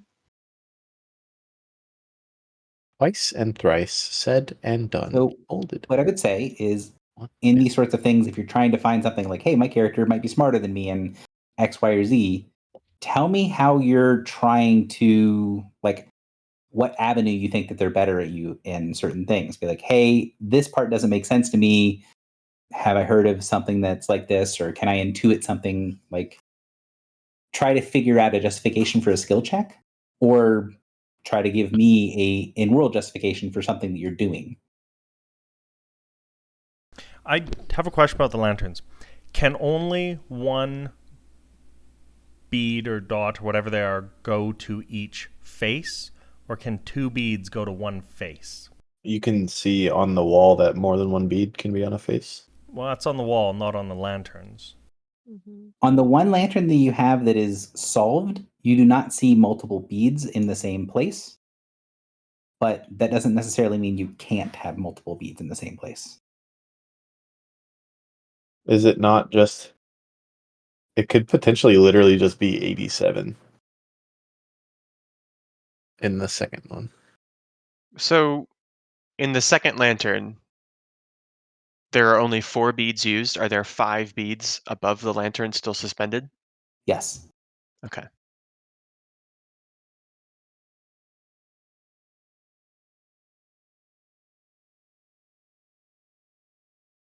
Three, 4, 5, 6, 7, 8. One minor hint that I will give you guys, especially for our resident mathematician, is the wall is not some like esoteric, strange base number system, or it is not its own separate, extremely complex riddle. Okay. Is it just like so the second one is literally just 87? No? I mean, I'm not going to confirm anything until you guys try stuff. So I'm noticing that in these poems, certain words are capitalized. Can one or many make any insightful connections to that? Oppose adversaries schemes. For which one? And then go ahead and that sounds like a good check to make. And 1 and 1. give me a second. Does she notice a connection between the first lantern, which has the number 7, and that poem and the capital letters? Twice and First lantern and then number 7. said and done. Could you repeat that? I'm sorry. So the first lantern and the Mhm. first poem and the capital letters. Gotcha. I got you. I got you asking. So you do see that with the first poem, the capital letters are either at the beginning of the stanza, or the capitalization of the adversary is pretty normal. So like the capitalization for many, royals, no, and those are all what you would expect to see. Same thing with the adversary, even in the middle of a sentence or something like that. for certain people that you talk to, they capitalize it when they say things. Oppose is the one that's different. So that word is capitalized, and it doesn't make sense with the rest of the poem or the rest of the riddle. And when you focus on that, when you kind of direct your attention directly to it, you get the sense of unity, of a united front, of all that oppose, of the idea of oppose in that phrase is a general category, like as some people might call the rebellion or the rebels. It is like a call to arms, a category, a unified thing that is all together with the same purpose. So those that oppose, capital O, are a unified front.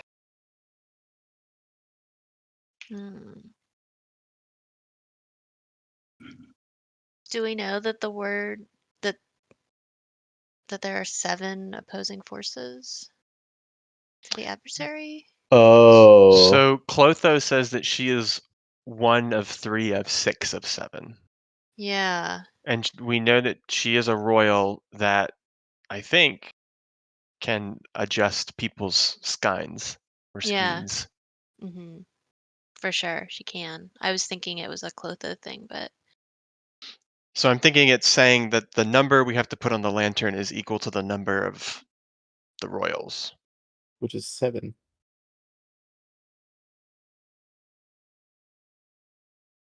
oh wait, say it again. She said she was 1 of 3 of 7. 1 of 3 of 6 of 7. Oh. So 1 of 3 being like 1 of 3 queens of the summer court, of 6 being 1 of 6 queens of like winter and summer, of 7 being like the 7th court, the 3rd court being like ruled by one person who we don't know who that is.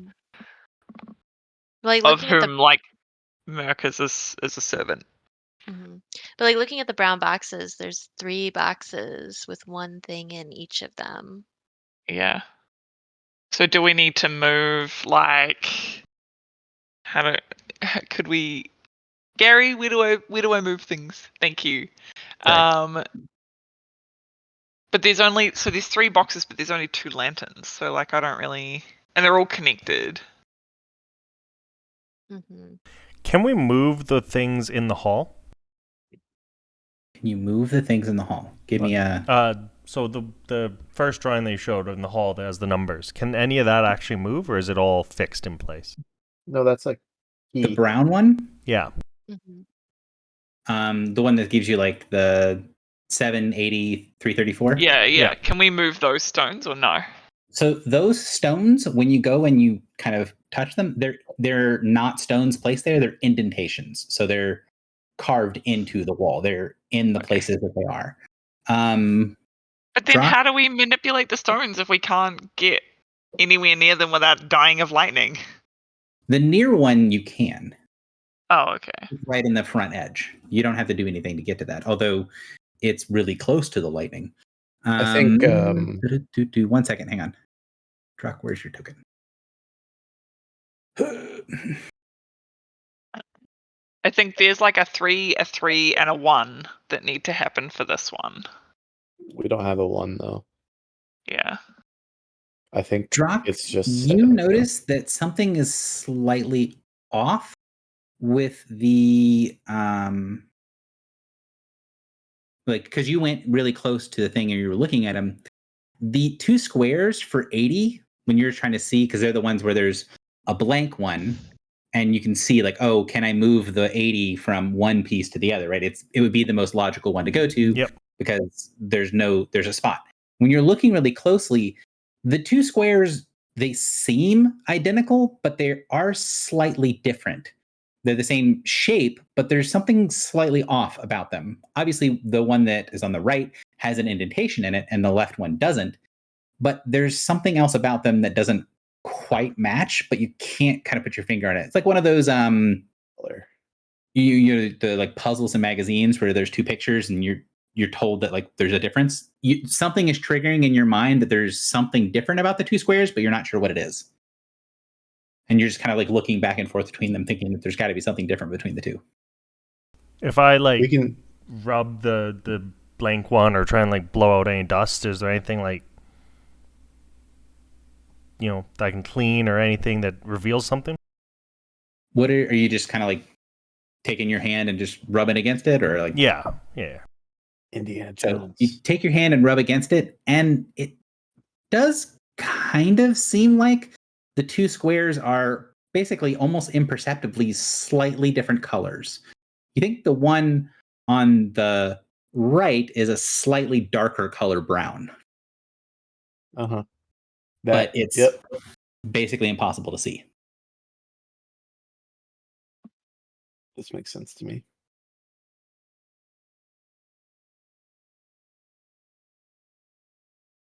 What do you Is it think? that Tina? like? Oh, sorry. No, go ahead. Is it that like there was paint and the paint has basically flaked off and so the wall is just kind of like slightly dyed, or is it like the wall is very dirty?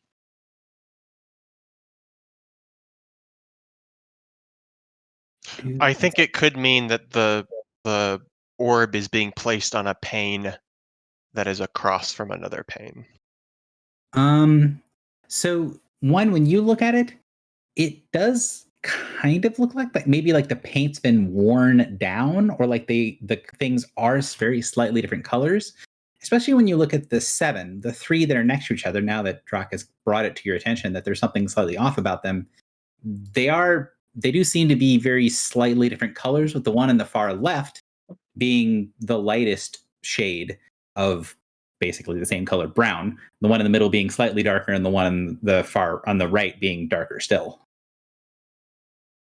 But it's kind of hard to tell. Maybe they were a different color at some point, but at the moment they are effectively all the same color. Which means potentially that the colors and the dots represent numbers. So it's harder, but Garrett, I don't know. No, I think it's like literally binary, and we are overthinking it. Well, he said it was not a number But system. it's also not because of the 3 dots across. Never mind, I take it back. That and the blank being who knows what. Wait, what did you say the middle one should look like on the lanterns, Gary? What does 80 look like on the lanterns? You're not sure if that's supposed to be representing 80. That's true. But it's in the Discord. Josh, I see. Yep. That is what the middle lantern looks like. Thank you. Why don't we just put 7 on number 2, or on the first lantern? Yeah, like we've Let's do moved this. things around. Like that. Okay. Why 7? How is Because that that's 7? 7. That's 3. No, that's 7. What? So my question to you is, again, going back to earlier, if you're actually physically going to do something with the lanterns, you need to tell me, hey, my character is going to, put in what they think is a solution. But wait, Look, I don't Filibuster understand thinks how this that's. is 7. I don't understand how that's 7. We have 2 representations of 80 and 7 on the wall. We had in the middle lantern, we have dots that line up very closely with those 2 patterns on the wall. If we are using the clues that we have, and we're not overthinking this heavily, which we do a lot, that's what 7 looks like. Because we assume that the answer to the first riddle is 7. Because there's 7 royals. Okay, but why are you saying that a single dot in those 3 boxes is 7? Because in the one lantern that we know is correct, Yeah. using the key we have been given on the wall, that is 80 and 7. Oh, you think So the far. middle is not 80, it's 87. Yes. Okay. So you think 80 is the dark brown box on the left, and the 7 is the right lantern. Yes. All right, I think we are overthinking heavily. go get electrocuted. Godspeed. I will, Gary. I am taking action. Filibuster is taking action. All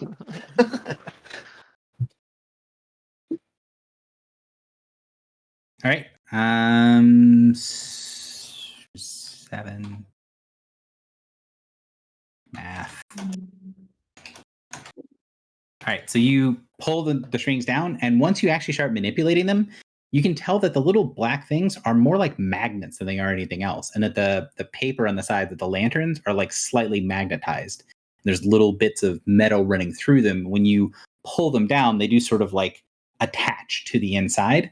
And as you go and you pull 1, 2, 3, you lock them into place, you can feel this immediate resistance build up, and everyone else sees the sides of the tube change and twist very slightly, with holes opening on either side, and then allowing lightning to flow through the middle. Ooh, 17 reflex is probably not going to hit. It is not hit. So Wait, I half thought of this. lightning was already flowing through the middle. So 21 points of lightning. Oh, well, half of that. 10 points of lightning damage to Phil. I thought lightning was already flowing through the middle. Hang on. Let me show you. But now I came to get you. So, didn't make it shit up. you see this down here? Inside of the tube, right? In this, Yes. there is no lightning. Then why are we doing any of this? Because you can see that the tube, when you do stuff with the lanterns, and occasionally it just sort of moves, and then lightning will arc through little holes and electrocute you. Just like what Got just it. happened. Sure. As soon as the lightning goes through, the pieces on the lantern snap back out and reset. See, I'm more of a Bilbo Baggins riddle guy. This is too this is too much brain power for me, man. I will tell you that the piece that you are missing is not a piece that you guys are looking at currently. Gary, What? how long is this tube? 80 feet.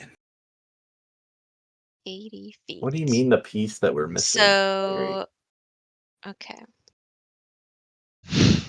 I mean, I think if it's 80 feet, I might literally be able to teleport to the end. Yeah, I think I could just teleport us to the other side. Can I just do that? I feel like that's a sure way to die. I'm not saying you can't. I am saying you know what you've been told about the Sphinx. Oh, right. She won't like that. But isn't the smartest way of solving a puzzle to Lateral not solve it at all? thinking. They say the best way to win a fight is to avoid one. I'm still very frustrated that you just said the thing we're not looking at is the solution. What does that mean? Yeah. The thing that we're Um, not looking at, correct? You presented us 3 things. We have 3 things. Let me give you a hint. And this is not like a, oh, you guys are not solving the puzzle. We're not. Think about this puzzle as what your characters are experiencing, and less about you guys looking at a screen that has like buttons and stuff on it. So the environment and where you guys are being in character would help. This is one of the reasons that that having a physical copy of this helps, is because it puts you more into the thing of what you're doing. But yes, so a piece that will help you drastically is an environmental piece that your characters might think about at some point, but you guys as players might have to take an extra step to think about.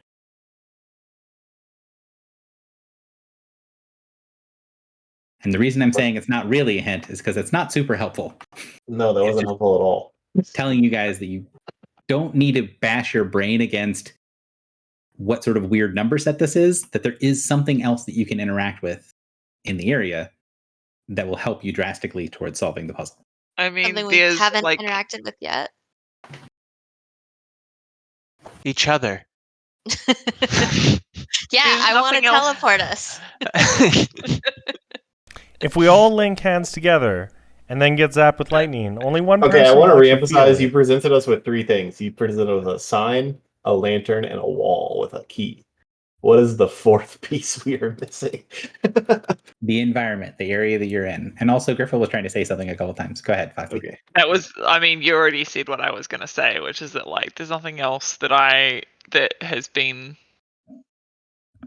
I need you to be more obvious, Gary, because I'm not my character. Yeah, I at think this we're a moment. little confused about maybe the space, or like, is there something that you described that we're blipping over?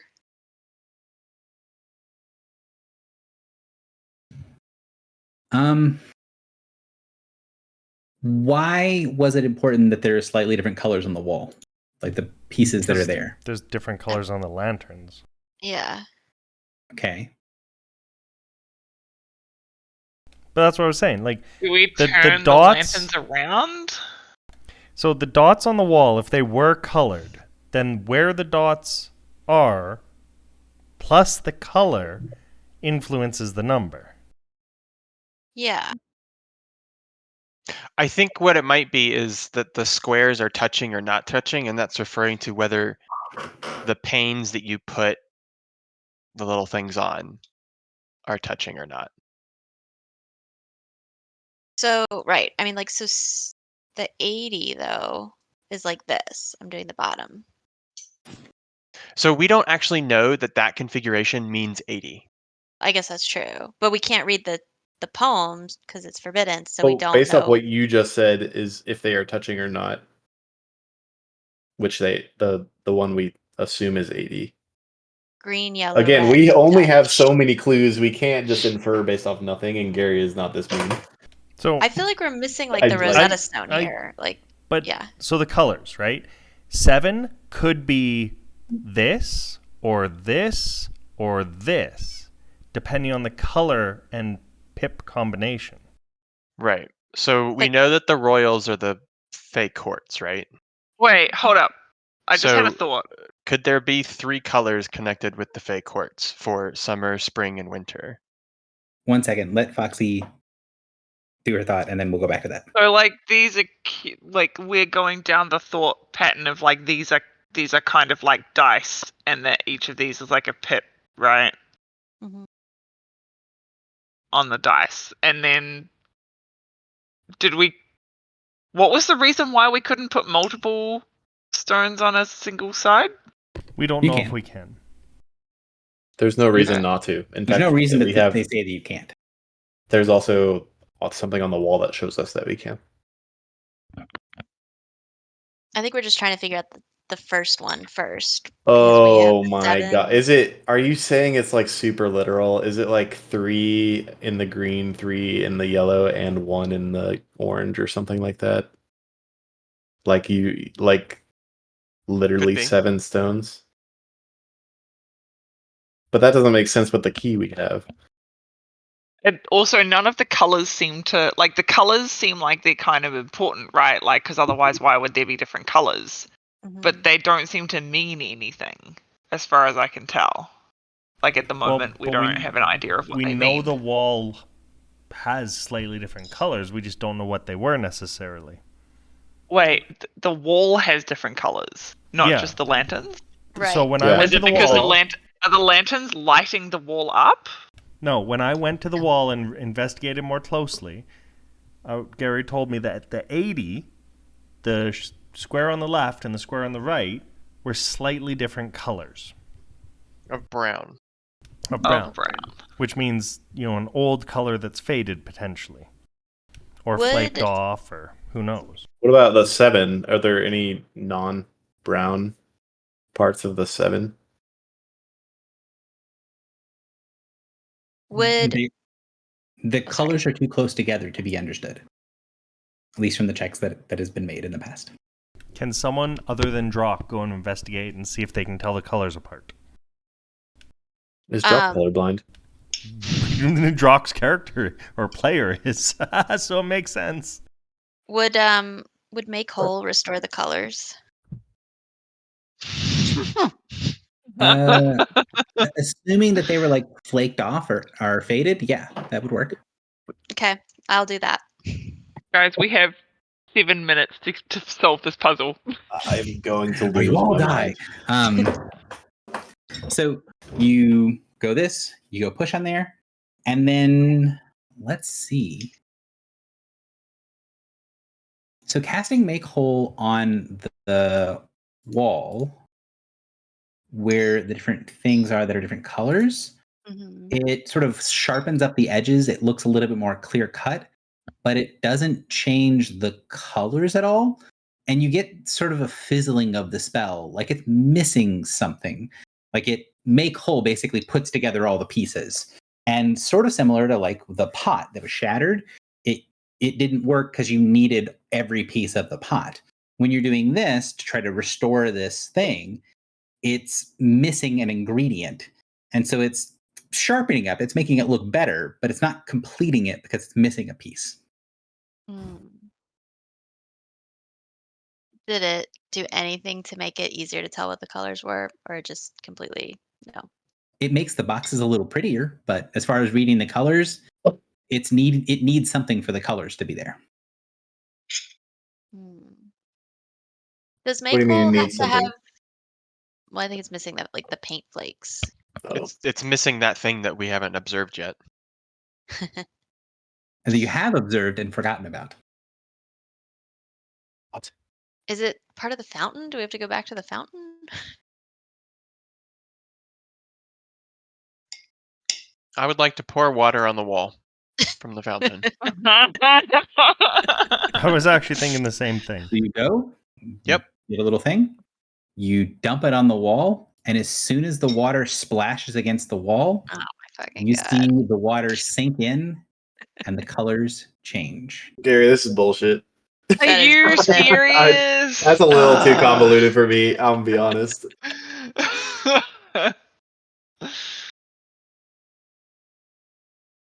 Okay. Okay. Wait, green, yellow. Wait, That's what we said. put 7 on the thing, And it shocked you. and it shocked Did you me. do the right So clearly 7? 7 was not the answer. Was it the right lantern? Because there's two greens. Oh yeah.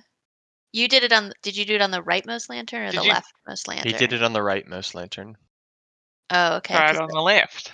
yeah, maybe try it on the left. So there's currently a thing on the puzzle right now. Is that what you're trying to do? Wait, that is not the one I did though. I did the other one. I know. I'm saying Correct. Okay. Yeah. you did this. Yeah. They're We're saying saying try- put it on the left lantern. Is this Yeah. the solution you're trying to go for? Oh, I spotted something. Okay, so you see how like when it's all sort of like together, right? The top one, they're all together. So that would be like the same lantern. But then like if you look at the bottom one, it's not possible because that's like there's 3 separate boxes. It wouldn't, if that was like representing 3 different lanterns, it's not possible to do that because there's not 3. So is the answer like oh no.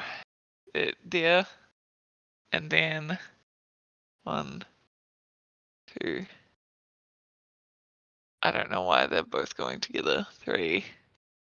And then there and like that. Why that? Because if you look at like the top 3 boxes, they're all connected to each other as opposed to separately. So if we're looking at like we're thinking about this problem as though the top line, like that line of 7, is like the first 2 lanterns. It's like the first part of the room, and then the middle one, and then the end one.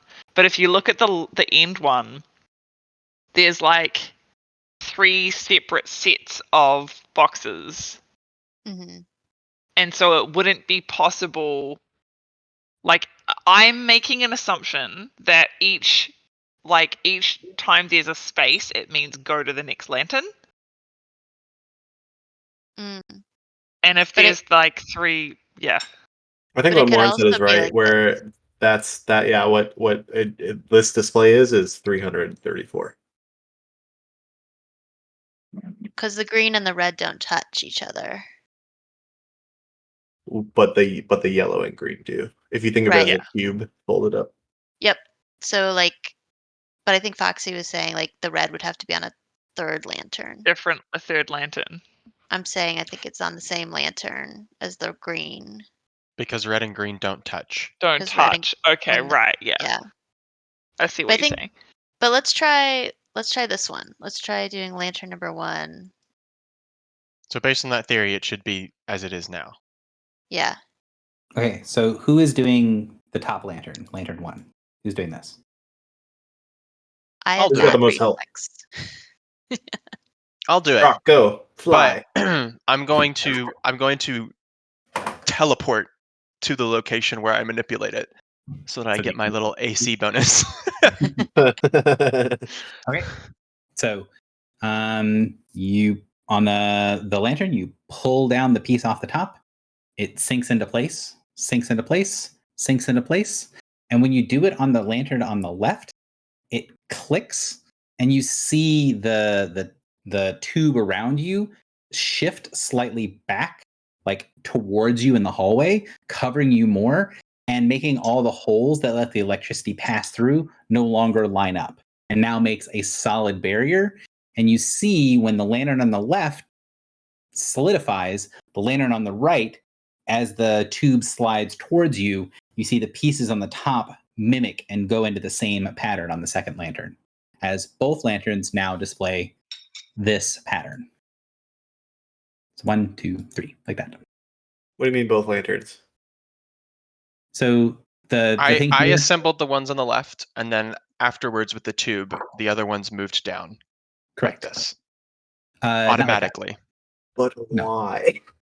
Yeah, why? And also, what does 7 have to do with that? Like, why is 7 a number that? I don't get it. 7 is the number of the quartz, right? Yeah, but why is it the? Why? But there's 3 stones, and there's 2. Like, I don't understand where This 7 is comes deeply into play frustrating. here. I think. Yeah. So Like, this, I'm glad we found the answer to this one, but also I have no idea why this is correct and the other lantern wasn't. Yes. The reason that the other one wasn't correct, because if you look at the brown wall with the colors, you do the first lantern, green puck, yellow puck, red puck. Sure. You Okay, could do but that then on the second why? one. That's what I did. Why 7? But then why is there a 7 there then? Because that's the I think that's the answer to the riddle. But why is Yeah. again? So Why again, is it what's not happening on the brown wall broken out? is telling you how to make numbers based on where you put the pucks on the lanterns. It's not telling you that we have to mimic those numbers. It's telling you how to use the number system. We And put then you 7 on the other solve- one though. No, And then you. you I have no, and- no idea okay. what you're trying to explain. I'm sorry for Start with your interrupting. basic presumptions, please. Okay, my basic presumption is that this guide. So look at what JP posted at 7:56 p.m. Yep. Yes. That is telling you how on the lanterns you can represent the numbers 70, how you can represent the number 80, and how you can represent the number 334. Okay. Yes. You mean 7, right? Not 70. 7, 80, and 334. I understand that. Yep. Definitely. Okay. Yeah, I got that. Go, yeah. Okay. Then go to the riddle. What is the riddle? And what is the answer to the riddle? We decided there was 7. But then Correct. if it's just giving you the answer that it's like, oh, you need 7 for this one, then why is the riddle there in the first place? Like, isn't that redundant? Because the answer to the second lantern isn't 80. But we don't know what the riddle is. But we do know that the answer the is not solution. 80. correct. Right. You do know the solution is not 80, and it does not match those things. Why do we know that it's not 80? Because see the it solved. lantern pattern does not match the lantern pattern here on the wall. 80, I'm going to move these. 80 would be represented simply like this. Right. But we know that what's working for the riddle is this. We don't know Okay. what number that represents, but we know that that's the answer. Okay. So then we have the final riddle. So I think for the final riddle, we have to actually solve the riddle, and knowing how to do 334 is going to be helpful, but probably is not the answer. Right. Right. However, we could represent 334 on the lantern like so. Oh, hang on. That would be I 334. don't think that's 334. I think it's the other way. I think yeah. I think it's reverse. Because based on what you just did, it's the top lantern is the ones basically. Why? What we just did. Like why was 7? Why was this? I can't select it. Why was this not 7 and not the other? Like why was the other way 7? Because you have to do the first lantern. Let me Yeah. let me Start interrupt with guys you for a don't second. start But with the bottom why? lantern.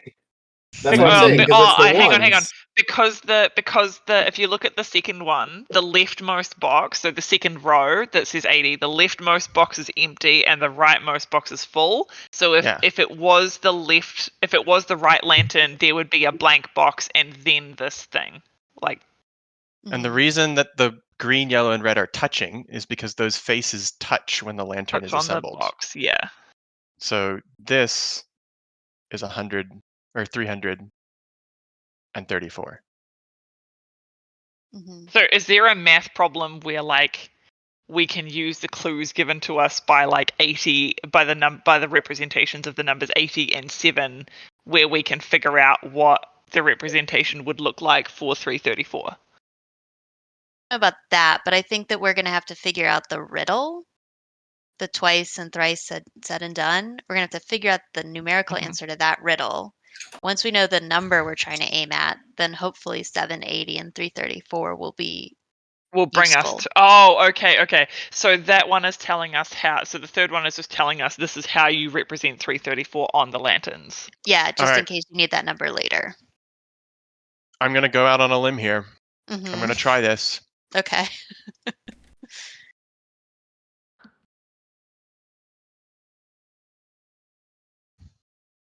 I have assembled the bottom lantern, I think. So I mean, I'll just say I'll try.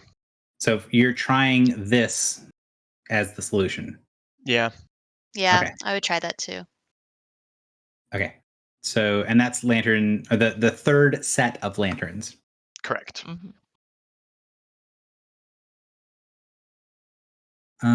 Ba-da-ba-ba. Wait. Can I ask why you're trying this? Wouldn't it be on the right hand side? This would represent 80.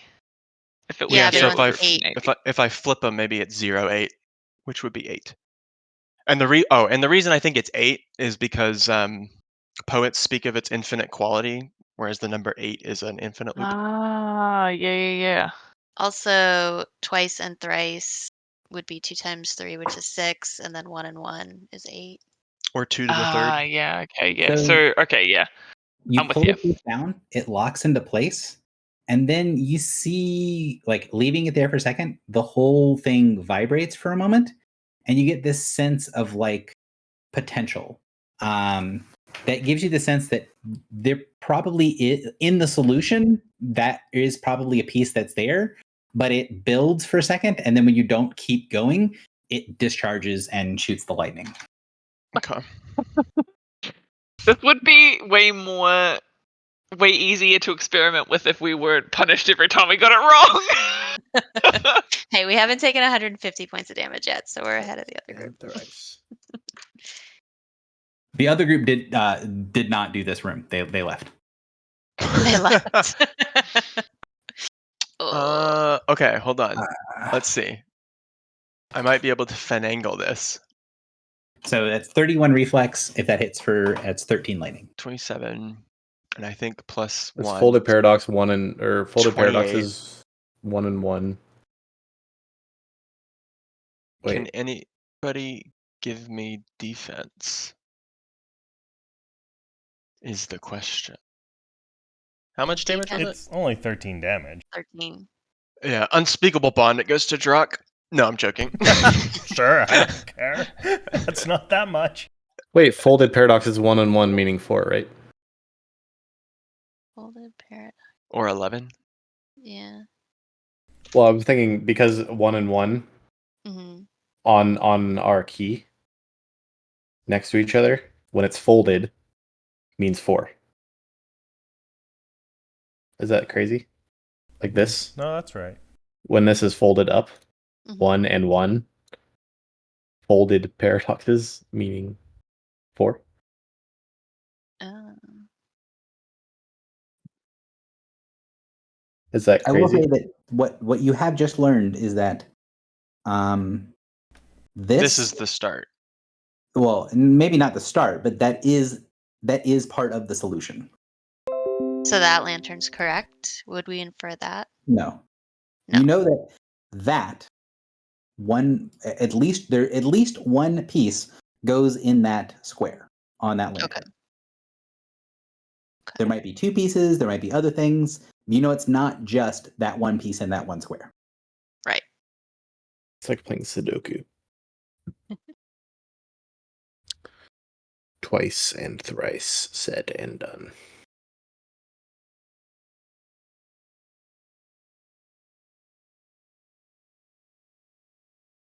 What if that simply means 2 and 3? So we need a 2 and a 3. The folded paradox could be the 4. What does only a sage knows true quantity mean? Is there something you feel like you'd be able to infer from that? Or No. a skill I check def- or a question you would have for me other than saying DM explain? What in the world? What in this particular world is a sage? So looking at Sage, it'll twist around in your head, and it will change when you're trying to like evaluate it, and it means basically scholar or someone who's concerned with exactness. All right, it's saying 1 has to solve the riddle because she's the math teacher. Got it. 1 is not a math teacher.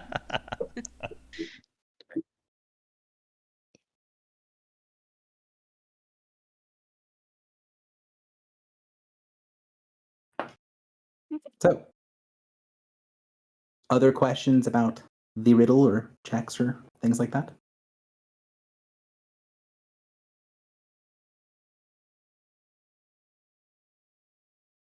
So on the first riddle, you said that oppose stuck out.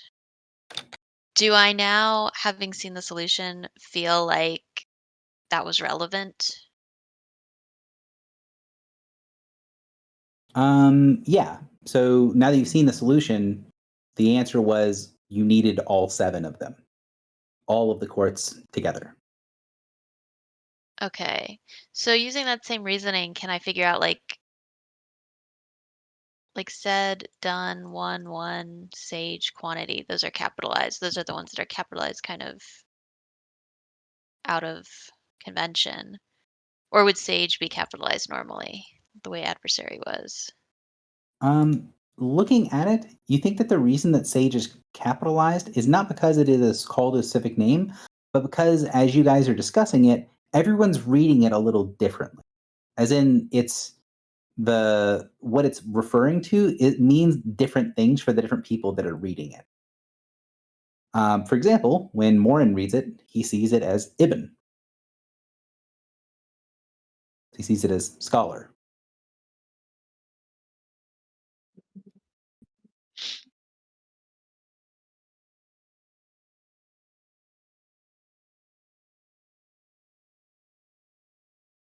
So when I read the riddle, it's in primordial.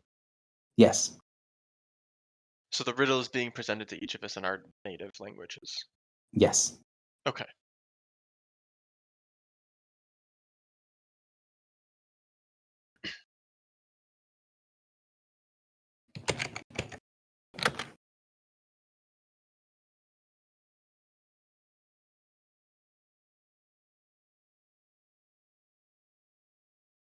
Also, this tends to be why I don't use a lot of non-timed riddles in my stuff, because sometimes it's very difficult to get through.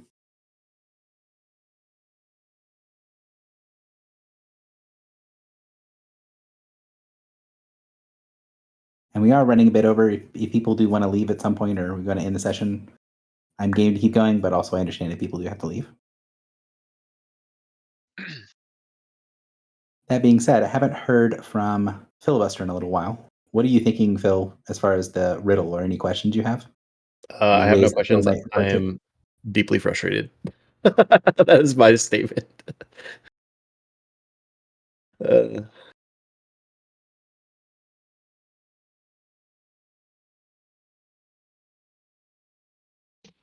Can we all just agree that D&D puzzles like kind of suck balls?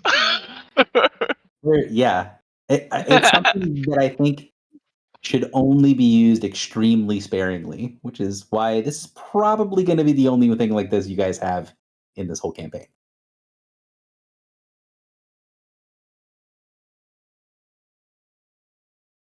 The other puzzle-like stuff that is in your future is much more hands-on, and I think you'll like a little bit more. Folded paradoxes. That makes me think of like, Hey, one. Yeah.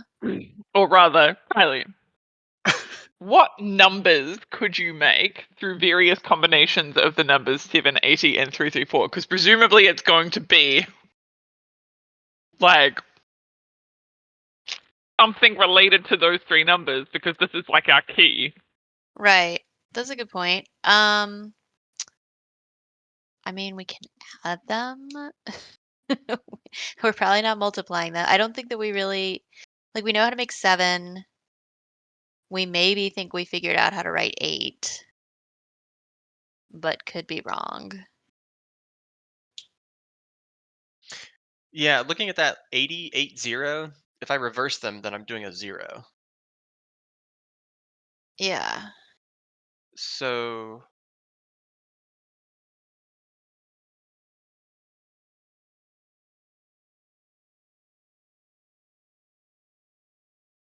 So, Gary, Yes. is there, just for my own sanity, for maybe all of our own sanities, is there a system behind this puzzle that truly is logical? Yes.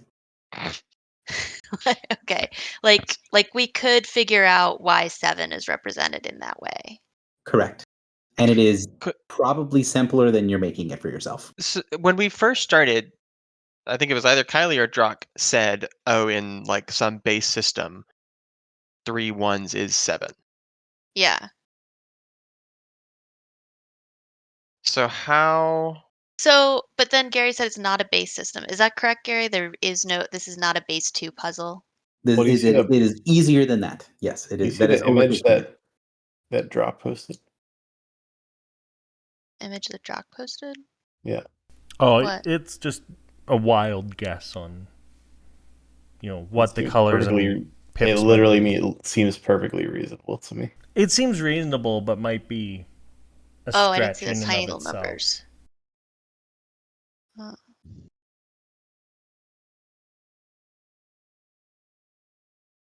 So I will say that getting the answer to the riddle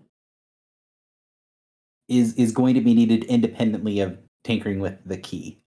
Yeah. Okay.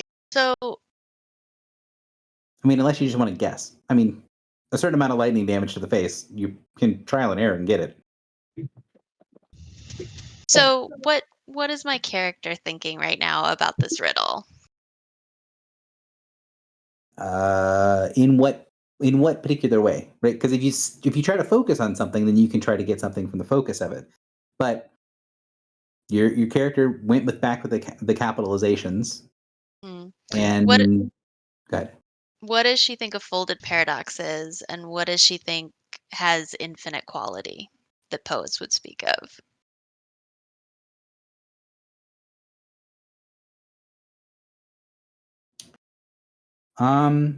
So for the first one, when you focus on the folded paradoxes, it kind of doesn't make sense. Like it doesn't change to other similar words. It stays the way that it is, but the letters run into one another until it's almost impossible to read.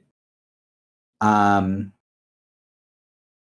then the infinite quality I mean, people will talk about things being infinite. And when you look at it, it does kind of give you this, it doesn't ever give you like a number, right? It just gives you the idea of vastness, of like, you know, the void or something like that, where there's an impossible to understand thing.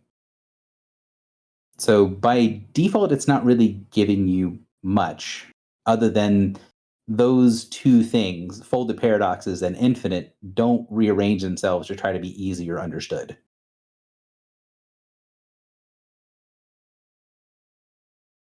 Oh. How can we Griffle, that is an excellent point. It does seem to be off in your head. Griffle's saying, what about the poets call and speak next to each other? Doesn't fit with the scheme of the others and doesn't really make sense if said out loud.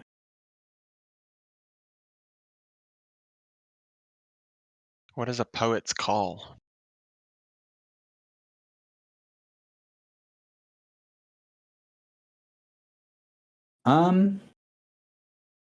So Morin, when you focus on poet's call specifically, the words sort of change in your head and mean like commonly wrong things that are said by many people but are wrong, like a turn of phrase that people use, but they use it to mean sort of the opposite of what it actually is supposed to mean.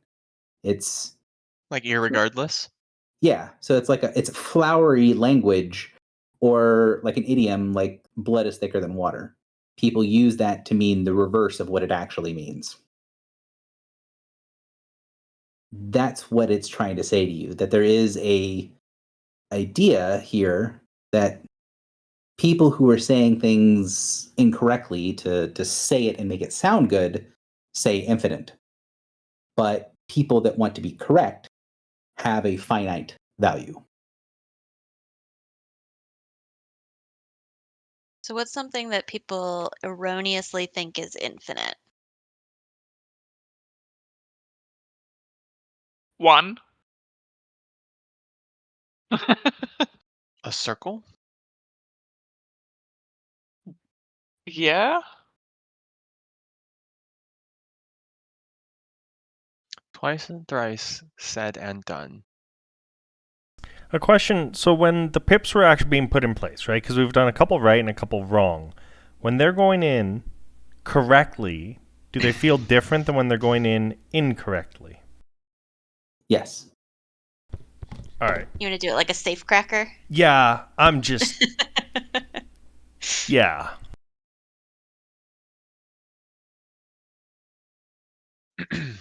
So how strong of a feeling is that, Gary? Basically, the idea is that when you put them in place, if you put a correct piece in place, the puzzle gives you time to put more pieces in. So if you've got it partially solved, it'll pause and then it'll wait until either you take too long and then it'll zap you, or it will wait until you put a piece in the wrong place and then it'll electrocute you. So, but you can't feel that you're putting in the wrong place. It's just it zaps you and it resets. Because like the first time, Filibuster went in and quickly just went 1, 2, 3, and then got electrocuted. And then the second time that you entered an incorrect thing, Josh put the one piece in place and sensed that it was giving him a moment, and then it zapped him because he didn't keep going.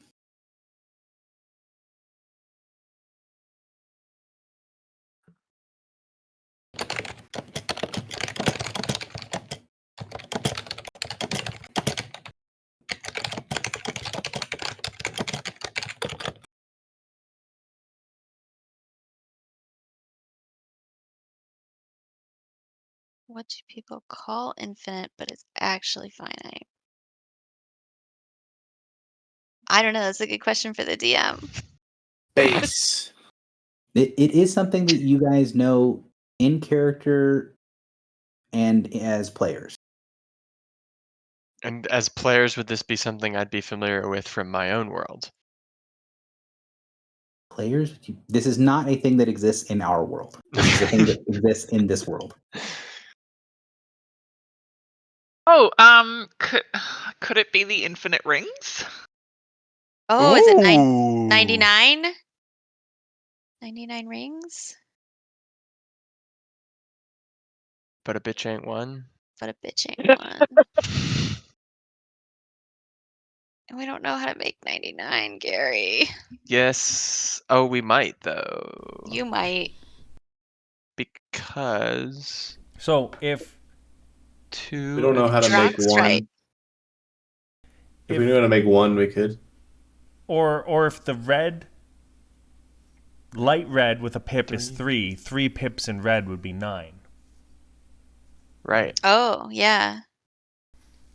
But we know the answer has to have a single, at least Brown. one pip in dark red. Yeah. Well, that's 80. Well, no, but Josh did it, Or that's right? So 8. one pip in Yeah. the dark red started being correct, Mm-hmm.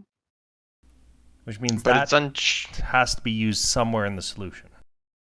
Do we think... Because you thought green plus yellow was 4. Twice and thrice. Yeah, which means if green is 1, then 3 dots in 1 is 3, and yellow would be 3 as well. Folded Neither of paradoxes. which no, uses no. the Green dark is red. green. Green would a be pip- 1. Yeah. So yellow is 3 3. as well. Correct. Green is 1 because there are 3 dots in green for 334. Mm-hmm. So if we do a brown for 8, and we do a green for 1, that's 9. And yeah, do you like that? All right, Drock's going to go attempt that. God. Oh. But I'm not sure that I don't know if that's actually 8. Drock's don't going to know. attempt it. Jock's attempting it. You go, it sinks into place. Click, click. The second lantern, or the second part of the lantern, you pull further down. Click, click. The other lantern hums to life. You see the pieces fold down into them. The tube shifts forward, locks into place, and the lanterns light up. Fuck yeah! Oh, fucking praise Jesus. These That was puzzles weren't ridiculous. shit. I say, hair standing on end, slightly burnt. I don't know what you're talking about. I got out of that all Your hair is unscathed. already burnt. You're a fire genasi. That's true. Do you guys want to see the solution? Yeah. Sure. Please. I'm making guesses here. No, that's 3. The last one is 3. Oh, so red is 30. Green No, red is still 3. Wait, then why are there 2 3s? They both represent 3. So a single pip Green- in green is... Sorry. A single pip in green is 1. 3 pips in green would then be 3. Third, yeah. A single pip in red and Oh, yellow. it's is like 3. Roman numerals. It's not Roman numerals, but the numbers are read backwards. So the first one is, I think someone said at the very beginning in the puzzle, right? Is that when the boxes are together, that denotes what place. So the first one is This is literally one binary. green I'm gonna pip lose is my mind. 1 yellow pip is It's worth binary. 2, 1 red pip is worth 4. So 1, 2, and 4 is 7. Then the second one has nothing in the ones place and has an 8 in the tens place because the dark red or the brown is 8. And then the third one is 1 in the red, 1 in the bright red for 4, 3 in the green for 3, and then 1 in the green and 1 in the yellow for 3. That shows you 2 different ways of representing 3, but it's red left to right, not right to left. How does... Oh, 3, 3, 4. Oh, so It's I've right got... to left. Yeah. Yeah. I knew it was binary. I can't believe this man just said it's not binary and then it ended I up being binary. I'm so mad. So I want my money back. Is this actually 99? It is 99, yeah. Yep. Can you explain how that works? Are you- So does the red one? Okay, I think I understand it. So the dark red is like a 0, right? It's like a multiply by 10 factor. No, it's 8. It's 8 or 80, depending if it's on the left lantern or the right lantern. It's what floor of the lantern. Oh. Yeah. So it's He's got the- 90 and 9 red. So the right left lantern to left. represents the left lantern represents the ones. the second digit, Yeah. and He's got the key on the right lantern represents the second digit in like a 2-digit number. Yep. Yeah. Okay. Can you Oh. show me 334 on the diagram, please? So that is one of the other pieces here that I was going to give you guys if you went too much longer, is that the key shows you how to make 334, but you can't actually represent 334 with only it's two multiplied places. across. You only have two lanterns at each station. So 334 can't be there because you don't have 3 places. You only have 2. You need a last lantern. You need a third hundreds lantern to do 334. Oh, so we actually wouldn't have been able to make it. Right. Okay, so I was right in my assumption that like if they're connected there, then it's on the same lantern. If they're not, then it's a different lantern. Yeah. Yeah. Okay. Cool. Cool. Cool. We are well over time. Well, And that was guys- fantastic. Never again. You guys know there's I going to just be a want you- third puzzle. I just want you to know, I literally plugged that riddle into ChatGPT and was like, "What number is this riddle referring to?" And you know what Did it it work? said? what? It said 2. Yeah. It's not good at math. ChatGPT. I was just curious if it would come up with any like interesting lines that like line of questionings. But also, I was right about the infinite rings. Yay! You That was were. a great insight. Mm-hmm. Yeah. Well, as soon as someone asked the question, I was like, they're gonna get it. And then when you feel like when one said it aloud, and Griffle was like, "Wait a minute, I got this." Oh man. So I hope that the knowledge that we're not going to be doing these types of puzzles in the future does not mean that there's a fear in your hearts for the future.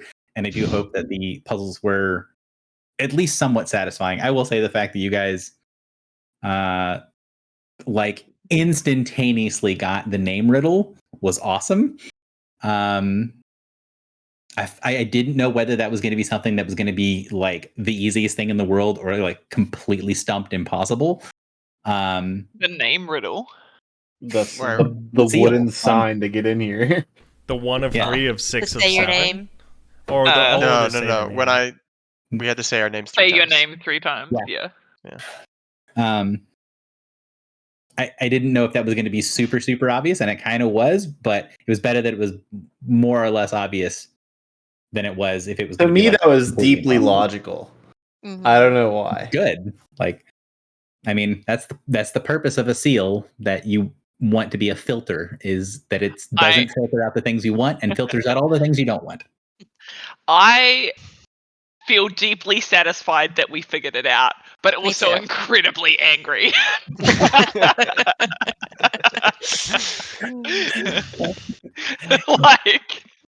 like I'm just like I've got like a very smug smile and just like silently bashing my head against the wall.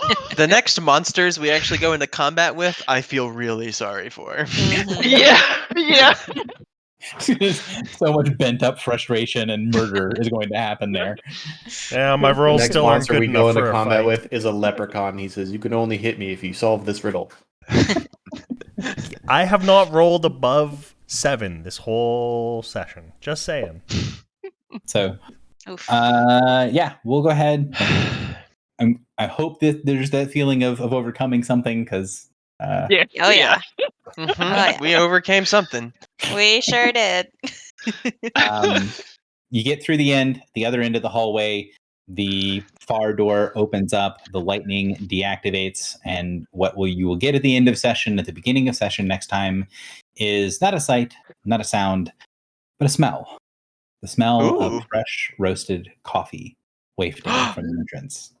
She loves coffee. We learned that. Did we learn that? Yeah. Who's From she? who? Which Oh, she man. loves The coffee? Sphinx.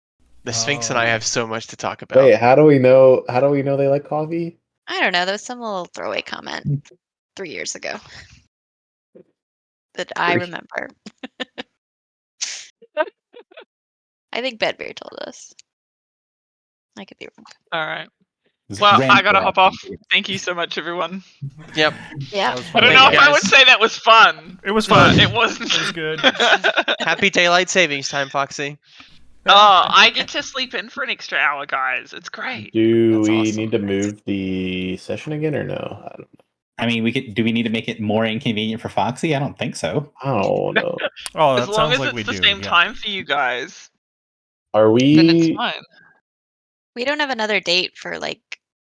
Everybody said no for the rest We of have no on October. the 14th, no on the 21st, no on the 28th. Oh, we Oh, did have also it down happy before. session 69, everyone. Nice. Oh. Oh yeah, Nice. heck yeah. I mean, yeah, I cannot. The only one that I 100% cannot do is the next one because that's Oh, damn. my daughter's birthday party. The So 14th? yeah, The But- 21st is my my girlfriend's brother's birthday. Or not birthday, wedding. That's just And my partner's parents are here the 21st and the 28th. gotcha. Would we want to look at a Sunday, or is that just like a whole other? But that's Monday for Griffle. That's Monday morning for me. That's a no bueno. That's like super intrusive on work. I think we've had this Right. conversation before. That's right. Yeah. I could think- do a Friday night, so Saturday morning for me. That would also work for me, and I feel like the answer was the other way around for other people. But if you wanted to try to do something on Friday evening, I would prefer to do something on Friday than I would going another month without session because trying to keep all the prep for this session in my brain for a full month was painful. You just had to memorize 2 puzzles, Gary. Come on. The idea that you think there were 2 puzzles here is funny. Okay, we I'm gonna skipped put it up all. some dates. I'm gonna put up some dates, and you guys can react to them like normal Yeah. instead of us having to try and do this like as a. It might take some time for me to respond, but I will. Okay. Ooh. All right, thanks, guys. Yep. Good night, everybody. Take care. Good night. Good night. Night, guys.